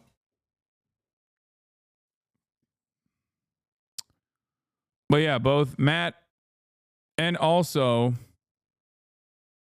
what is this?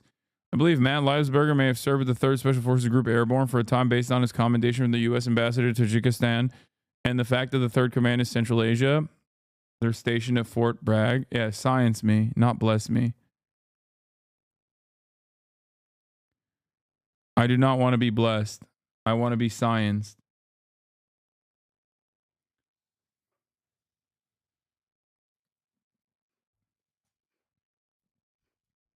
And yeah, official channel already posted the interview that I had.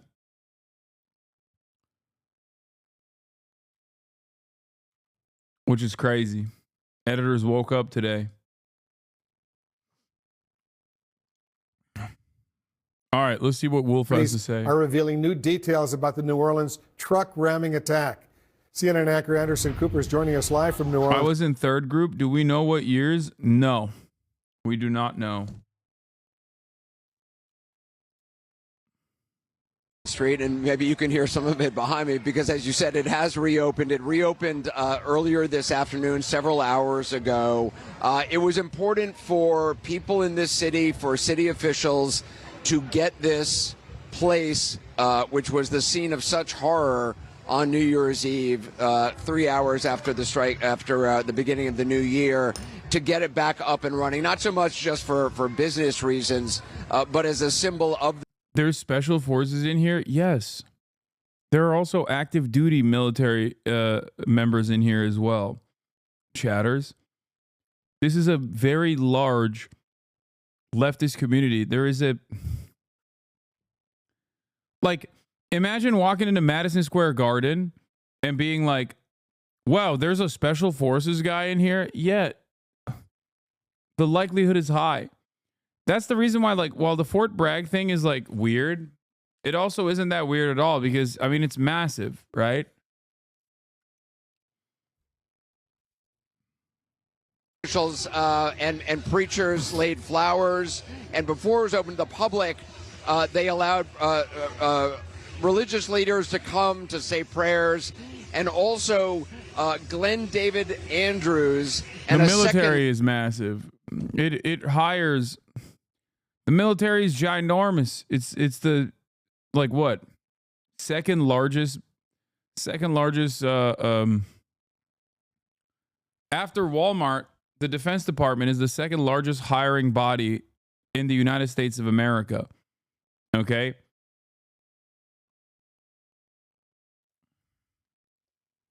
It's the second largest employer in America after Walmart.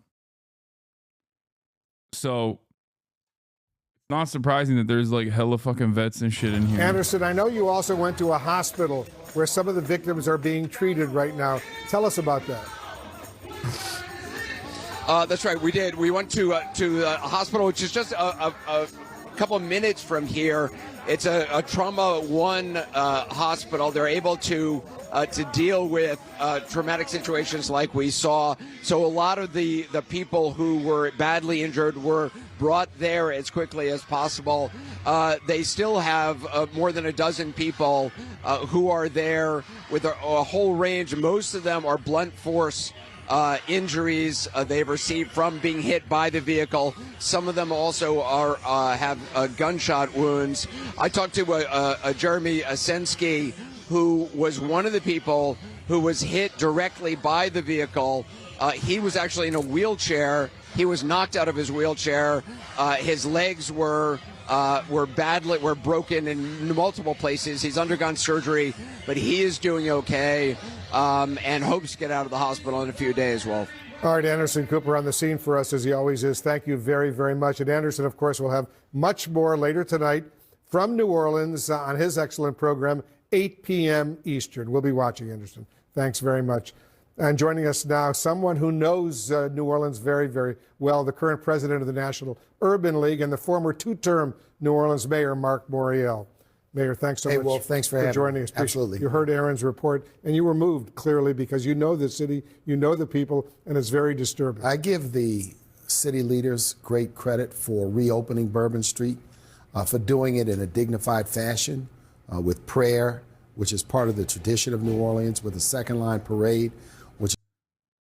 I'm sorry. This is insane. If you're attracted to Wolf Blitzer, does that make you a furry?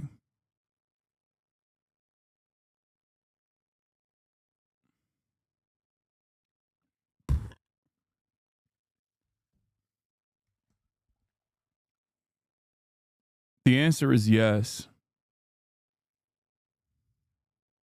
Just hours before the attack, they are asking anyone who saw him on the street to come forward. What are they hoping to learn? And these are some of the pictures. That's the picture of that cooler right there. You can see it on the screen. So, I think, Wolf, one of the interesting things is how extensive the planning, the preparation, the premeditation to this terrorist act was. And I think it's still, even though now the FBI has clarified that, quote, he was acting alone, did other people help him plan? Where did he get all of the materials and the devices from? What went into taking someone, a military veteran, a graduate of Georgia State, a person that worked for a Big Four accounting firm, and his anger, his rage, his hatred became so empowering that he kills 15 people on a night and on a day that is a day of festivities and a day of celebration. This is a heinous, despicable act. I'm hurt, I'm angered.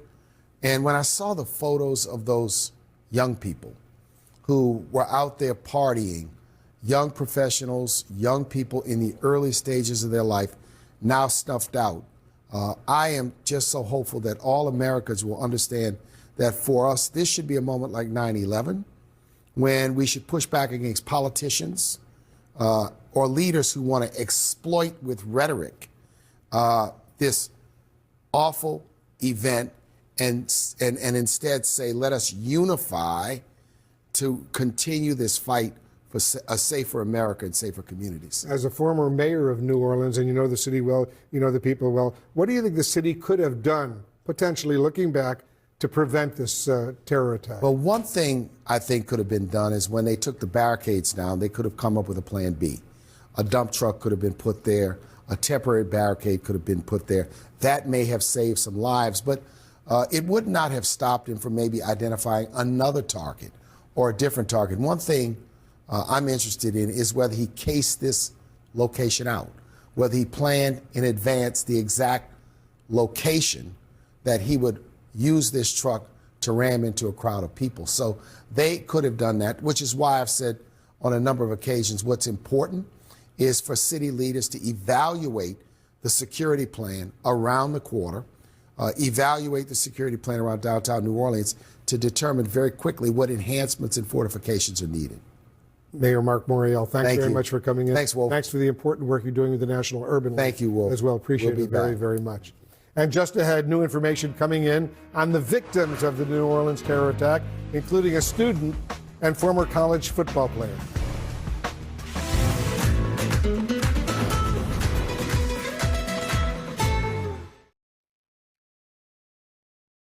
11 people were injured in the small plane crash near Fulton Airport catches fire. Chad, you hear this quote from the former We mayor? as black people, it's time. It's time for us to come together. It's time for us to rebuild a New Orleans, the one that should be a chocolate New Orleans. And I don't care what people are saying uptown or wherever they are. This city will be chocolate at the end of the day.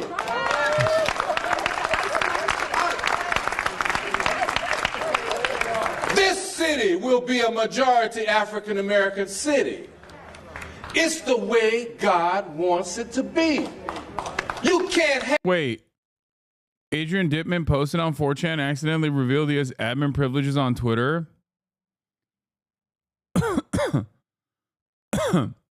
No way.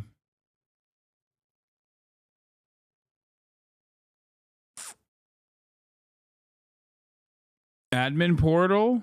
Switch account?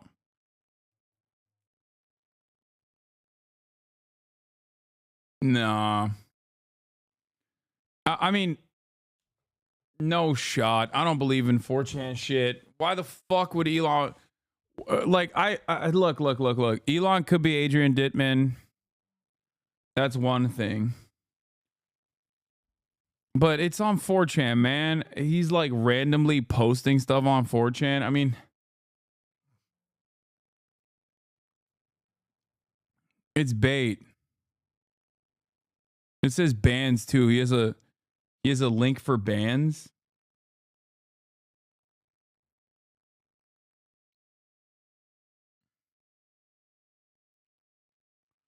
I can see Elon being a 4chaner. He is a 4chan poster.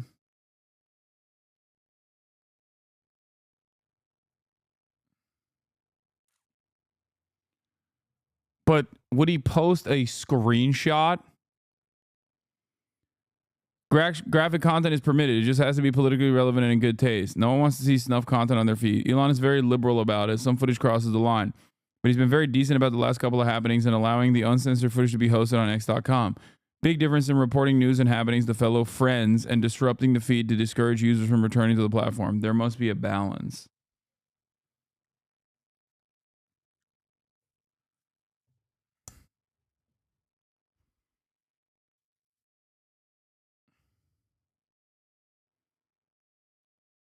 It's fake. The links don't line up. Yeah. Text doesn't line up. Artifacts on letters match exactly with ones from matching letters switch account. Letters with no exact match in switch account appear to be from a slightly different font.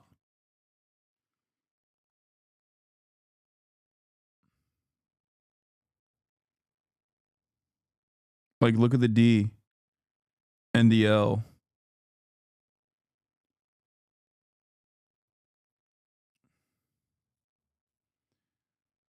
Look at the way the D looks and sits.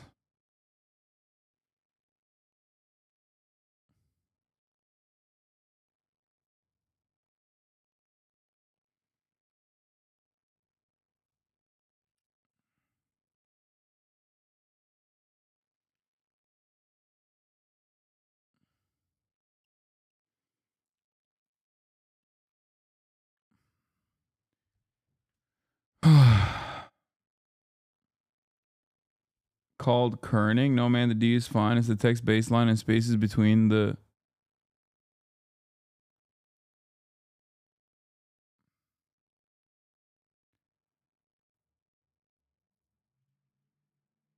Elon Musk confirms to use burner account on X to role play. Oh, well, I mean, there was a different Twitter burner account. Yes. Now you know why Elon didn't want that latest deposition getting out there. Elon test, Erman Musk. Grimes left the king of SpaceX. Her kids must hate her. They probably want to spend all their time with Mr. Tesla.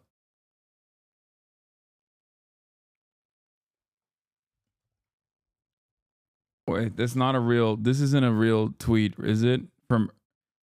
No, but this account did tweet some weird shit. I remember. Not this one, but... he tweeted, Erman Musk tweeted like some random stuff, no?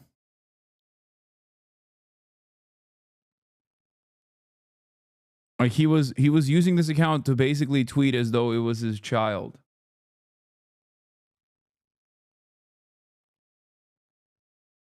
What is this? Elon is a great father. Elon is a father who gets lots of sex. Please do not conflate conservative Republicans with the alternative right. Neo-Nazis are purely hateful incels. Elon is a father who gets lots of sex.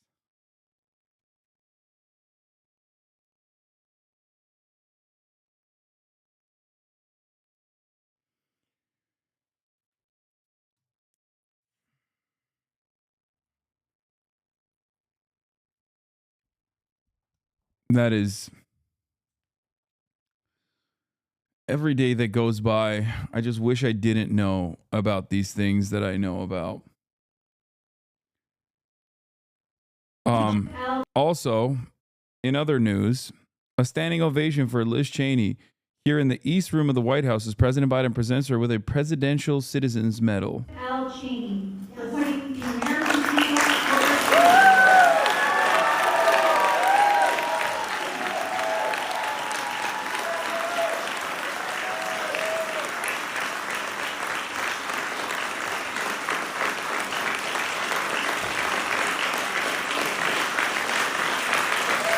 As every day passes, democracy dies to thunderous applause.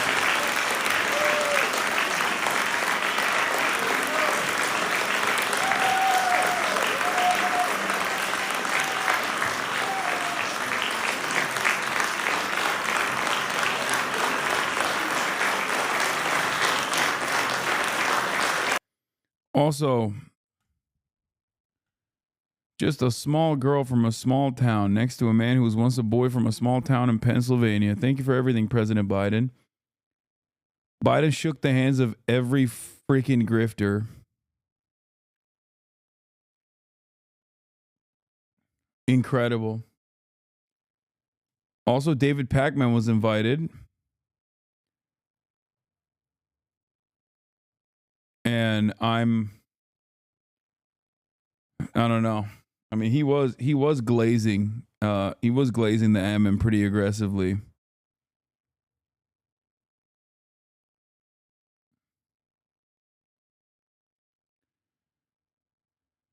Bernie came out with a statement on H-1B visas, and Nazi Twit is glazing him.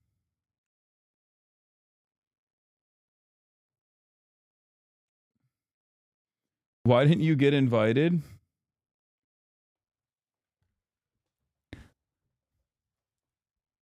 Why didn't I get invited to the White House? Think.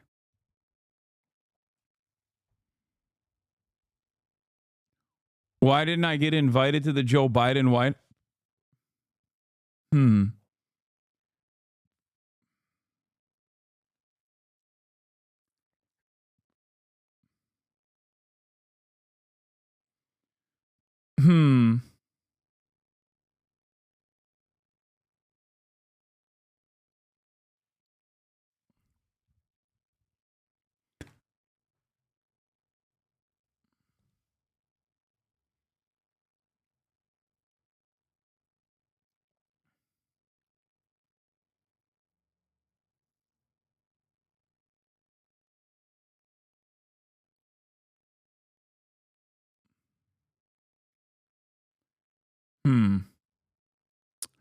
Anyway.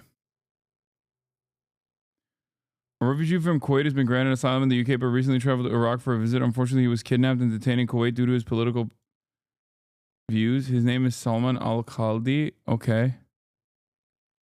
Why are you telling me this?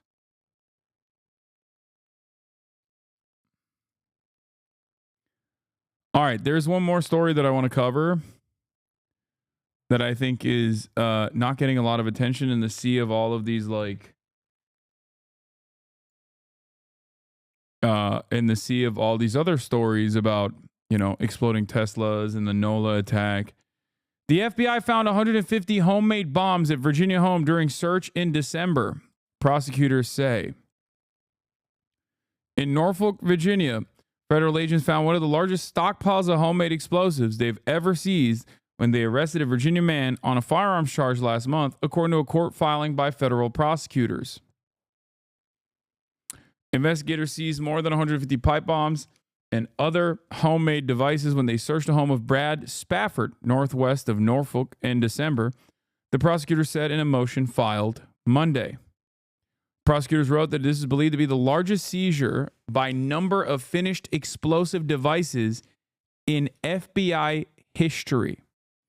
Most of the bombs were found in a detached garage at the home of the Isle of Wight County, along with tools and bomb-making materials, including fuses and pieces of plastic pipe, according to court documents. The prosecutor also wrote, several additional apparent pipe bombs were found in a backpack in the home's bedroom, completely unsecured. In the home he shares with his wife and 2 young children. Spafford, 36, was charged with possession of a firearm in violation of the National Firearms Act.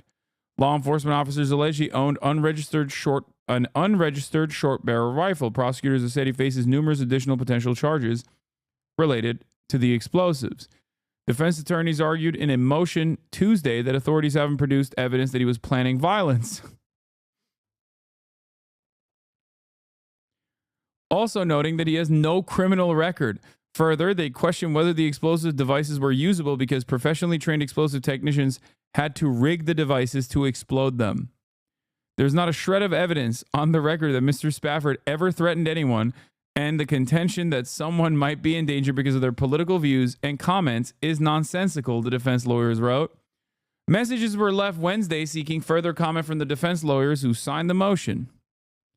The investigation began in 2023 when an informant told authorities that Spafford was stockpiling weapons and ammunition, according to court documents. The informant, a friend, told authorities Spafford had disfigured his hand in 2021 while working on homemade explosives. The informant, a friend, probably a federal agent. Prosecutors said he has only 2 fingers on his right hand. The informant told authorities that Spafford was using pictures of the president, an apparent reference to President Joe Biden, for target practice, and that he believed political assassination should be brought back.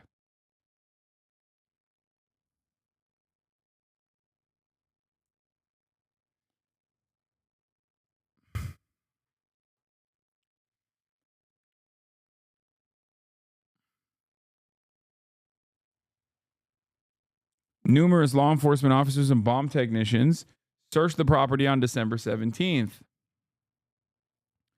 The agents located, so hearsay. Guys, it's illegal to have 150 finished pipe bombs in your house. Like,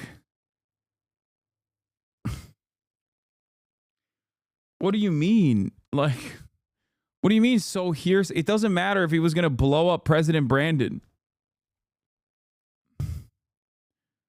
or not. Like,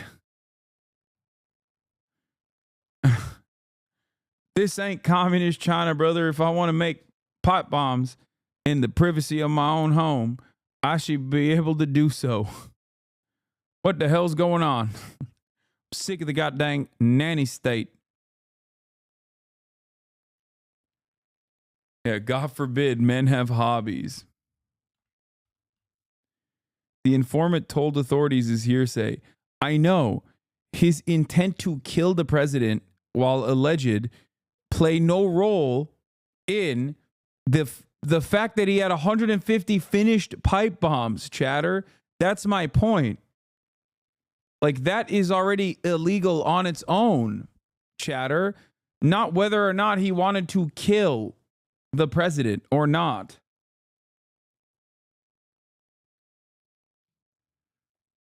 Bro was out there crafting like he wanted to make sure he could hit the higher point on his skill tree. Yeah, he wanted to develop explosive ordnance expertise. He's like, I'm sorry, I got this Rust style craft bench, and honestly, I wanted to get to the 3rd tech tree. You know, once I started making it, I couldn't stop. You know, there's a glitch right now in the server where for every 50 pipe bombs, you get extra credit. You are defending the FBI right now? Oh my God. Oh my God. Oh my God. Dude had 150 pipe bombs in his house. I don't care about his political affiliations in this situation. Are you serious?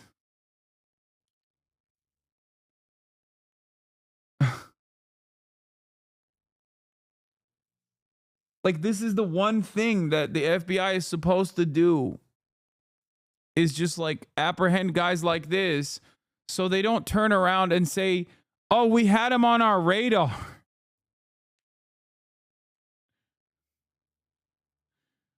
Like, usually they turn around with guys like this and say, oh, he was on our radar. We didn't realize he was going to use 150 pipe bombs.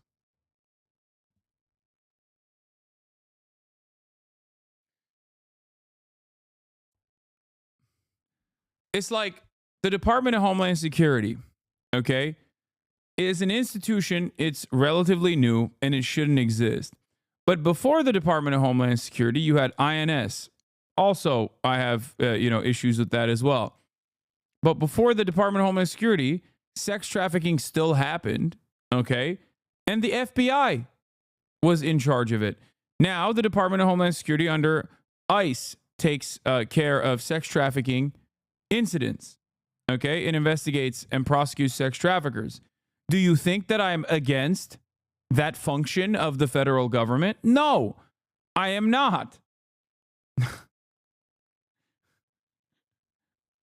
Just because I am against ICE on principle does not mean that I don't think that there needs to be a federal government agency that is in charge of investigating and prosecuting and putting behind bars people who engage in sex trafficking, for example. Or in this case, if someone is building 150 pipe bombs in their home, it's good that the federal government goes, hey, that's illegal. We're arresting you. Wow. Controversial opinion, I know. I had to take the glasses off for this one because I didn't want to read chat any longer. You know what I mean? This one cooked me a little bit. I'm not gonna lie. This one took a lot out of me.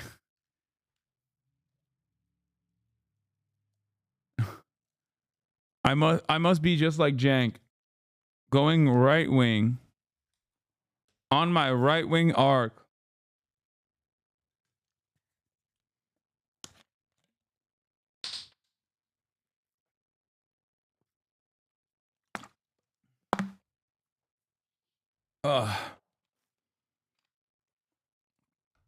Okay.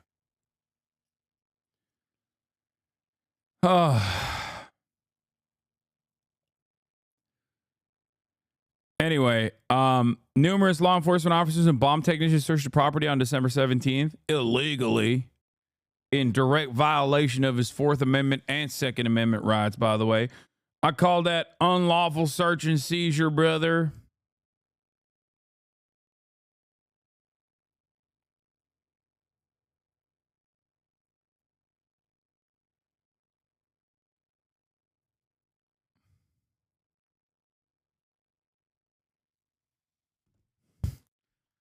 In direct violation of the First Amendment, Second Amendment rights. My Second Amendment is there to protect the First. That's why I need the goddamn pop bombs. Anyway, agents located the rifle and explosive devices, some of which had been hand labeled as lethal, and some of which were loaded into a wearable vest. I wonder what he was going to do with the 150 pipe bombs, some of which were loaded onto a wearable vest. Technicians detonated most of the devices on site because they were deemed unsafe to transport, though several were kept for analysis. At a hearing Tuesday, federal magistrate Judge Lawrence Leonard determined that Spafford could be released into house arrest at his mother's home, but agreed to keep him detained while government files further arguments? I'm sorry, what? I'm sorry. What the what? What?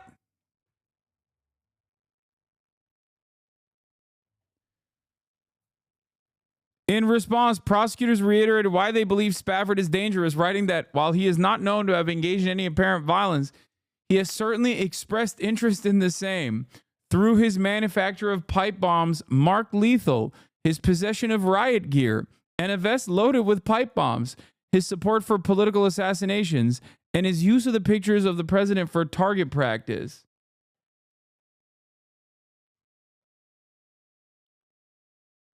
Dude, there are certain first-time offenses that you are, allegedly engaging in that require you to not be able to go out in public. Okay? This, I believe, fits that bill.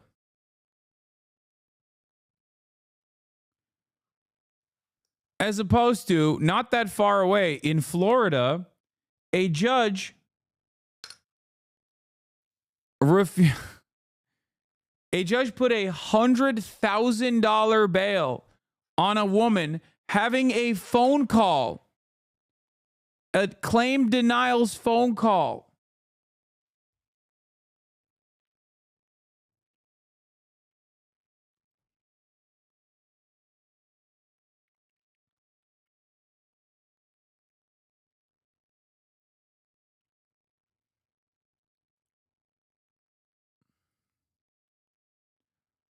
Like, you could let Luigi out right now, tomorrow. I wouldn't feel unsafe. This guy roaming the streets, everybody should feel unsafe. What the hell? You are to the right of the FBI on this issue? Yeah, I am. Because I secretly think the FBI is like, no, that's our guy. Dude, you're letting him out? I mean, you're not letting him out? Dude, come on. Come on, Judge. That's our best. That's the next guy. That's the next Jabbar right there. What are you doing? We haven't even activated him yet. He was a Republican, so he should be able to go home, lol. Yeah. Excuse me. He has a wife and children. There's a lot of dangerous bomb-making materials in his... There's a lot of dangerous bomb-making materials in his house, out in the open. If he's not there, his kids could be unsafe.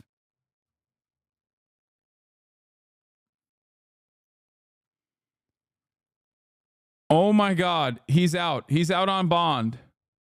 In our own backyard, we're hearing new details on an FBI raid on a home in Isle of Wight County, and where the feds say the largest seizure of finished explosive devices in their history. 36-year-old Brad Spafford faces a weapons charge for now. Then on your side's Nick Broadway has new reporting from court documents and reaction from the community. Oh, I didn't see what he looked like. As new. Yeah, no, he's clear. He's in the clear. No, this is a honest to God cornbread countryman, dude. I mean, come on.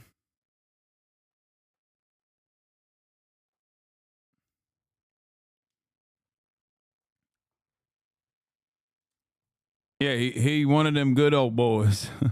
Let him out, Judge. New reporting from court documents and reaction from the community.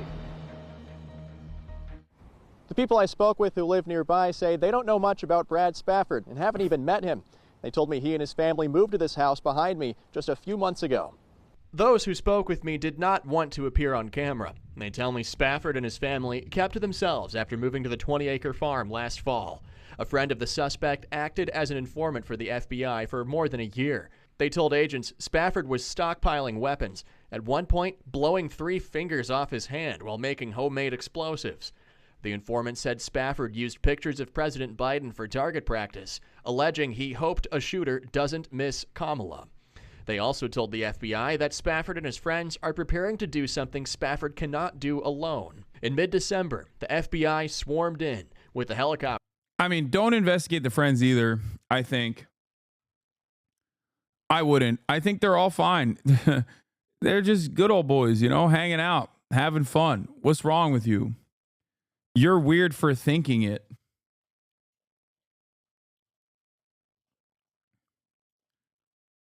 Yeah, you should wait until they actually do something, and then you can have an incredibly violent siege campaign on whatever compound that they live in with their families, and then gas the entire family and kill all the children and the dogs alongside the people in a shootout.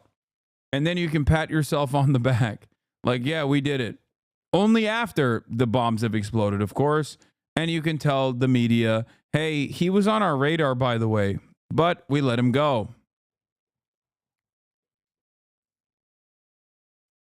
Parked in the field across the road, and several agents. Bro, I know FBI informants are sus. I know. They are notoriously corrupt. I know. The dude still had 150 pipe bombs in his house. Hello? Like, I don't care about the he wanted to kill Biden stuff, okay?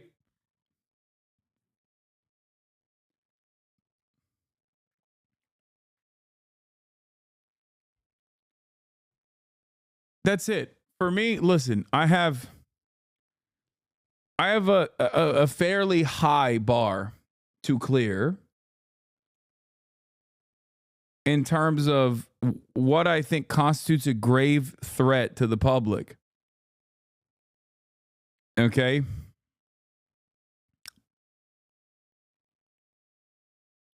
And for me, what I personally believe constitutes a grave threat to the public is when you make your 149th pipe bomb and you go, gotta get one more just to round it out. Okay?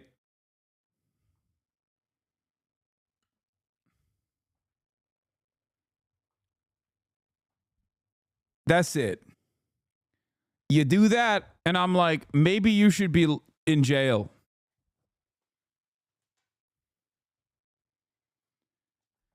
Oh my God. If the dude was even one shade browner than he is, he would currently be shipped off to the Colorado ADX Florence facility. Okay? To sit in an isolated cell, never to see daylight ever again for the rest of his life. But when you're a white guy and a Trump supporter, they just let you walk after making 150 pipe bombs.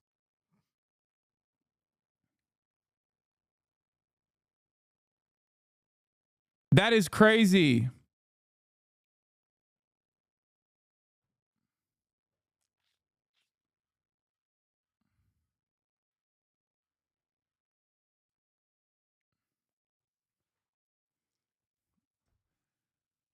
Maybe I just like collecting pipe bombs. Have you thought about that? Maybe I have a bad gopher problem on my golf course that I'm the groundskeeper of. I know you said this jokingly, but there's a real possibility that this makes its way up to the SCOTUS. No, this is one of those things where they will let it go. I don't think they're going to use... I mean, they can try and defend it, but I don't think a lower court will take it up. Like, this is not going to... They're not winning the appeals on this. That's crazy.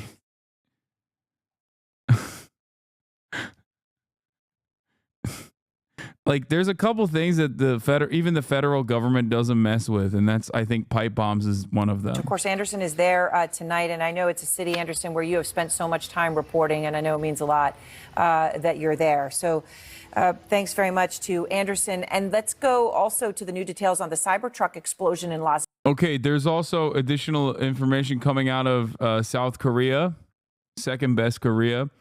Authorities attempting to detain Yoon are blocked by military unit inside the presidential residence compound. According to Yonhap. Oh my lord, what is happening in the world? Let's look at the Cybertruck thing, and then we'll get to the South Korea and how stuff. we're trying to identify him, and I'm feeling comfortable to give you. Stop saying second best Korea, please. Why not? There's one Korea in my mind, okay? A unified one. Just before the explosion, they found 2 guns, a military ID, a smartphone, and a smartwatch inside the Cybertruck. They've also identified 2 tattoos they say Livelsberger had. One of which was on the stomach and one of which is on the arm, that we can see bits and pieces of it as in comparison to what it is that we now know he had on his body. Livelsberger was an active duty member in the Army. Listen, all I'm saying is there's one of 2 Koreas out there that is not experiencing this kind of government collapse. Your enlistment, according to 4 U.S. officials. He was on approved leave when police say he rented the Tesla Cybertruck in Colorado, arriving in Las Vegas New Year's Day. He drove up and down Las Vegas Boulevard before passing the Trump Hotel. Livelsberger then circled back and parked the Cybertruck in the entrance driveway just moments before the fiery blast, according to law enforcement officials. Video of the aftermath shows the bed of the Cybertruck loaded with fireworks, gas tanks, and camping fuel. The level of sophistication is not what we would expect from an individual with this type of military experience. Police credit the Tesla vehicle's body construction, forcing the blast upward and limiting the damage to the hotel driveway, even leaving the glass doors intact. Law enforcement officials say they have not connected the explosion at the Trump Hotel to the deadly terror attack in New Orleans in the early morning hours on New Year's Day, but acknowledge the similarities. Yeah, I like that everybody's dunking on that guy, being like, this guy's a real dumbass. He had no sophistication with his terror attack. His family's going to get real pissed. Livelsberger family members are going to be like, Livelsberger family members about to come out and be like, listen, we're going to do the job for him. Similarities, very strange similarities to have. And so we're not prepared to rule in or rule out anything at this point. Aaron, this was a frightening moment for the 7 people who were injured in the immediate vicinity when this happened, as well as the hotel guests who were staying inside. I talked to a couple of guests who were staying between the 40th and 50th floors behind us in the hotel. They said they felt the windows shake and they saw smoke billowing in the stairwell coming out of the elevator doors. Now, one thing investigators are working on now is trying to retrieve any possible footage from inside the Cybertruck before the explosion. Dude, come on. Come on, dude. DPRK executed 12 young men for playing League of Legends. I mean, I'm sorry, but that's crazy. That's crazy.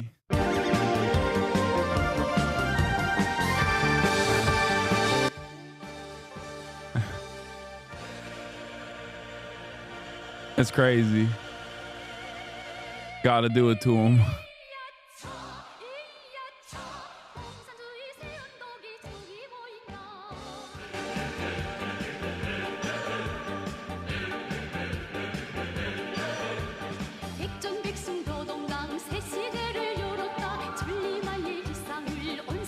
Yeah, a bit harsh, but understandable, you know? I'm not an advocate for capital punishment. But you got to make sure you stop this scourge dead in its tracks.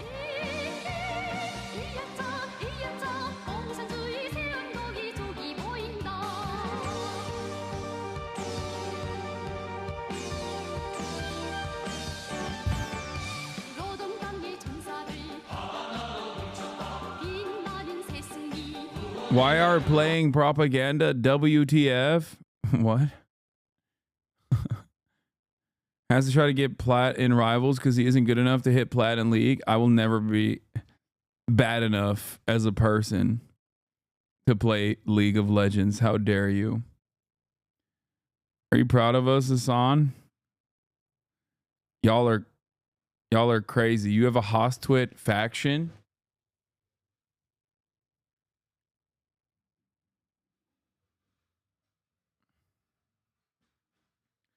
Did you see DPRK TV? A guy in Canada was able to pick it up via satellite? I did. A more accurate headline. DPRK saves 12 young from the pain of playing more League of Legends. Yeah. I don't understand devaluing the life represented in such executions. Even if the game is bad or a waste of time, why kill them? Why not find more productive work for them to do? This is so funny. A person took this seriously from pamphlets and responded with like, well, you know, it's okay that you're criminalized playing League of Legends, but you might as well put him into the salt mines.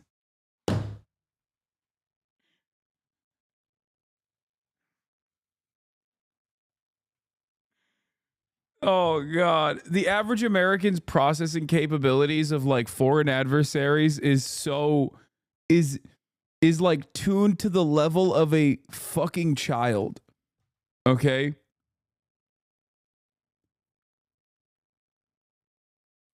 Like even if it's very clearly a meme account doing a clear meme, they still have that dog in their brain that says like, yeah, I believe it. The DPRK would do such a thing. And then we wonder why Yeonmi Park, a person who very clearly was lying about insane things that she experienced in North Korea, and then tying it back to you know, Columbia University being similar because of woke. Like that person, so many Americans believe that.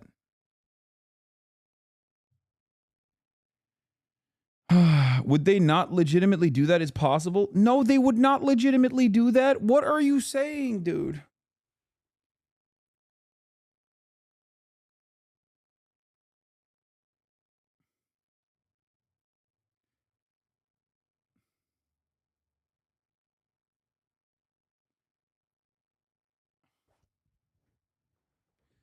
I don't know. But I don't like my first inclination when I hear about this sort of thing.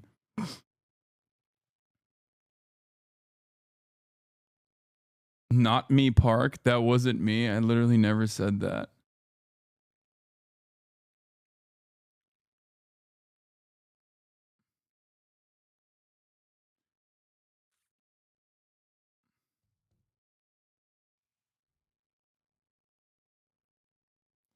She said the FBI was going to do security for a public speaking event, and then they then canceled because the FBI's director of diversity called her, telling her she had to cancel.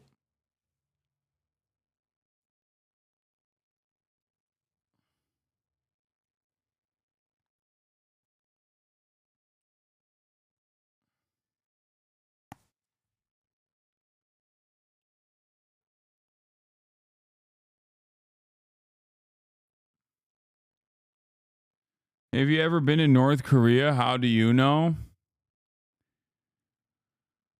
You know what? You're right. I don't know. Yeonmi Park was lying about what she let leave through in North Korea? Yes. Or do you actually think in North Korea people pull trains? Like the trains don't run, so people have to pull them. And that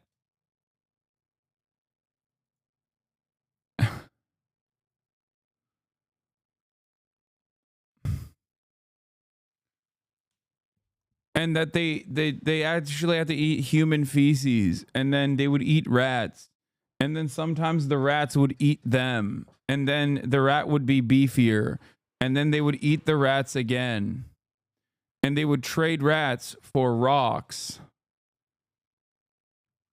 because there's no currency.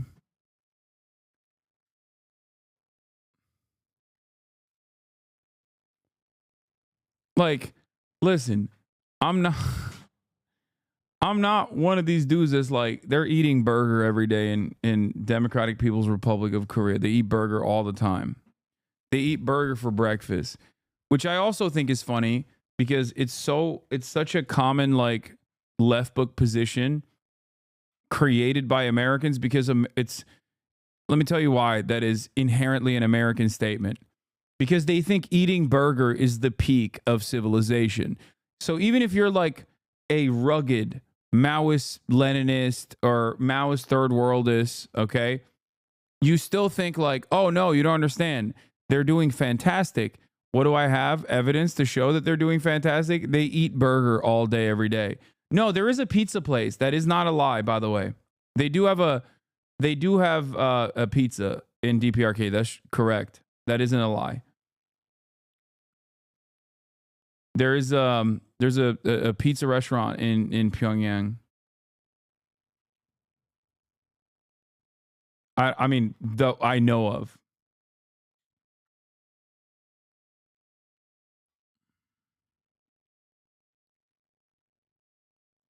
I'm sure there's more than one. I just know that there's one famous pizza place.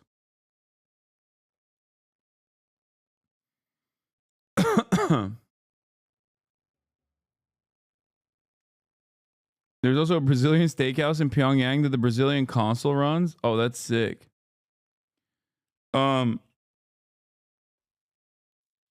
Anyway, why do you support China if they crack down unions and are state capitalist? They literally have what? Supporting a country that is sending soldiers to fight Ukraine but claims to not be pro-Russia. Why do you support China if they crack down on unions or state capitalists? They literally have billionaires. Okay. I think there is a difference between me saying, I don't think people are eating rat poop and then trading rat for rock in the Democratic People's Republic of Korea. And I love the Democratic People's Republic of Korea, and I think it's a good country, and I think it's the best country. There's got to be a difference there, right? Like there's a lot going on in between there. I would probably be somewhere in between those two boundaries. Okay, so that's number one. Number two, you then immediately moved on to China, which there's never been a moment where I've been like, I love that China cracks down on unions, or I love that China has billionaires. As a matter of fact, I always say I love that China at least punishes its billionaires, whether it's because they step out of line with whatever the party goals are or not, it doesn't matter. I also routinely talk about the censorship and how silly it is, especially as China is now well on its way to become a global hegemon. If you want to get mad at the living conditions of DPRK, you should get mad at the United States of America for creating such living conditions in the DPRK. Even the very fact that they still have an almost monarchy-style structure in their governance is partially the fault of the United States of America.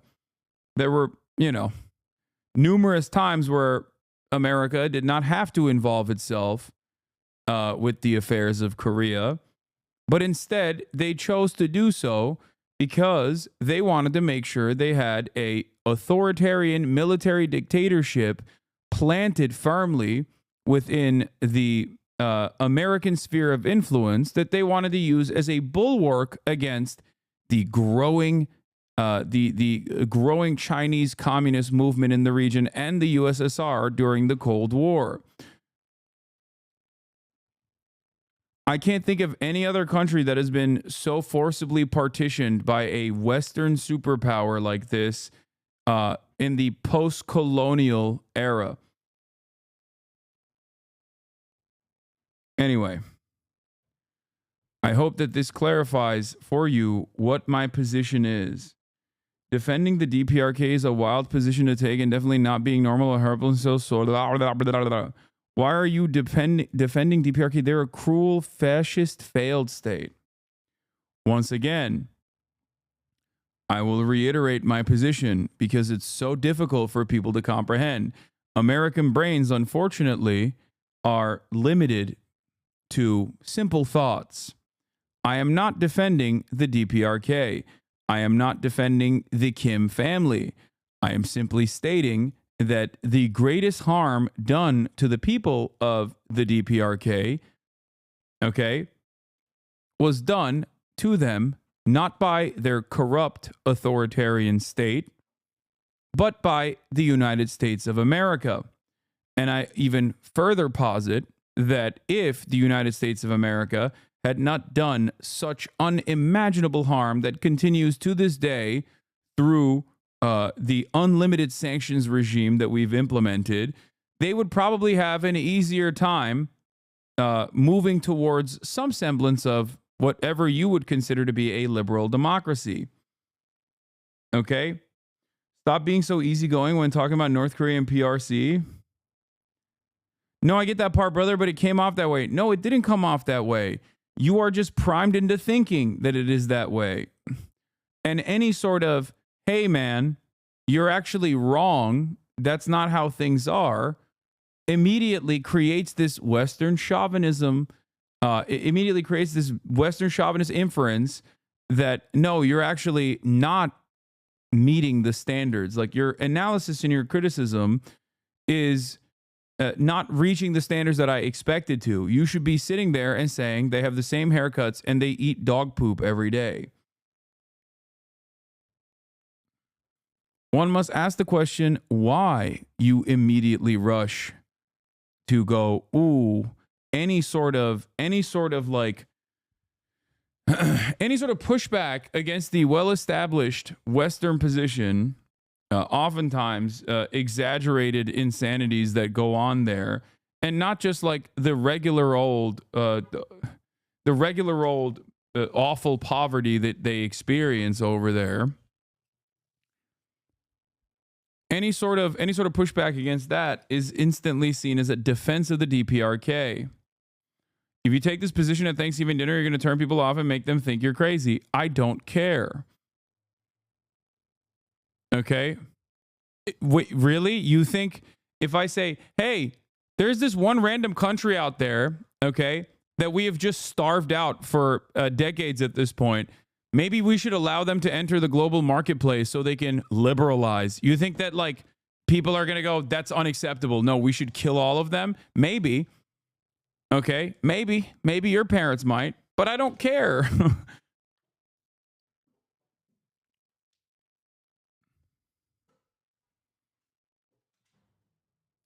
Lamau, what would DPRK offer the global marketplace? I don't know. What the fuck does England offer to the global marketplace, dummy? Sheep?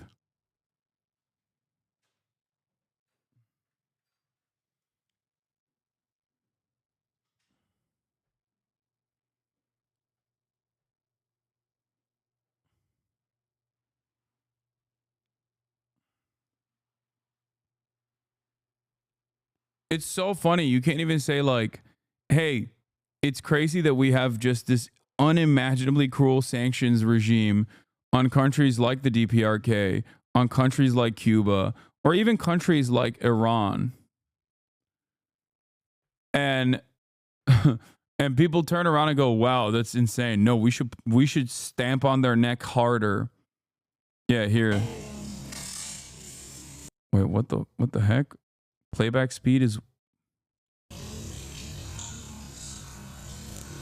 Italia Pizza Restaurant in Pyongyang.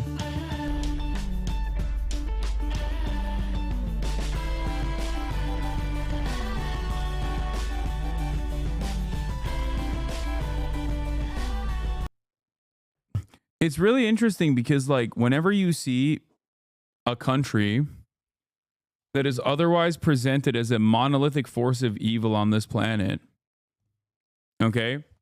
Whenever you see a country that is presented as otherwise a monolithic force of evil on this planet, and you work to actively humanize them, people have this attitude where they're like, dude, you're defending them. Dude, you're defending them. No, man, I'm just saying that they're like normal human beings, you know? Like, that's it. And if you consider that to be this like unjustifiable defense of, I don't know, North Korean governance or whatever, then that's kind of your fault. It's on you.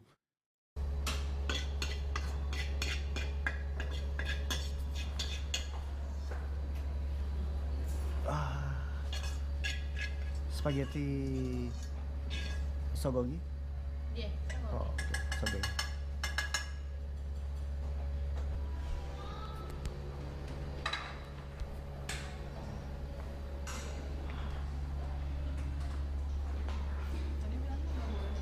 I was at a Christmas party last year and a K-pop stan said she hated North Korea so much she thinks we should just nuke them.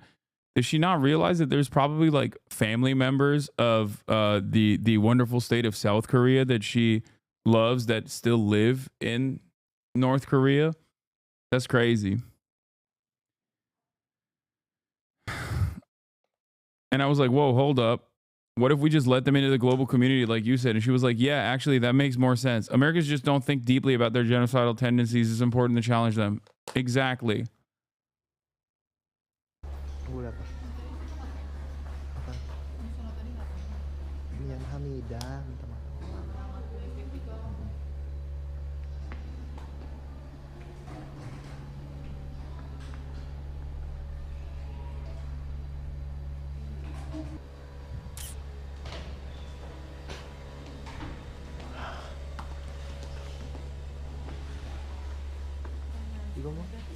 Yeah.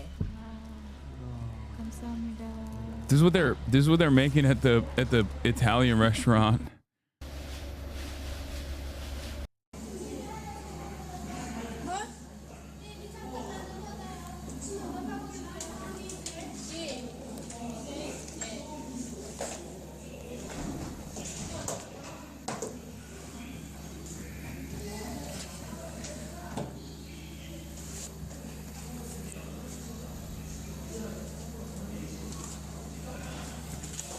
이거 따라고? 네. 따라고 bisa? Bisa. Oh iya. Hanato mau minta. Hanato.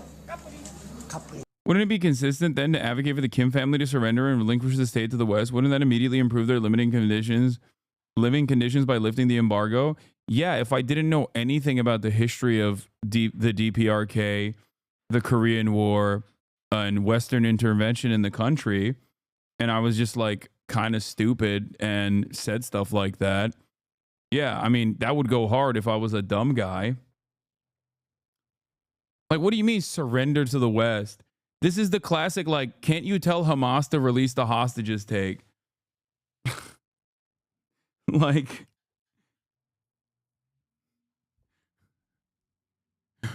we can't even tell Israel, a nation state that straight up can only do all of this violence, this genocide, because we're giving it weapons. We can't even tell them to stop.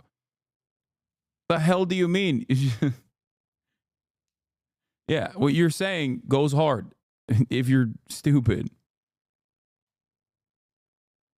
Again, this does not justify the West, but it is not possible to lift that embargo by any means. So wouldn't leftists want to minimize suffering immediately? Yeah, I'm a leftist. And as a leftist, I believe that every country should buckle over to Western empire, because otherwise we'll just keep killing them, either slowly with crippling sanctions or directly by bombing basically every city where people live, and then doing the crippling sanctions regime.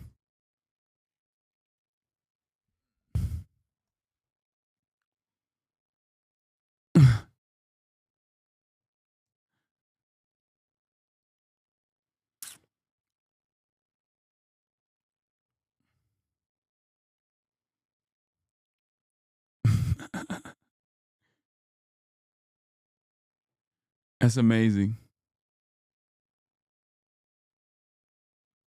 This video is just proof of Western dominance. Even in North Korea, their desire for pizza deliveries just breaks through. True. Yeah, they wanna have their own little Uber servants.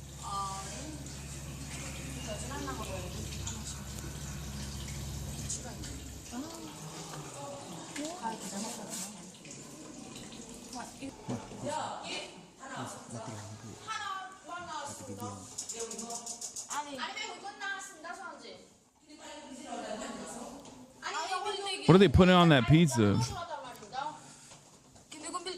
Kim Jong-un famously a Red Velvet K-pop girl group stan and let them perform in North Korea. Wait, what? What year is this from?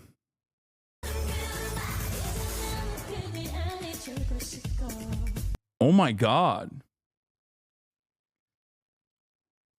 2018?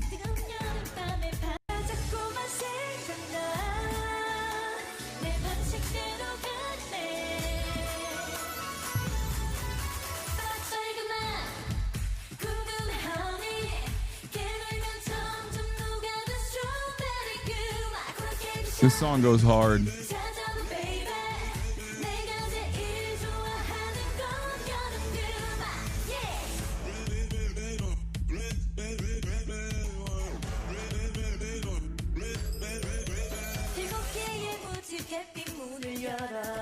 Are these people not curious at all? They just hear something and say, "Okay, that's my view of the world," with no further evidence needed.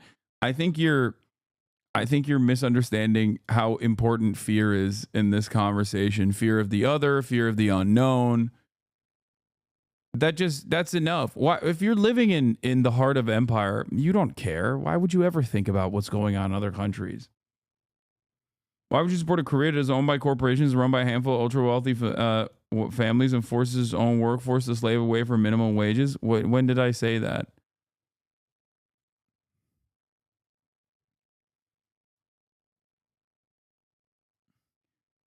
I don't know what the current attitudes in South Korea are, but considering the recent history of Korea in general, I think that if given the opportunity for unification, I feel like a unified Korea might move more towards social democratic principles rather than turn DPRK and what remains of North Korea into yet another hellish dystopian hyper-capitalist society.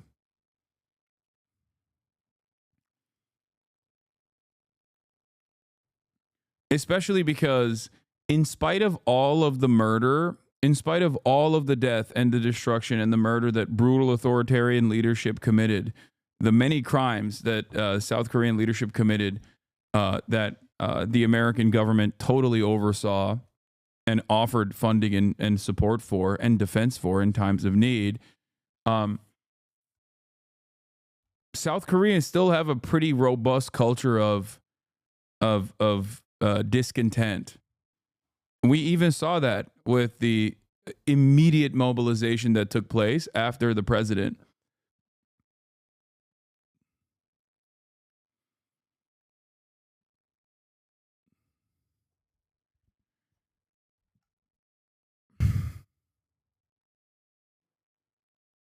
Now, of course, that would never happen with as long as American troops are still in South Korea. That'll never happen. But I'll just say it like this: it's not an accident that South Korea experiences so much public discontent. It's also not an accident that they are endlessly divided on gender lines. And it's also not an accident that there's so much of South Korean media talks about, on the one hand, talks about the glories of capitalism and how wonderful it is to be wealthy, aspirational goals presented, okay? While simultaneously, the other half of South Korean media work almost always talks about the parasitic nature of capital.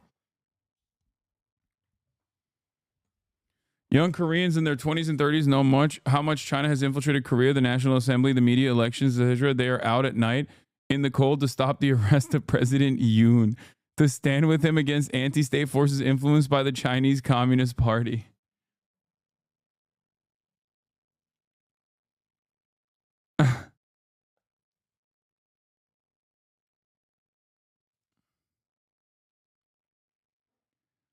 South Korean citizens gather in front of the presidential residence to prevent the arrest of President Yoon Suk-yeol immediately after an arrest warrant was issued for his arrest. Wait, are these actually the incel armies trying to defend the incel president, or are these people protesting the president?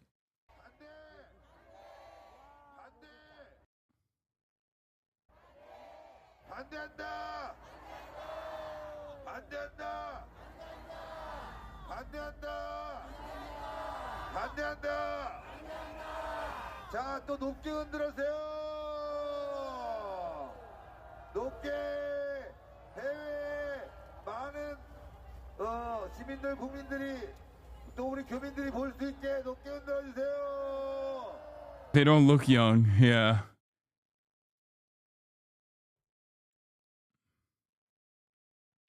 Worth noting that it is mainly men between 1929 that like former President Yoon.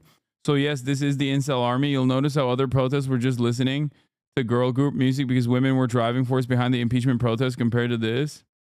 Why are you calling the president incel? Because he is an incel. 현장 반발과 현장과의 마찰이 없이 집행하는 부분에 대한 고민이 좀 있어 왔을 거고요. So the National Police is has an arrest warrant that they are trying to arrest them, but it seems like he has bunkered up. XBC is protesting the North Korean spies. You should debate him. What the hell is that? The North Korean spies?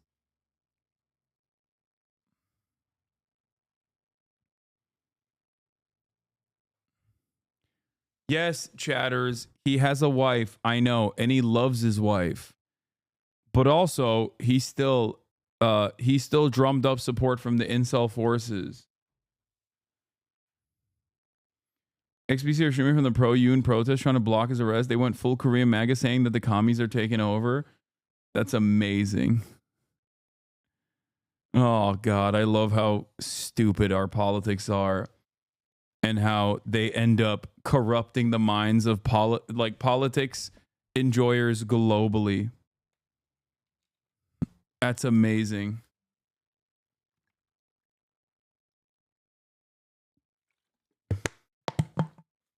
My mom's in the Korean alt-right pipeline thinking that North Korea and China was behind the airplane crash and other conspiracies, and thinks that Young Suk Yeol was 100% in the right, getting rid of all the corruption. Is there anything I can do?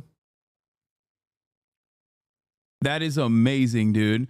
Signs of resistance from the presidential security as the arrest team encounters a wall of vans blocking their path. CIO officials got off from their cars and entered the presidential residence on foot. Approximately 20 presidential security officers are in Yoon's residence and are resisting Yoon's arrest. CIO officials are having a standoff. A tense moment now. Yeah. Not a peep. All of this discontent happening in South Korea and not a peep from the United States of America. If you want to understand where the State Department's interests lie, understand that, you know, I don't think they care as much, regardless of who ends up manning the helm, grabbing the reins of Korean power.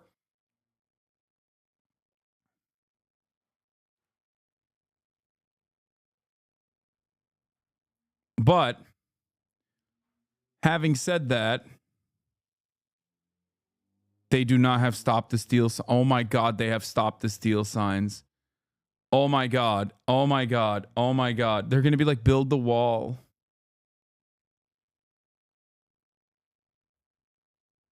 Oh my God. Oh my God.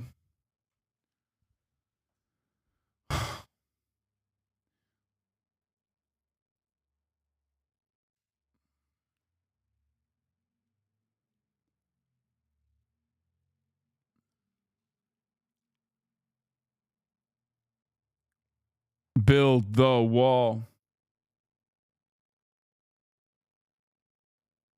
Beautiful image.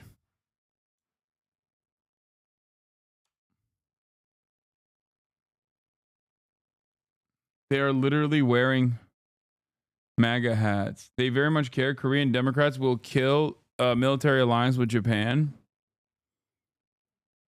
South Korean president who tried to institute martial law and was removed and suspended from office. You can see the crowd here, including MAGA hat, American flags. We can take it through the crowd here.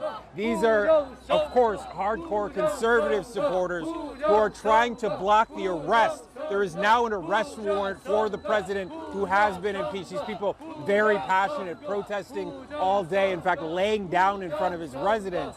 At one point, they want this police action to stop. They say it is wrong, and President Yoon is encouraging his supporters to do so. Very animated crowd.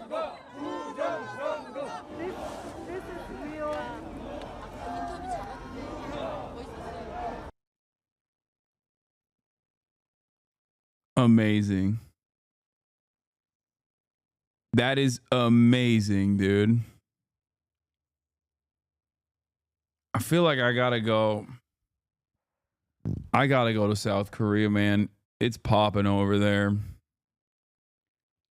They're saying stop the steal in English too. Steal! Stop the steal! Stop the steal! Stop the steal!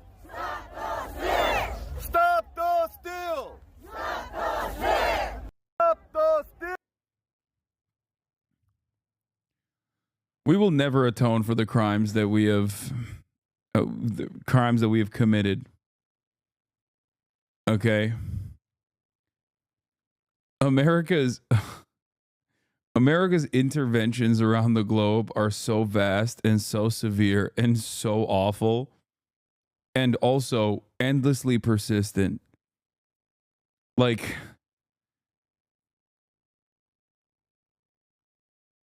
colonization doesn't even begin to explain this. Yeah, this is like beyond imperialism.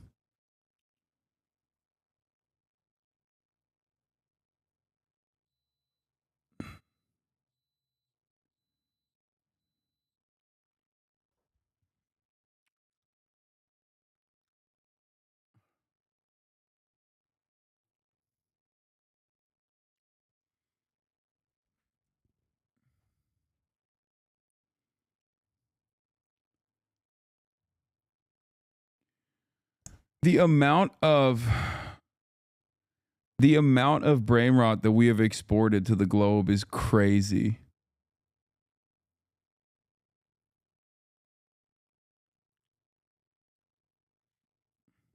Connor is getting not Elon, Adrian Dittman on.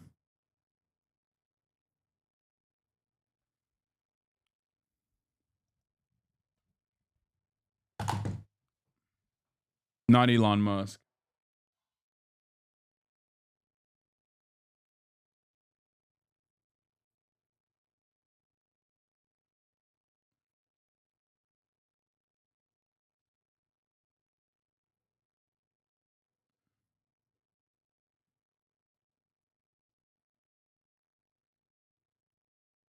Hold on.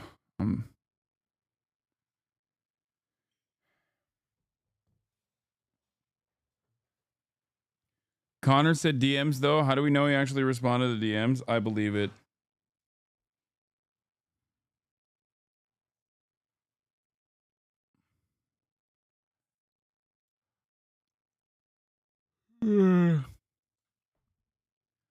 How about 3 or 4 PSD tomorrow? It doesn't have to be exact. Just love planning ahead for Fortnite Friday. Hit me back on DM soon.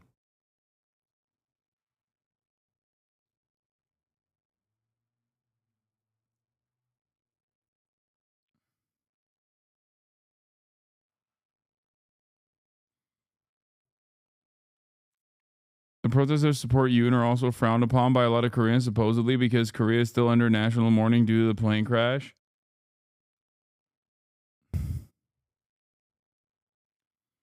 Unless specifically timed with a low chance of alteration by external forces, anticipating the exact timing of events is unrealistic.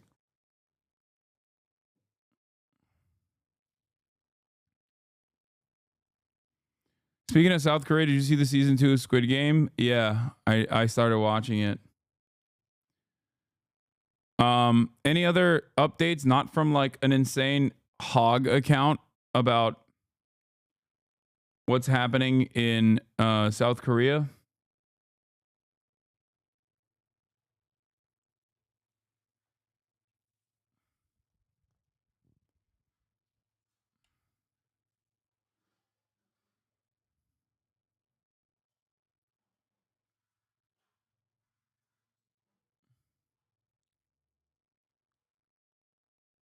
Play Red Velvet again, please. No. Okay, fine.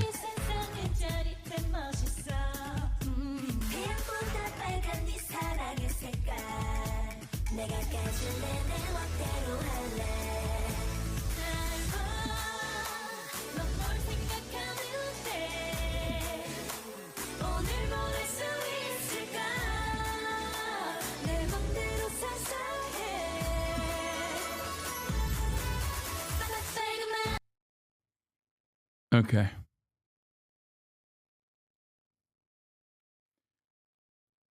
Play Marvel Rivals and get boosted by Noco. Here, let's see. Extraordinary images, extraordinary. Steve, this would be, you know, extraordinary images, extraordinary in terms of this development. What are we expecting? Well, it seems as though that this crisis that has really erupted in South Korea now for a month. In fact, it was a month ago today that Yoon Suk-yeol, the president, issued that ill-fated declaration of martial law, which triggered this crisis in South Korea. But again, he's refused 3 different times to meet with investigators, of course, after the arrest warrant was issued by the Seoul Western District Court on Tuesday. Can someone send me that Stop the Steal photo again? Of the South Korean incel? Please? And now it has come to a head outside his residence in central Seoul, where about 3,000 police officers have joined with investigators from the Corruption Investigation Office for high-ranking officials. No, not this one. There was a better said one. To be acting on that arrest warrant. Keep in mind, they have just 7 days until that from the issuance of the warrant. Update. South Korean President Yoon Suk-yeol's lawyer said Friday that investigators are trying to detain the impeached leader were not acting lawfully, vowing to take further legal action against the move. Investigators have court-ordered warrant to detain Yoon.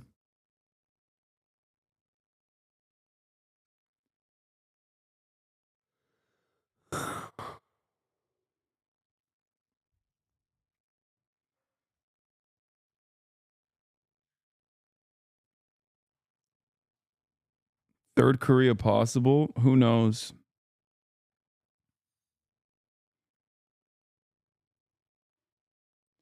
Not the clip. There was a photo of the dude with the glasses holding up a MAGA sign. God damn it. This was the one. Thank you. Amazing. Until it expires. So that would be at the end of Monday. So today and through this weekend, things could come to a boil and to a head, obviously. We have not gotten any reports yet whether the team of investigators have teamed up with the police to try and essentially break their way through hundreds of Yoon supporters who have rallied outside of the presidential residence as Yoon is said to be inside and staying there and refusing to cooperate. In fact, his legal team yesterday issued or made a petition in court as well to essentially say that any move to get the police and the anti-corruption investigators together would be an illegal move. In fact, this arrest warrant and the proceedings so far, the Yoon team has called illegal and invalid. So there's a standoff essentially right now, and we're going to have to see how this obviously plays out. It might not happen today. It could potentially happen over the weekend, but something will happen by Monday, obviously, when the arrest warrant potentially expires. And again, this investigation, the anti-corruption investigation team, if they do in fact arrest him, they would have then 48 hours to decide whether to formally arrest the president or release him. So lots yet to be determined. And Steve, in fact, in just the last couple of minutes, we're hearing more Yonhap reporting saying that investigators in Korea have now entered Yoon's residence. So there has been indication from him that he would stay and fight it out in court. Do we know what sort of... What they're reporting in the news isn't exactly what people are saying here in Korea. What are people saying in Korea?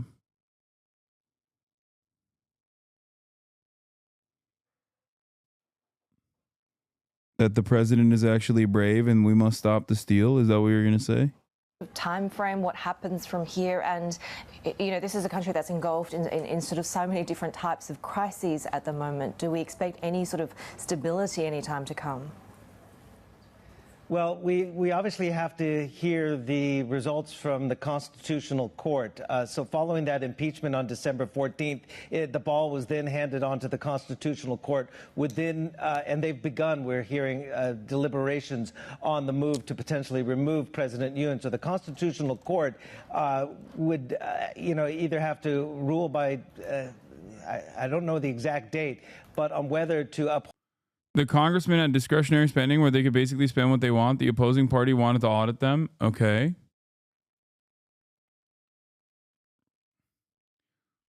What part does the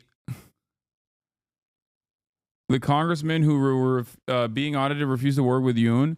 So here's the question. What's the part where Yoon purchasing North Korean uniforms to try to do a false flag attack, but then actually doing a martial law without even doing the false flag attack, where that part of the process becomes an issue? I like that you were like, what they're reporting on the news isn't exactly what people are saying here in Korea. And then what you reported to me about what people are saying in Korea are just the Yoon heads. Yeah, I know. I don't have this opinion that other countries are monolithic in their understanding of politics. I'm certain that there are Yoon heads out there. Okay? Some Yoonies gooning for Yoon, whatever you want to call it, that are going nutty mode and trying to find ways in which they must defend their beautiful president.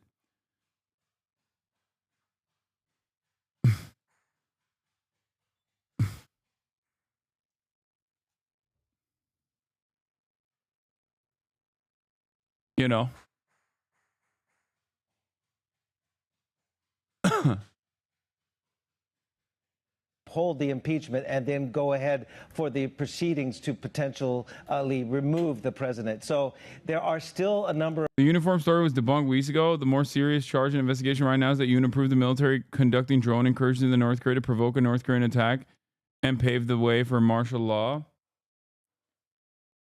I think it seems like his ultimate goal was to gear up for war with North Korea. And I'll take it one step further. Okay, I'll put my conspiracy hat on for a second. There's a reason why it's awfully weird, suspicious, maybe even a little too convenient that Joseph Robinette Brandon hasn't said anything about President Yoon's ridiculous actions so far, which leads me to believe, given the position of South Korea as the bulwark against socialism during the Cold War, bulwark against the USSR during the Cold War, and DPRK's allegiance and closeness to Russia, I would go so far as to say that, this would detangle the DPRK, decouple the DPRK from Russia if they were too busy engaging with South Korea, which leads me to suspect that maybe the State Department is not upset. Maybe they're upset that that Yoon was a little too stupid and couldn't pull it off, but I don't think they were upset at the attempt. As a matter of fact, they might have even signed off on the attempt. That's all I'm saying.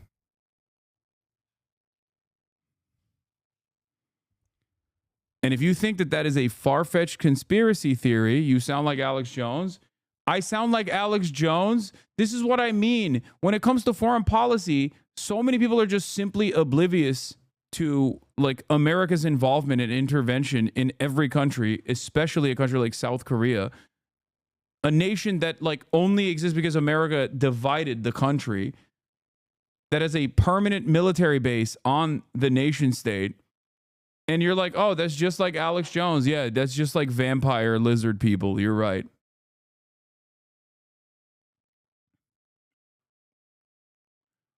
Yes.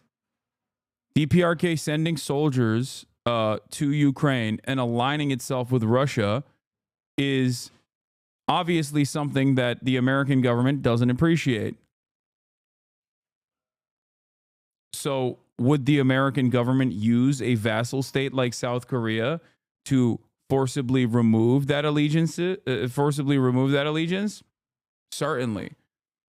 I think the real interesting party in this equation is China, because I don't think China itself is all too happy about Russia's ongoing efforts of occupying Ukraine. China is Mr. Don't fuck up the bag. China is Mr. Look at our fucking wonderful trains. China as a nation state is like, oh, dude, look at all the innovative technological product that we're putting out there. Look, we have 6th generation fighter jets.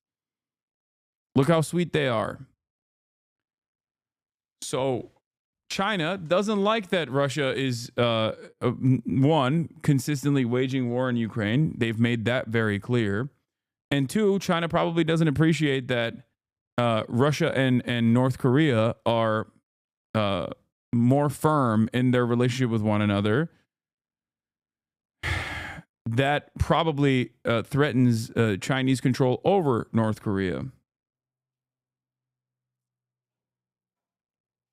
You've lost it if you believe DPRK is fighting in Ukraine. I don't know if the DPRK is fighting in Ukraine or how much it's exaggerated, but I do know that they have a security cooperation. I also know that I don't know what China only gains from a prolonged conflict in Ukraine by gall-wasping Russian assets. I don't think China gains by Russia's prolonged conflict in Ukraine.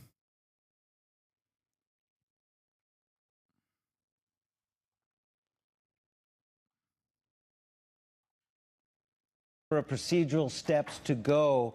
But right now, the Anti-Corruption Investigation Force is acting on that Seoul Western District Court arrest warrant that was issued Tuesday. So that will come to a head.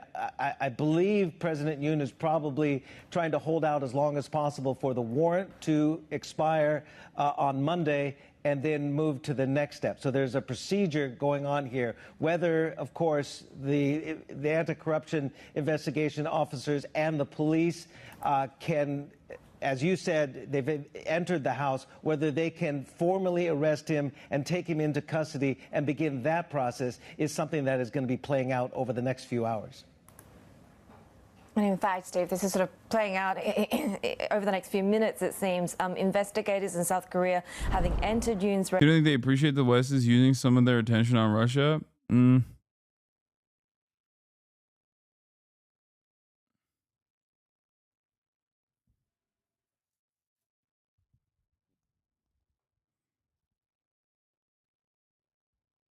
Most Korea and China experts agree with Hasan. I am in these circles. What you say is 100%.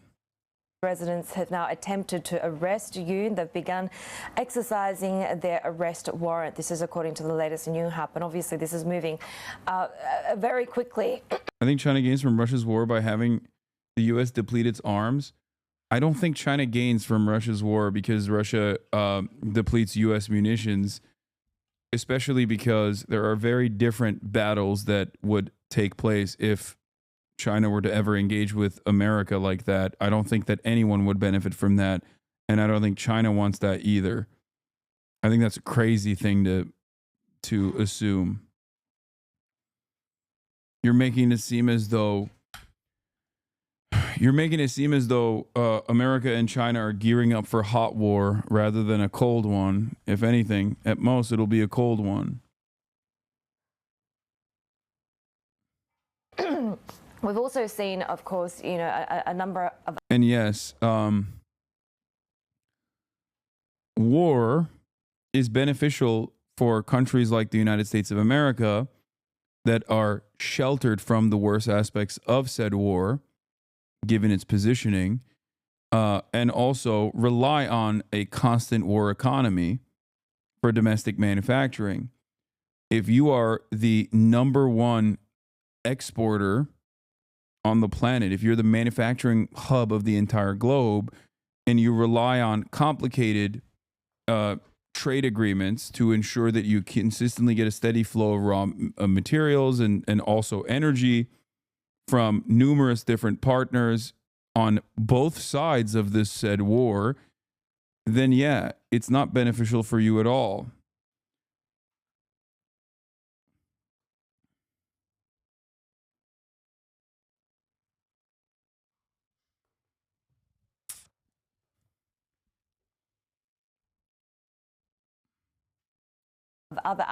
Yeah, no one in China thinks the U.S. is distracted by Russia or Israel. This is Western rhetoric that assumes China can't wait the pounds. We simply think of, yeah, if that was the case, also China would have literally invaded Taiwan when October 7 happened, which is what people were saying China was going to do at the time. Like if this is the kind of attitude that China had, why wouldn't they have invaded Taiwan in America's like most disorganized moment?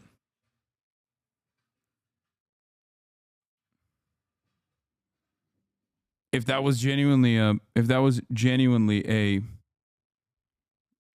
interest that they had.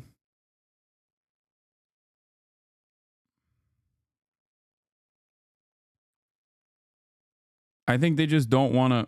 COVID kind of shut that down. No, they're not done yet. What? You think COVID is the reason why China hasn't invaded Taiwan? Are you out of your mind? Guys, please stop.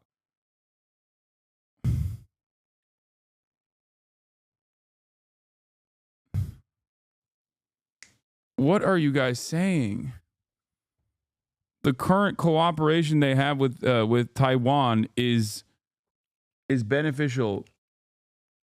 Sure, they would obviously want international recognition for Chinese Taipei as a part of the the People's Republic, but America's never going to let that happen, and they're going to keep using Taiwan as a military base, while America simultaneously says, "Oh, we have an understanding that Taiwan is China, but also not."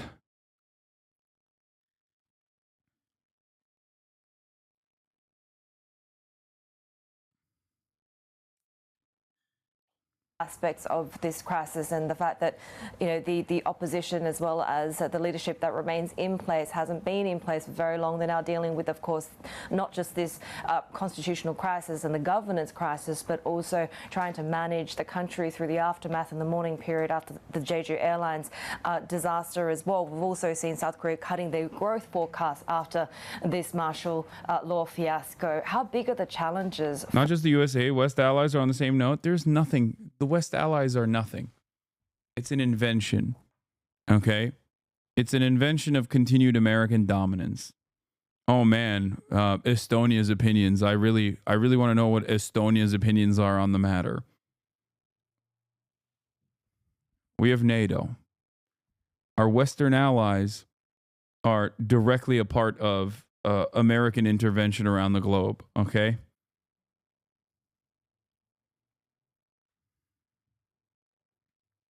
For whoever the next government and leader is going to be.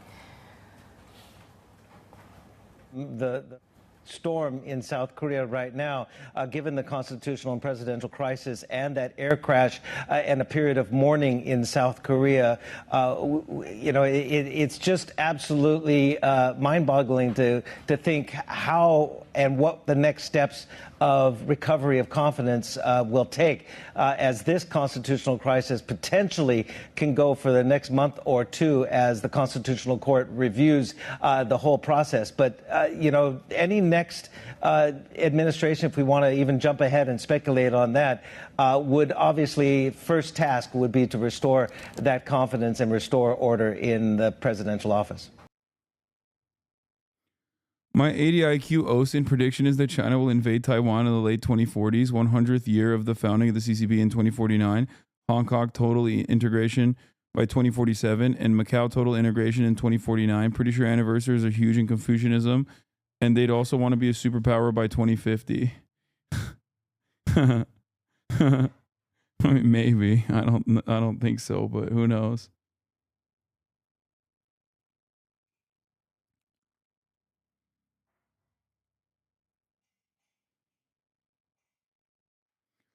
Won't China just do what they did with Hong Kong, wait for a point in time where the West doesn't care as much or can't fight back and just absorb it? Probably.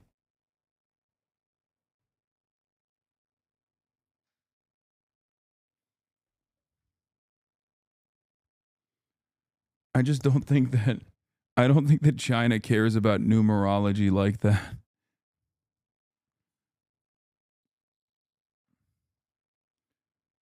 Like, I don't think they base their foreign policy on numerology.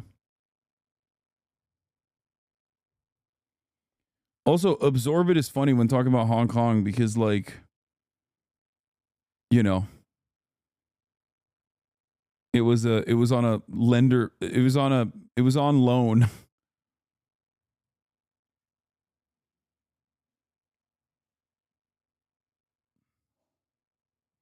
China looks like they're going to invade Taiwan in 2025 the way she is talking. I would be very shocked.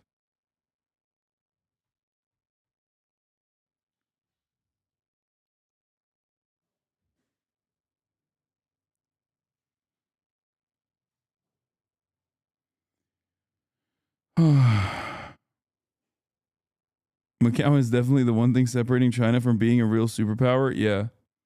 Listen. We have our reservations in Las Vegas. Okay. Cyprus exists as well.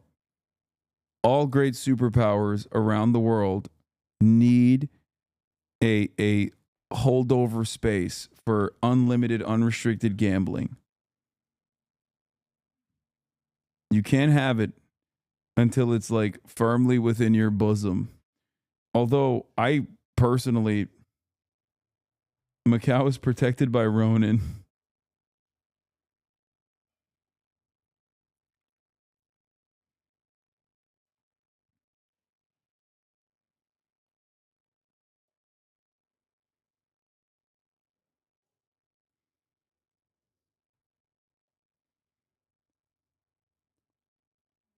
This is why Trainwrecks TV is also a part of a global superpower coalition, given the crypto gambling casino stake.com. Yes, this is also why Jersey has Atlantic City, because New Jersey is a global hegemon. Why else would there be Iranian mothership drones off the coast of New Jersey? Have you never asked yourself this question? What would they possibly want from New Jersey? The small-minded peon thinks in days. The large-minded, brilliant man thinks in years, thinks in decades, thinks in centuries. If the 100 years of humiliation is over and now we are now moving into the century of Chinese dominance, one must not forget that this will also be a century of New Jersey dominance. That's right, baby. That's right. New Jersey, Turkey, China.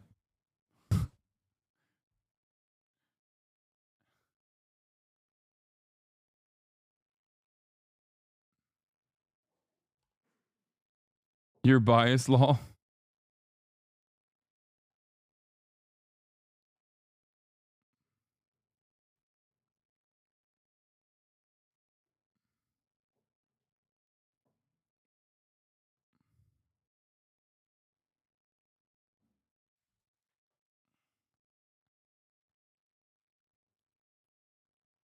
What is this?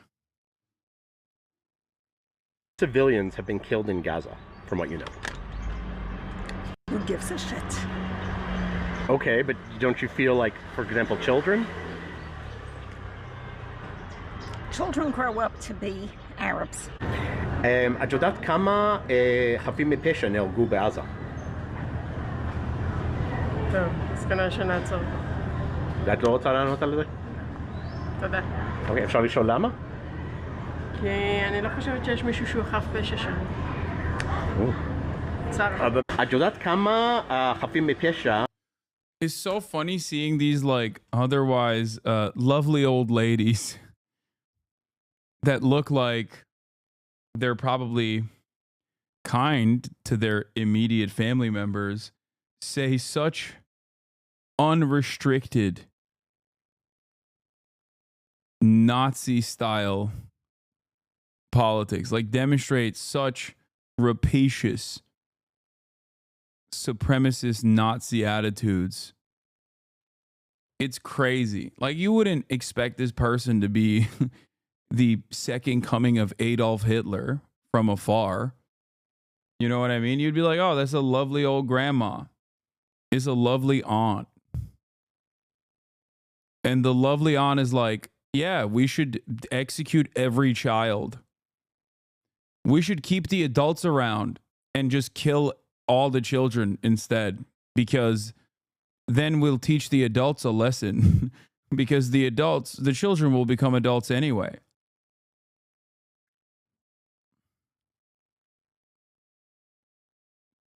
Longer clip from the first woman here.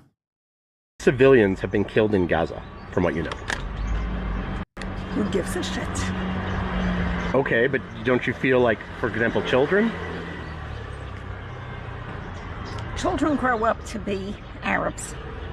I shouldn't say this. I know, I read the numbers last week. My memory died and went to heaven. I don't think children should suffer, but they're always casualties. And since they do a lot of pour-vu, that is the natural result. You know, those Arabs, they breed like rabbits, an infestation. Do you understand why the world is so angry? Because they keep seeing so... yeah. Overall, the world. Okay.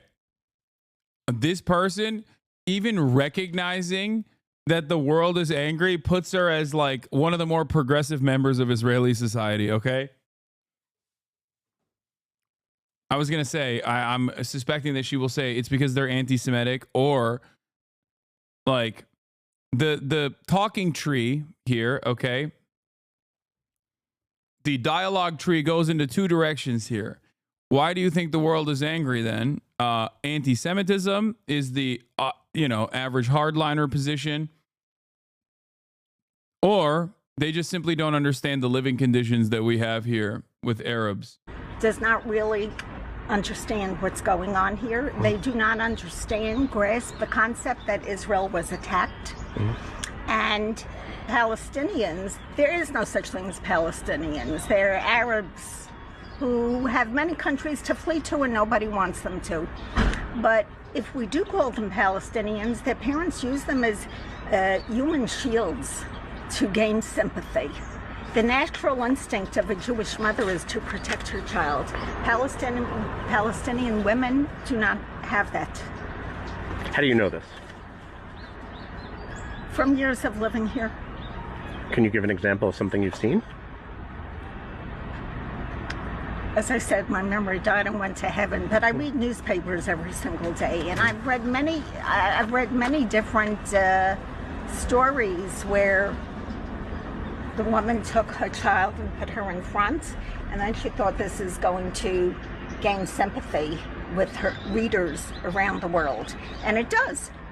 Is this real? I find it really hard to believe that people are this blatantly evil. Dude, this doesn't register as evil in her mind, okay?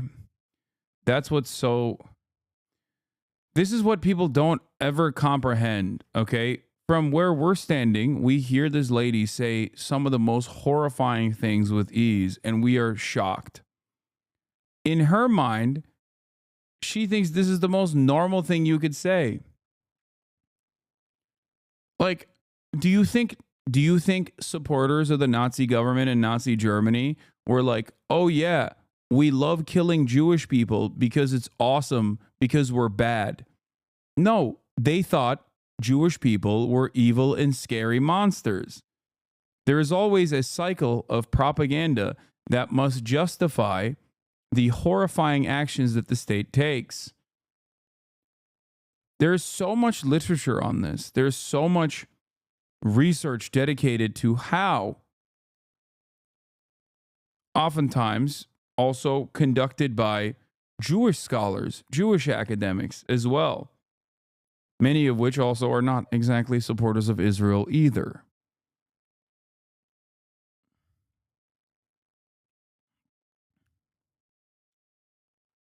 You literally don't know the half of it. Brother, Jewish grandparents are notoriously the most loving and kindest people you will meet and make bomb-ass food and will always keep you fed majority of the time. Like, I know this lady gives the best hugs and makes bomb fucking food, but this is also the exact representation of how all my older Jewish relatives think. Yeah. That's why I'm saying that, like, I'm sure that she is otherwise not a fucking psychopath, you know? Like, Ukrainians are Nazis? What?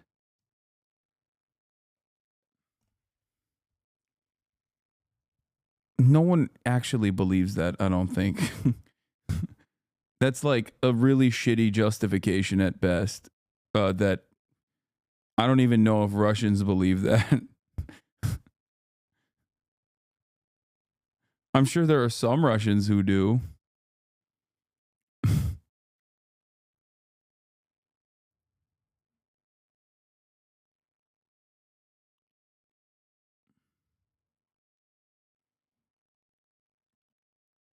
But yeah.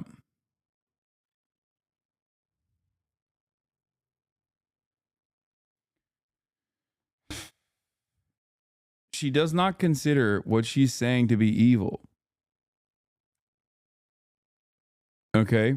In the same way that, like, the average Nazi Germany supporter, the average Nazi supporter in Germany did not consider the government to be evil.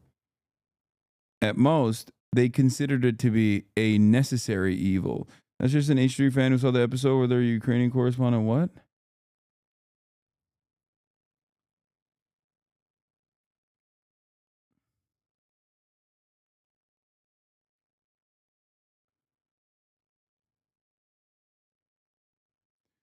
It's got to be really funny if you come in here and you're like, but you think every Ukrainian is a Nazi. And I'm like, I don't think that. I've never thought that at all. I don't know where you're getting this information. I wonder if that causes people to go, let me reconsider my position. like, no, I don't believe that at all.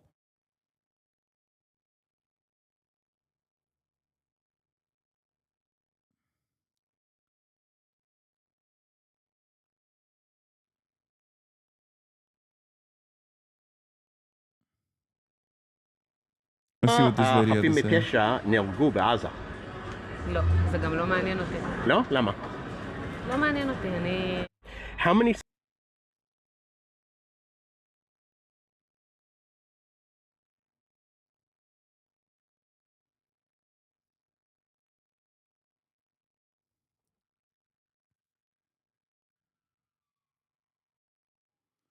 It seems like a lot of people who don't like you do that, where they will deliberately misrepresent your position, even if you tell them that's not what you're saying to their face.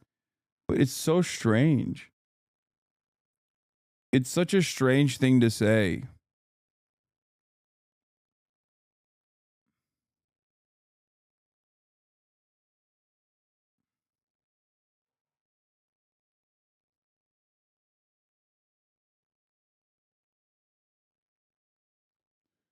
Anyway.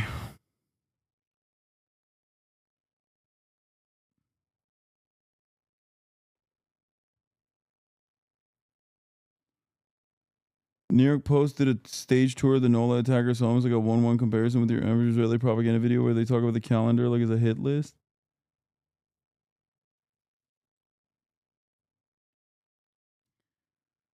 Yeah, I don't know exactly what Corey Gil Schuster's own personal opinion on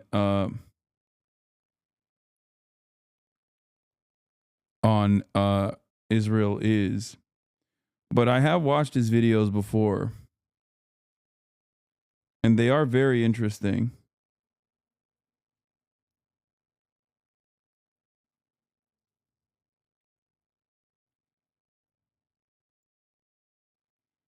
את יודעת כמה חפים מפשע נהרגו בעזה?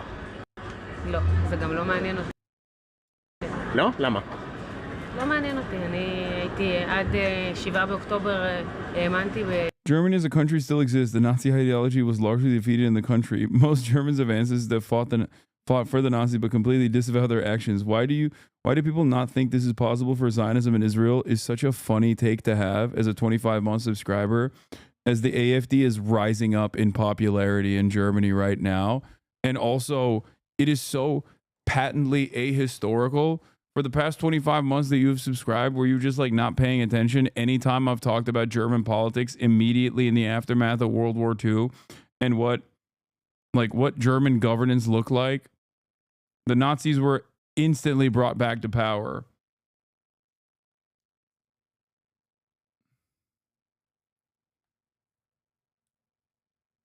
Germany is probably the worst example to point to in terms of like comparing it to Zionism.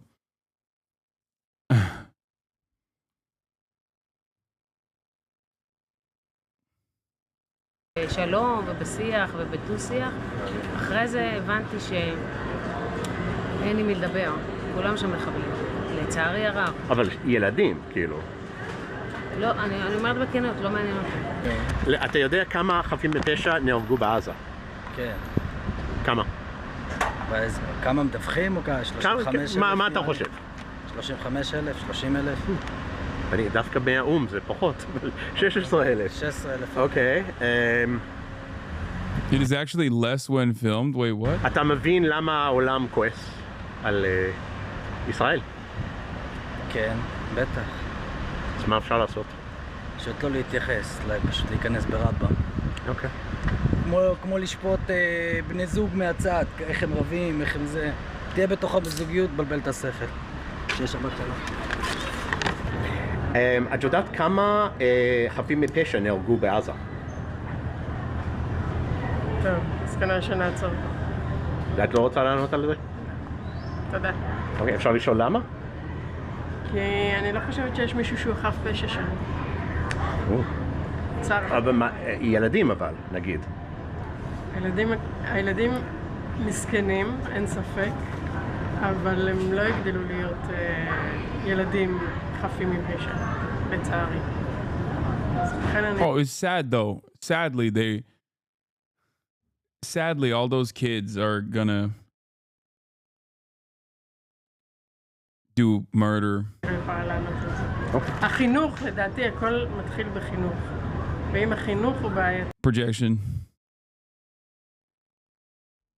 The assumption that Palestinians need to be taught in school to hate Israel is projection. Projection that Israelis actually need to be taught to hate Palestinians through every orifice of Israeli society, Israeli culture, and Israeli education. It's pure projection. Palestinians learn to hate Israel not in school. Palestinians learn to hate Israel when Israel bombs the school, when Israel bombs your house, when Israel bombs and kills your immediate family members. And that's an understandable anger that people have. So that's why a lot of this kind of, they're being taught to hate Jews or whatever the fuck is very silly. מה אפשר לעשות עם זה? כאילו, מה אפשר נגד זה? לדעתי, להכניס שם ארגון שישנה את התוכן של החינוך, וברגע שיחליפו את התוכן של החינוך,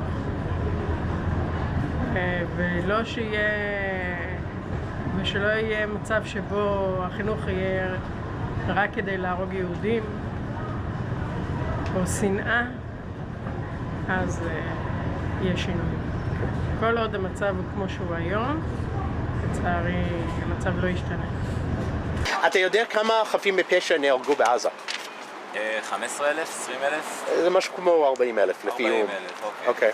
ואתה מבין למה העולם כועסים על ישראל? כן, אני מבין. למה? כי הם חושבים שיש פה ג'נוסייד. אוקיי, ומה אתה חושב? אני חושב שמי שלא היה פה, מי שלא ביקר פה, אין לו זכות לדבר, קודם כל. מי שלא חווה מה ש... You gotta come taste the genocide in order to have an opinion on it, you know? אני לא חושב שיש אף מדינה בעולם שזורקים עליה טילים, שמבצעים פיגועים בתוך הארץ, שככה על ימין ועל שמאל. בכללי אין צד צודק ואין לא. בכללי ישראל היא יותר השפויים, כי אנחנו לא מחפשים את המוות. אנחנו רוצים לחיות בשלום.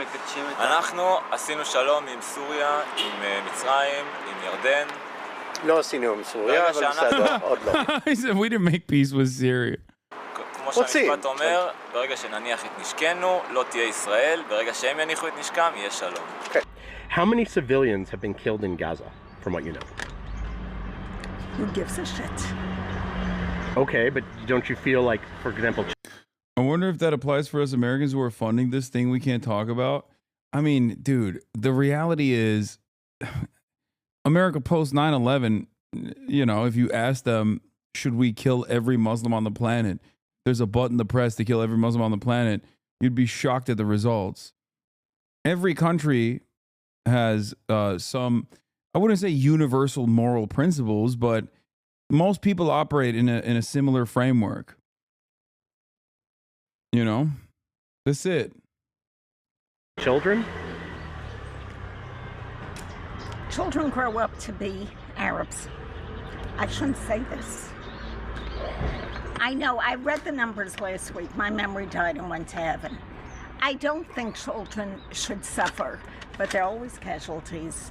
And since they do a lot of pru-rvu, that is the natural result. Do you understand why the world is so angry? Because they keep seeing so... Overall, the world does not really understand what's going on here. They do not understand, grasp the concept that Israel was attacked. And Palestinians, there is no such thing as Palestinians. They're Arabs. No such thing. Who have many countries to flee to and nobody wants them to. But if we do call them Palestinians, their parents use them as human shields to gain sympathy. The natural instinct of a Jewish mother is to protect her child. Palestinian women do not have that. How do you know this? From years of living here. Can you give an example of something you've seen? As I said, my memory died and went to heaven, but I read newspapers every single day, and I've read many different stories where the woman took her child and put her in front, and then she thought this is going to gain sympathy with her readers around the world. And it does. It is successful for them. Do you know how many civilians have been killed in Gaza? I know the rumor has been talking about 50,000, but I'm also informed that the formal number is a little lower than that. The formal number is around 42 now. That's 42? The last I heard, yeah. Do you understand why the world is angry? At us? Yes. Yeah, but I think they're wrong, and I can actually explain. Explain. If you have a minute. I think that basically the terror regime in Gaza, in all the countries around us, so they also govern the people, and they also they deny them from aid, first of all, and they also kept hostages in Gaza by the Hamas, because basically the Hamas won't let them leave because they are living targets. Okay. So I think I do want to meaning if they side, but not from us, from the Hamas.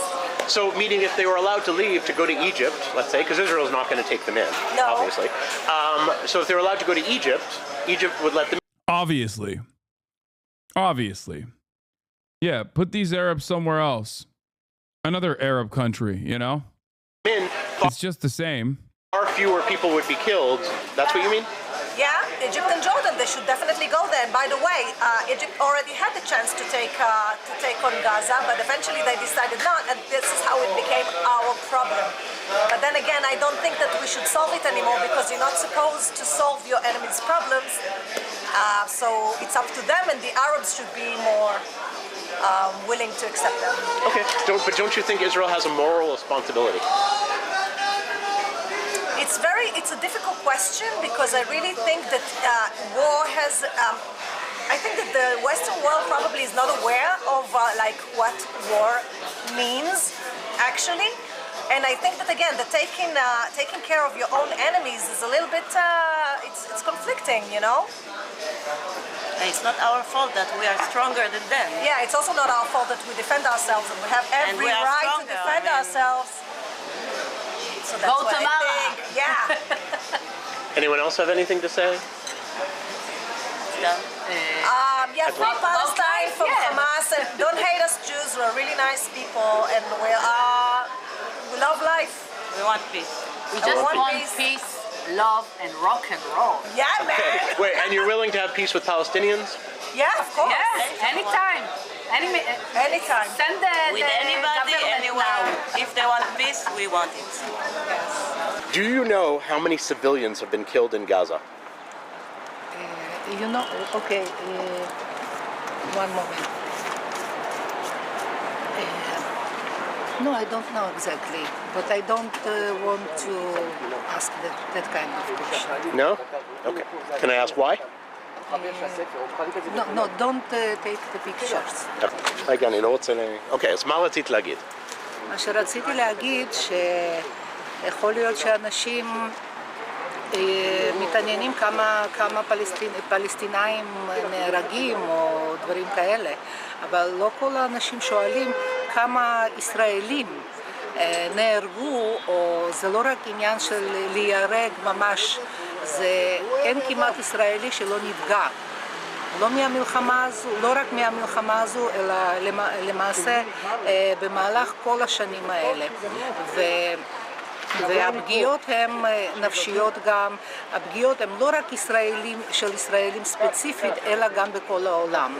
כי הם סובלים פשוט גם מאנטישמיות. היהודים בכל העולם. כן, על לא עוול בכפם, וגם יש להם דיסאינפורמציה מאוד גדולה בכל מה שקשור לפלסטינאים. מה שקורה, שמה שעושים, שאף אחד לא מתעניין בחו"ל. I like that she did in real time the translate Hebrew tweet meme. Like, she was like, I don't want to talk. And then was like, never mind. Let me spit some shit. Let me spit some truth at you right now, real quick.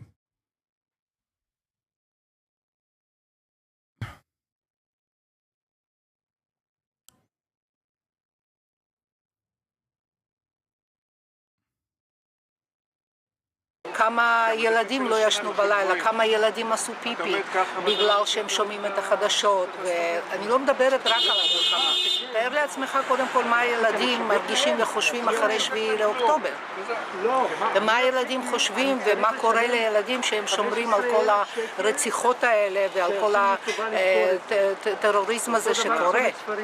אז ככה שאי אפשר להשוות את זה, וכל מה שקשור לכמה פלסטינאים נהרגו, תשאל את חמאס שהם התעניינו כמה אנשים וכמה ילדים נהרגים, כי זה בגללם, ושלא יתחבאו מתחת האדמה ושלא יתחבאו It's like so funny that even if you were to put it on the same moral playing field, which I don't think like a colonial occupant and those who seek emancipation from said colonial occupation are on the same moral playing field at all. But even if you were to place it on the same moral playing field, it's like Israel's still the bad guy in that situation. That's why so much of Hasbara and so much of the defense of Israel's actions that revolve around, dehumanizing Palestinians is oftentimes attributing to Palestinians the crimes of Israel. Like, it always sounds insane when you hear someone who defends it always sounds so insane if you're knowledgeable of the situation.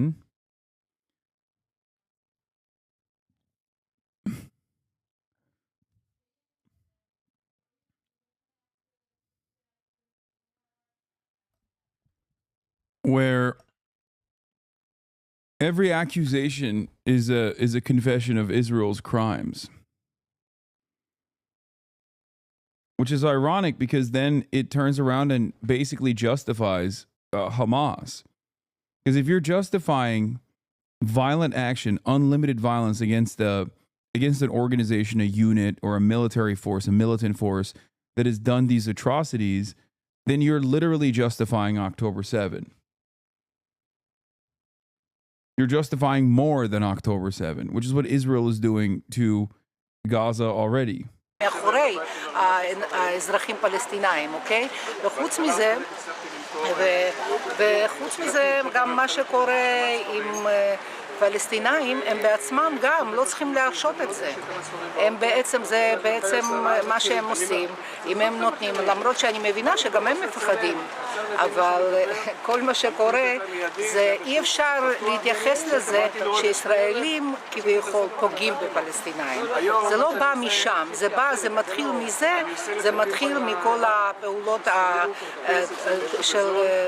של טרוריזם, של טרור, ומשם זה בא, ככה שאי אפשר לחלק את זה לשניים. כל עם ישראל נפגע, זה לא רק משפחות של חטופים, לא רק משפחות שנרצחים, וכל המשפחות שחיילים שלהם נהרגו. זה פשוט מאוד חשוב לדעת שהצבא הישראלי הוא לא הולך והורג פלסטינאים רק בגלל שבא להם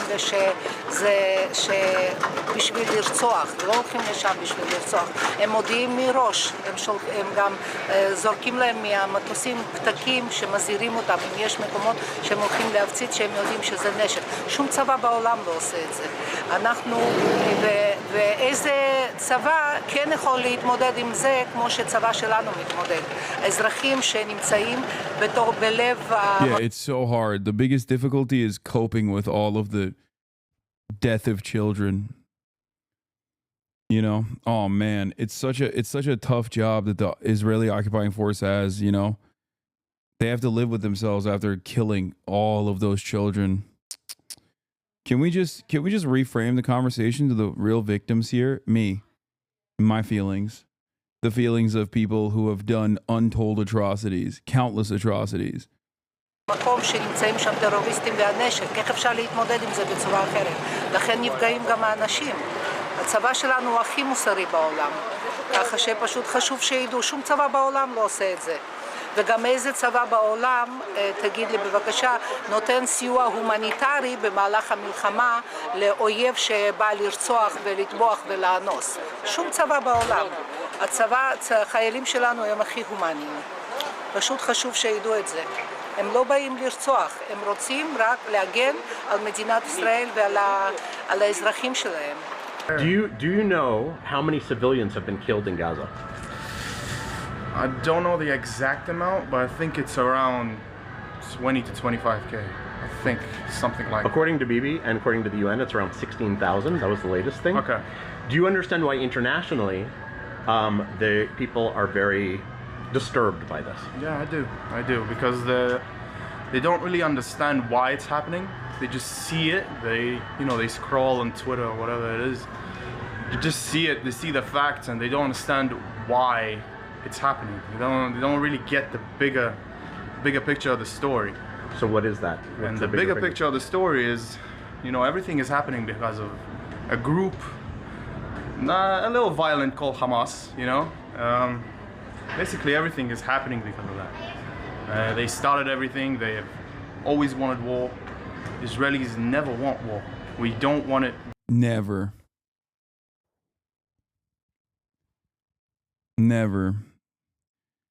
It just happens to be that way, it's crazy.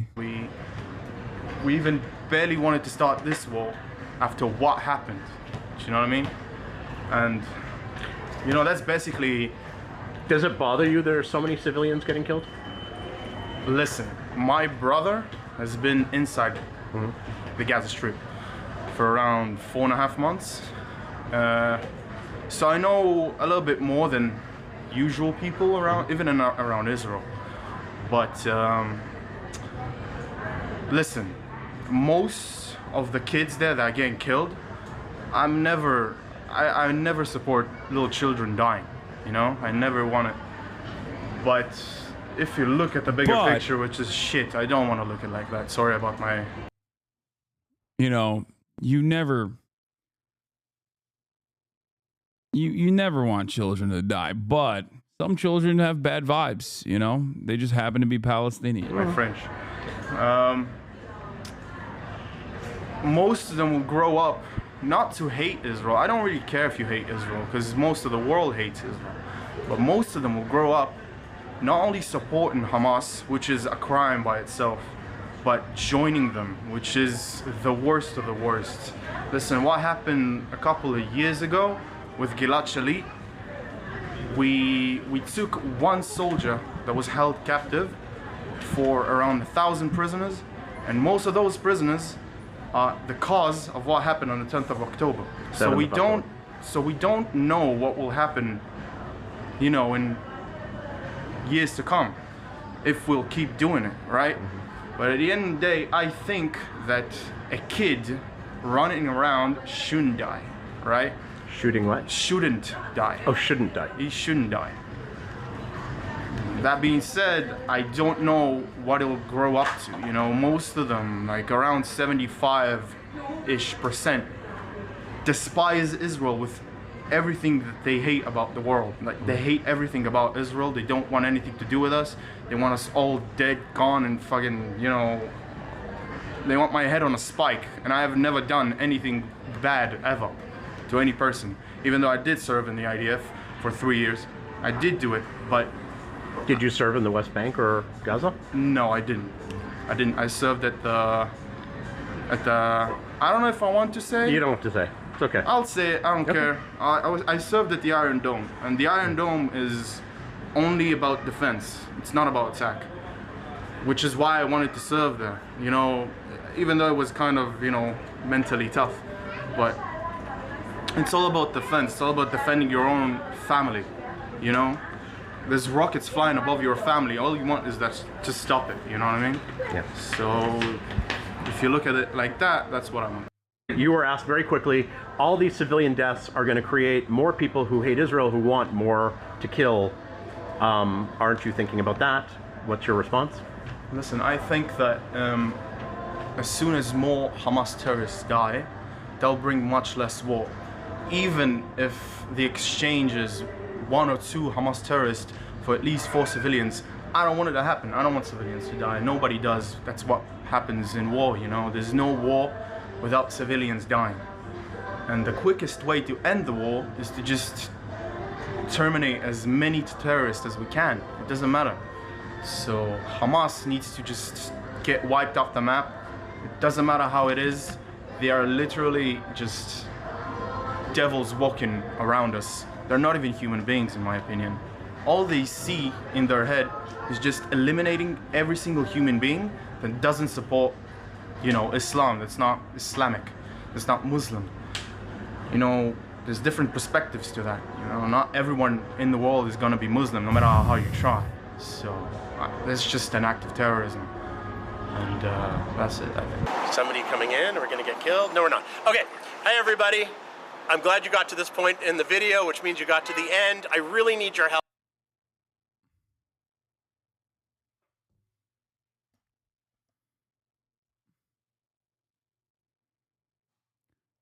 Of course, the final point of most of these conversations arrive at, yeah, actually, it's good that we're doing all this. You have to feel that way. Otherwise, you would go crazy. You would try to overthrow your government.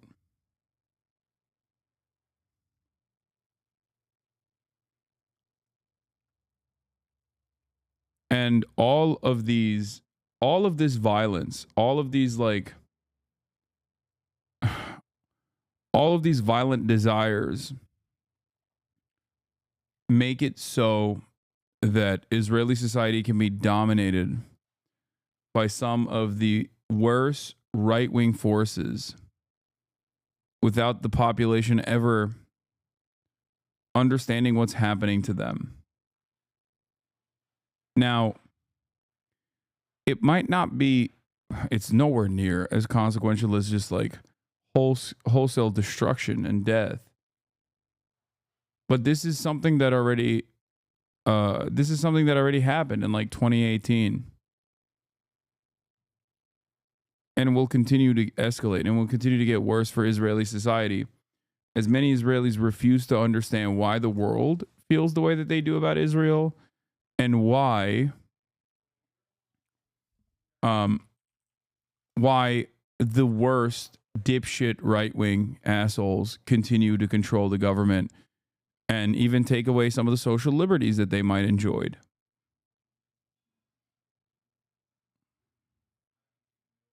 You can't dismantle the right-wing reactionary forces as a liberal Zionist without looking at how those reactionary right-wing forces end up seizing power in your society. They seize that power by continuing to do unlimited violence.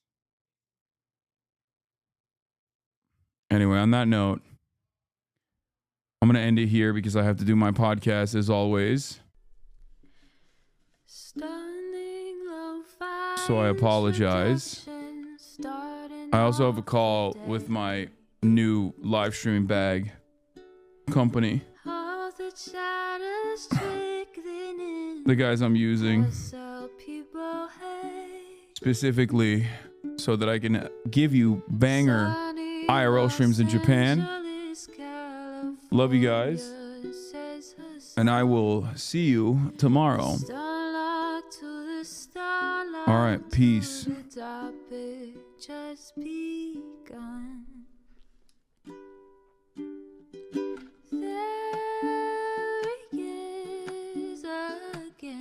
Hasan is streaming.